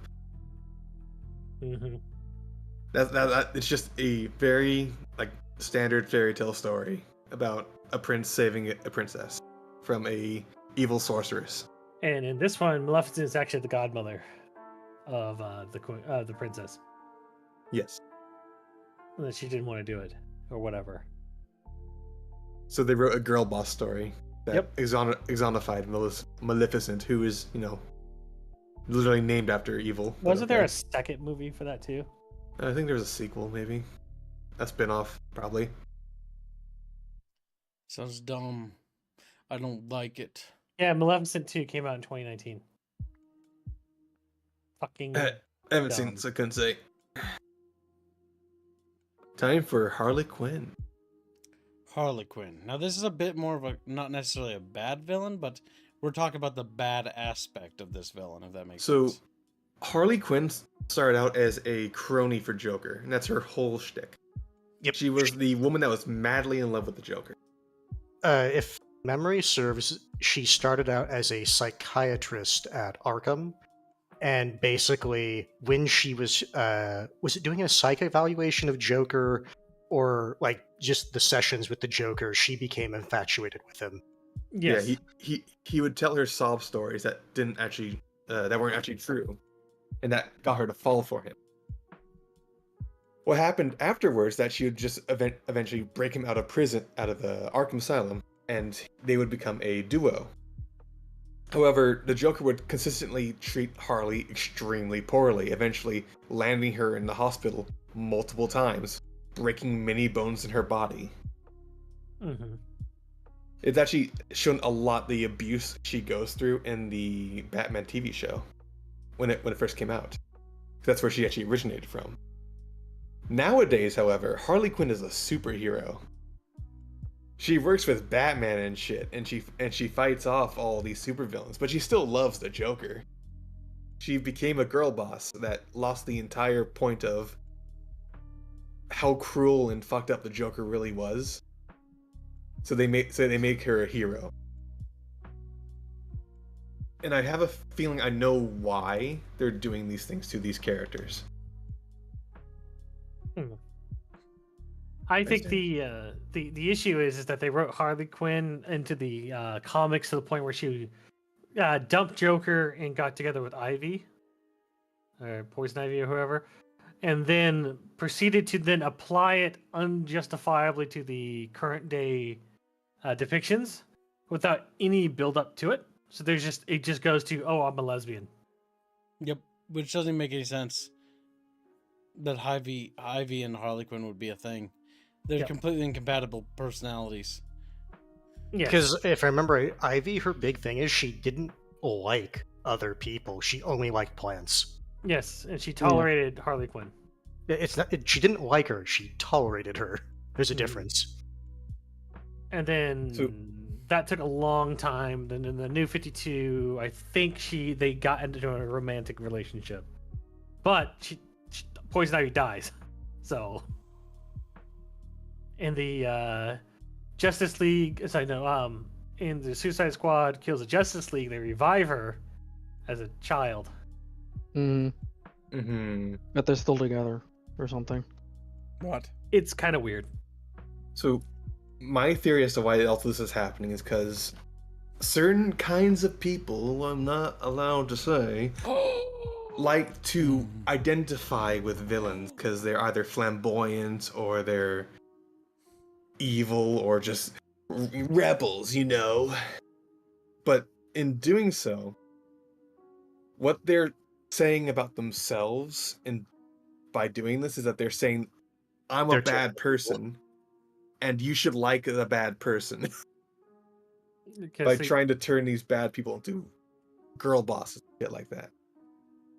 Yes, because they what the fuck is going on, kids, with the totals? I had to fix it because somehow $300 was added to current funds. How fucking dare you remove my donation that I added? You did? You didn't say that. No, I didn't. I saw that. Oh my god! I know you saw it. I was just waiting for someone to tell me what did you donate? What's your hashtag, Hands? No, why don't you look at your PayPal? Oh my god! Dumbass. Well, while he's looking at that, I'll read Great Dong's donation. Best Disney princess, Frankenfurter from Rocky Horror Picture Show. Disney owns Fox, so she indeed is the feisty transvestite princess and villain. That's fucking awful. Also, Beano showed up when we were talking about Maleficent and said, he's a Beano? Where was it? Did he say that? Did The humanoid. Okay, where was it? They're evil. They're not human like you and I. Dragon Maleficent is pretty hot. What? That's what Beano said. feel like if I showed Bino like an image of a rat just sitting on a pizza, he like that's hot. Oh no, I no. can So, picture. so That's what he'd he say. doesn't like the humanoid form. He thinks the humanoid form is Yes, garbage. he only likes the Bino, dragon I form. won't. Remember how you last night tried to say you weren't a furry to us and lie? Like Yep. I'm not a furry. Bino, you're fucking furry. Don't just fucking lie. He's as scaly as fucking Squealy is. Chatfish, destroy Bino. Followed by Squealy, because Squealy's a scaly. I'm not feeling. Or There furry. you are. Hold on, Scaly line. lie. Let's not get ahead of ourselves. Hold I'm on. a furry. You're a furry. You have a fucking. Hold You have on. a cat girl That's- avatar. That's Hold on. acceptable. Let me go back I'm not in going time. down with this. Bucky, you're Let me gonna go win back in me. time to that one drunk stream where you admitted to liking centaurs. You did. I did not say that. That was. It was lie. Lamia's. You said he you likes. liked Centaria. You I said said she had that. nice boobs. Chatfish, I think we need to destroy Scalia line. Sorry. Don't want to miss Squealia. Now, kid, where did Hans' donation go? You Hold on, Scalia line. Hold on, Scalia line. It's okay, Scaly line. Almost good. I like that. Hands donates $300 in the name of Tally Living. Thank you for the generous donation. Sweet. Very it? generous, Hands. Hands, do you want to put your Chatfish on anything? You have never done that, but you can now. I've already added myself to the list of people supporting Tally. That means he'll be added to the Tally war diorama thing. The diorama. Yeah, I God need damn some it, of I the should- batteries, by the way. You don't understand. If I just say my Chatfish should be active on everything, it devalues my Chatfish. It has to be rare. Damn. Damn, Also, it me by Bino. Oh yeah, by the way, I'll speaking say, of that, you guys calling me a furry, but like the only guy over here that doesn't have an animal avatar is Goddamn Hands. He has an animal avatar. he's a computer. he's He has a computer. yinglet with a fucking visor. That's true. Oh, technically that wasn't his request though. Like, meanwhile, No. you What guys he's are- saying is it is technically one that I have. My current Oh. profile picture is just of the computer. Yeah. Oh yeah, Carlos got back to me, by the way.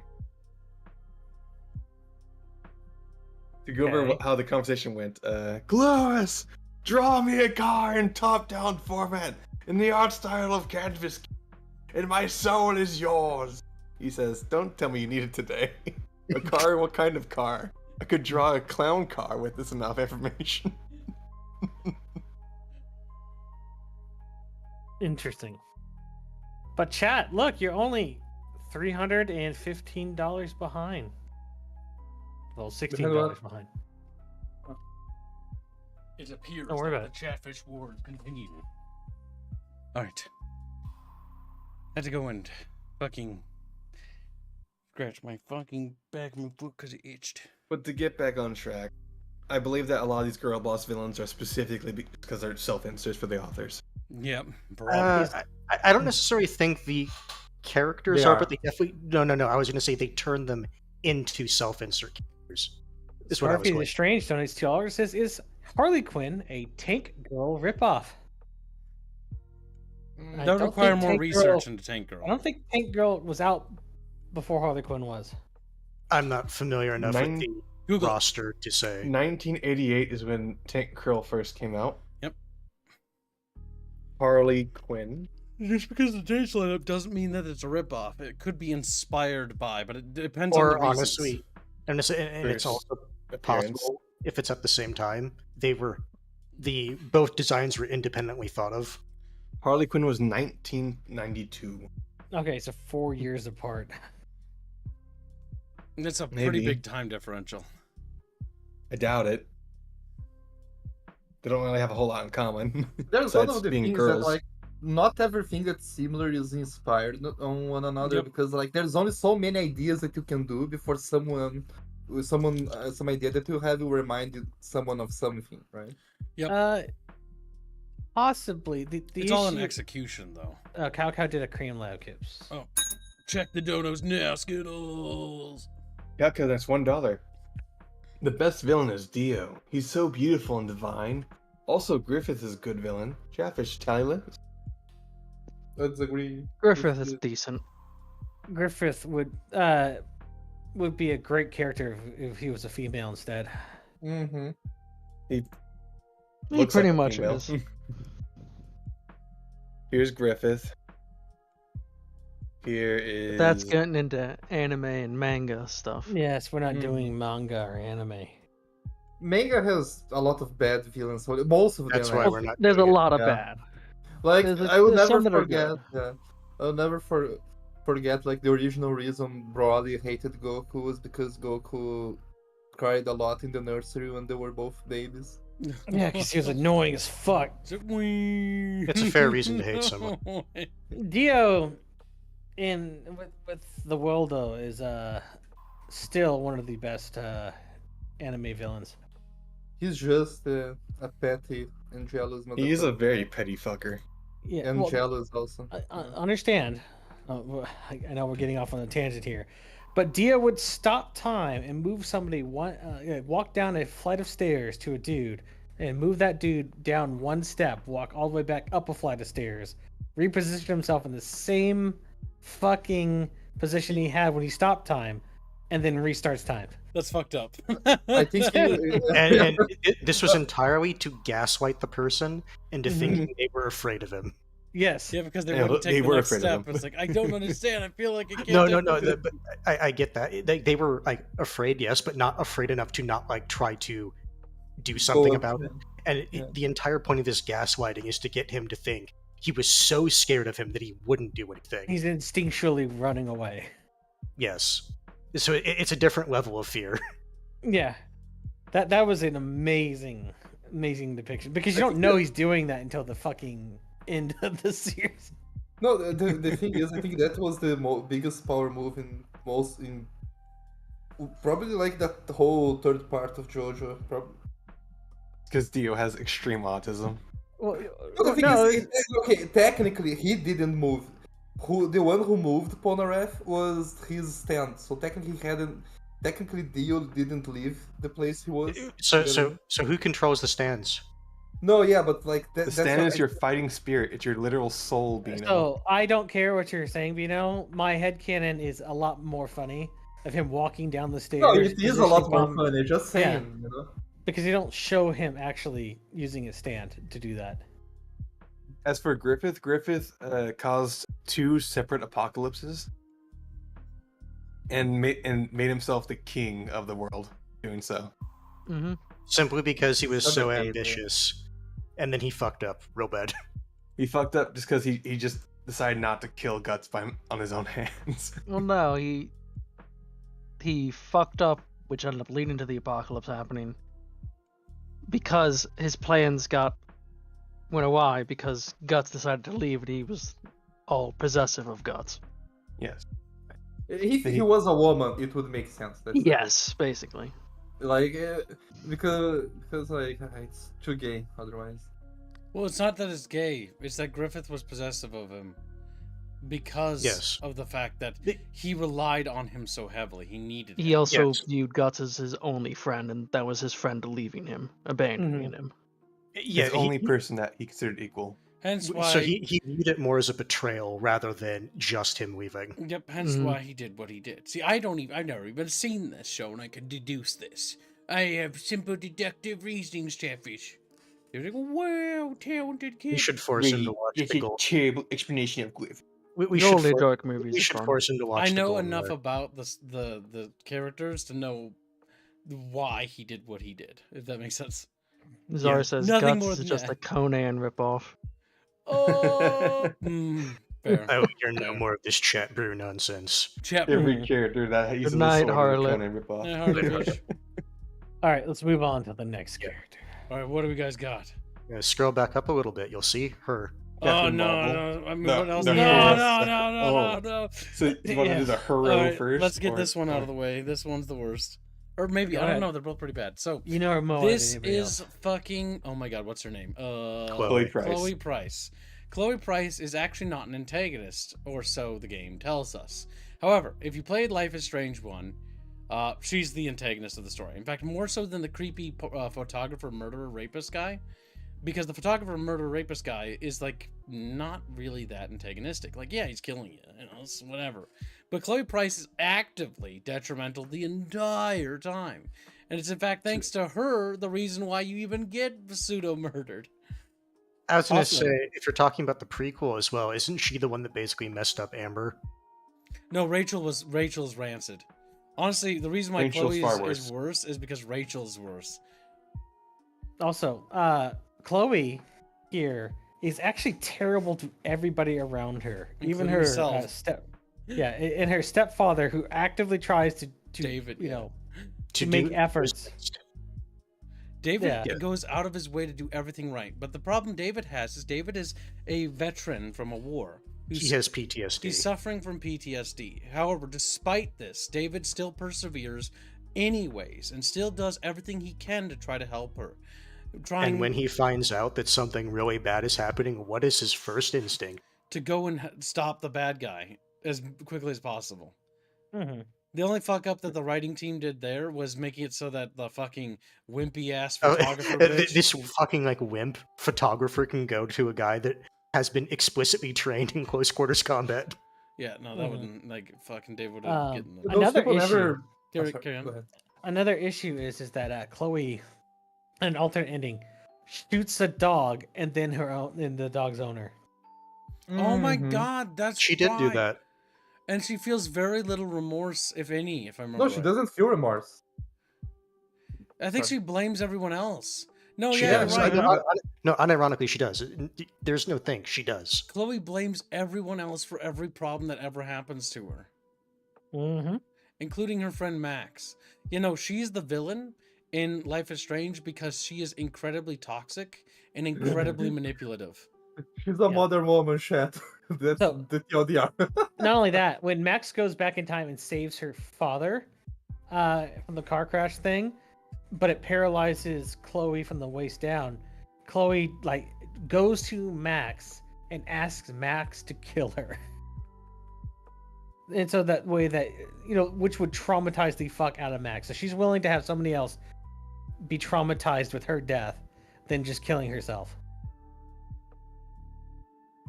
Yeah, That's how terrible of a person Chloe is.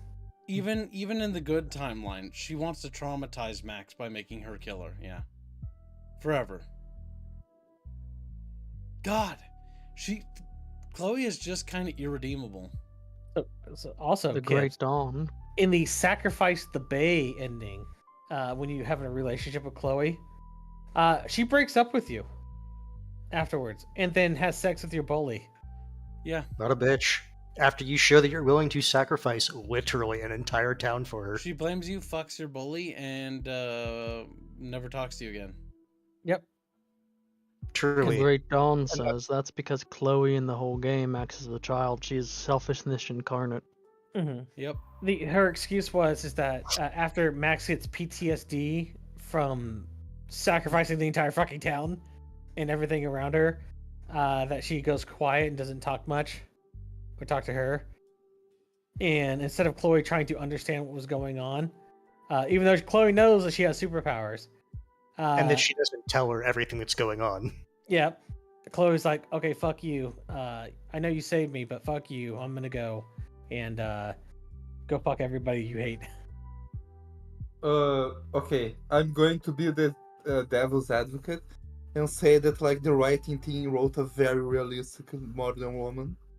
Right. Modern woman. So like, while I do Uh-huh. not like her character, No, can say no, that she's I- very I- realistic. Yeah. I can tell you why they wrote it that way.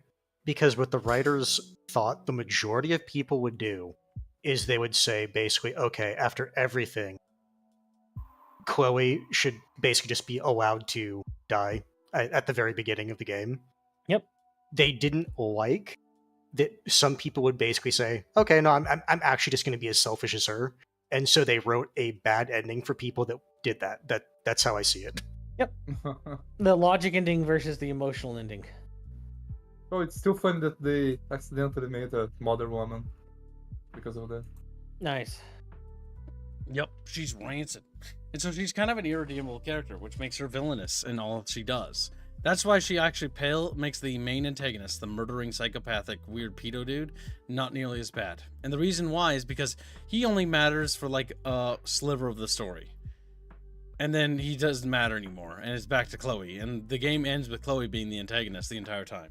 So Well, also, he's actually a she also side makes- boss. yeah, she actually makes Max a murderer too. That's Ah, true. yeah. Because Max sacrifices an entire town full of innocent people For her. for a terrible person, and she knows Max will do it. If anything, you would think that would make someone as unstable and chaotic as Chloe more attracted to her, because okay, she likes me. That means I can easily manipulate her, but she just doesn't want to go down that route. She's so fucking bad as a person. She's too dumb to realize that, too. Yeah, like, even if you go with, like, she's actually just a terrible person, she's not even smart enough to think that actually I can use this to my advantage. Ooh, Clay says, didn't one of the writers say that they hate straight people because the chick she was simping for wouldn't turn gay for her? Yep.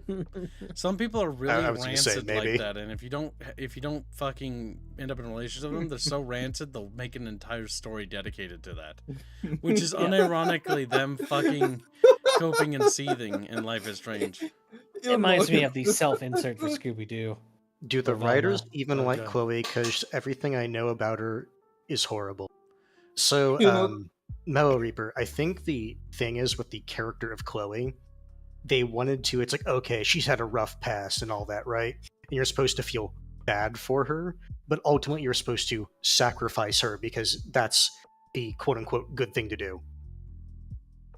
Like, that's why she is the way she is. Yep. There should be an end in it, like where the woman or whatever gets with Chloe's dad, and then he seems like a better person than Chloe is. And what's funny is, because a lot of people ended up really liking, crap, I forget his name, the stepdad. David. They retroactively, or not retroactively, they made him go hippie later on in the story. They ruined David. They did that in the second game because they They realized a lot of people, it's like, no, but actually David was right. And the second game is really bad because it has 2016 jank. And 2016 jank, if anyone knows, you know. It's like, oh, you know, America's super racist, and like America's building a wall to prevent people from escaping it. It's like, oh my god. My god, they know.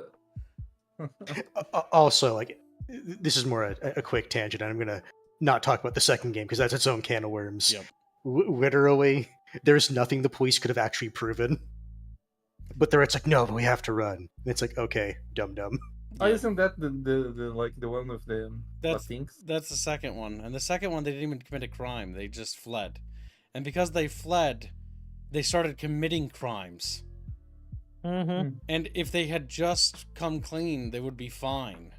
But for some reason, Literally, all they would have had to say that they're like, well, because there's police. All they had to say is, like, in characters, like, we were scared, so we ran, which is a entirely reasonable thing to do after what happened. Yeah. But they Right. didn't. Next villain, Gibbs. You know the one. And The so hero do herself. I. Now, we're talking about more protagonists that are so badly written that they become antagonists. No, she's a villain. The thing is, Carol Danvers is actually just a terrible person. Mm-hmm. She's rancid. So, Captain Marvel. Why is she a failed protagonist, and why does she become an antagonist? Because she's so badly written. There's one deleted scene Oh, that explains it all. all right, well, let's hear the juicy bits, because I haven't seen this deleted scene.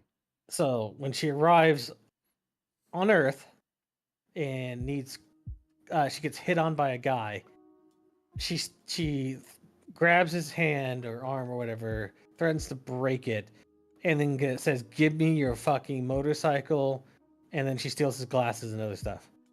And his clothes, if I remember And right. his clothes, yeah. And it's not the guy is not didn't go and like grab her. The ass or worst you anything. can It's just say like, is he was being overly assertive, is about the worst you can say. nah. Like he was like, smile, and like she The thing is, it's at the very least, it's like, okay, it's very clear she doesn't want anything to do with him, right? Then he touches her map. That's what I'm saying. The worst you can say is he's overly assertive. That's about it. That's the worst thing you could say about that scene. Yeah, but like Because she is a super soldier. In terms of like being physically threatened by this guy, she could easily stomp him into the ground. Mm-hmm. So you can't do the angle of, she's threatened by... It's like, no. She is a super soldier fighting a regular dude. It's like a toddler, like going up and like putting their hand like on your like knee or something for no reason other than that they need something to brace themselves with. Or like they're like messing with your shoelace or something. Yeah. And it's like, okay, that's assault, which means I can kick the baby now. Don't kick the goddamn baby. But yeah, so Carol Danvers, Captain Marvel, is a fucking terrible character because their actions in that scene demonstrate that they're not a good person and that they will commit evil acts just because they can. Just because they can. Mm-hmm. Not only that, story-wise, retroactively, she's the reason the Avengers are called the Avengers. Fucking retarded. They stole that name from that title from what's his name? Fucking Captain America. Yeah, the first Avenger. He's supposed to be. Yep. But nope. She's so. That's Yep. just cringe. That's actually They cringe. wanted, Blake, that's actually an interesting idea. They wanted to do a Terminator, but failed to realize the Terminator was the villain. That's an interesting take on that scene. Unironically, now that I think about it, that's actually it's trying to be a Terminator cool moment. The issue is that the Terminator's the bad guy. Like, he's not a good person. It is just a machine, and it saw an opportunity and took it. Mm-hmm. She's a person. But you're talking about people that unironically think that people should steal from others just because I want this thing, so I therefore I can steal it. So like, of course their morals are going to be very different from ours. Aiden even. Yeah. All right. Is that all of our villains? I think we've covered all our bases. There's one last more? one. Yeah, there's a villain that If you want to allow me to talk about it. Oh, yeah, yes. that's right. This elusive, squealy villain. Grigori from Dragon's Dogma. So, Grigori is a fascinating character. He's a really well voice acted, and he has some actually really good dialogue. But the problem is, the rest of the game does such a disservice to Grigori everything. that, yeah, at everything actually. It does such a disservice to Grigori and what a good section his part of the game actually is, that it brings him down from being a good villain. Grigori's whole purpose in the plot of Dragon's Dogma is to test the Arisen. But he's never around. They never let you see him until the very end of the game. And he is the quintessential best part of the game. Ryford Streamlabs gives. He donated $10. Would you consider Leto Atreides II, the Emperor of Mankind from Dune, a villain? Wing Commander, save tally. Would you consider Leto the Atreides II, the Emperor of Mankind from Dune, a villain? No, it's not necessarily a villain as much as he's sort of stuck. That's the one that becomes the worm, right? Yes. Yes, that's Yeah. Yeah. the Okay. one who becomes the God Emperor. The God issue Emperor. is with him, from what I understand of the story, he's basically at this point a slave to what his father set in motion. Yep, and he's Kinda, yeah. sort of stuck, if that makes sense. He's not so much a villain as I would say he's more of a victim of circumstance. Because his father started the jihad, and then he eventually assumes the mantle of leader. And it's like, at that point, he can't really stop the jihad. The best he can do is try to restrict how much damage it does. Yep. Because basically, the thing that Paul Atreides starts is something so massive that it starts an interstellar crusade. A crusade that literally he can't stop. Once set in motion. To the point where I think Paul Atreides is assassinated, if I remember right.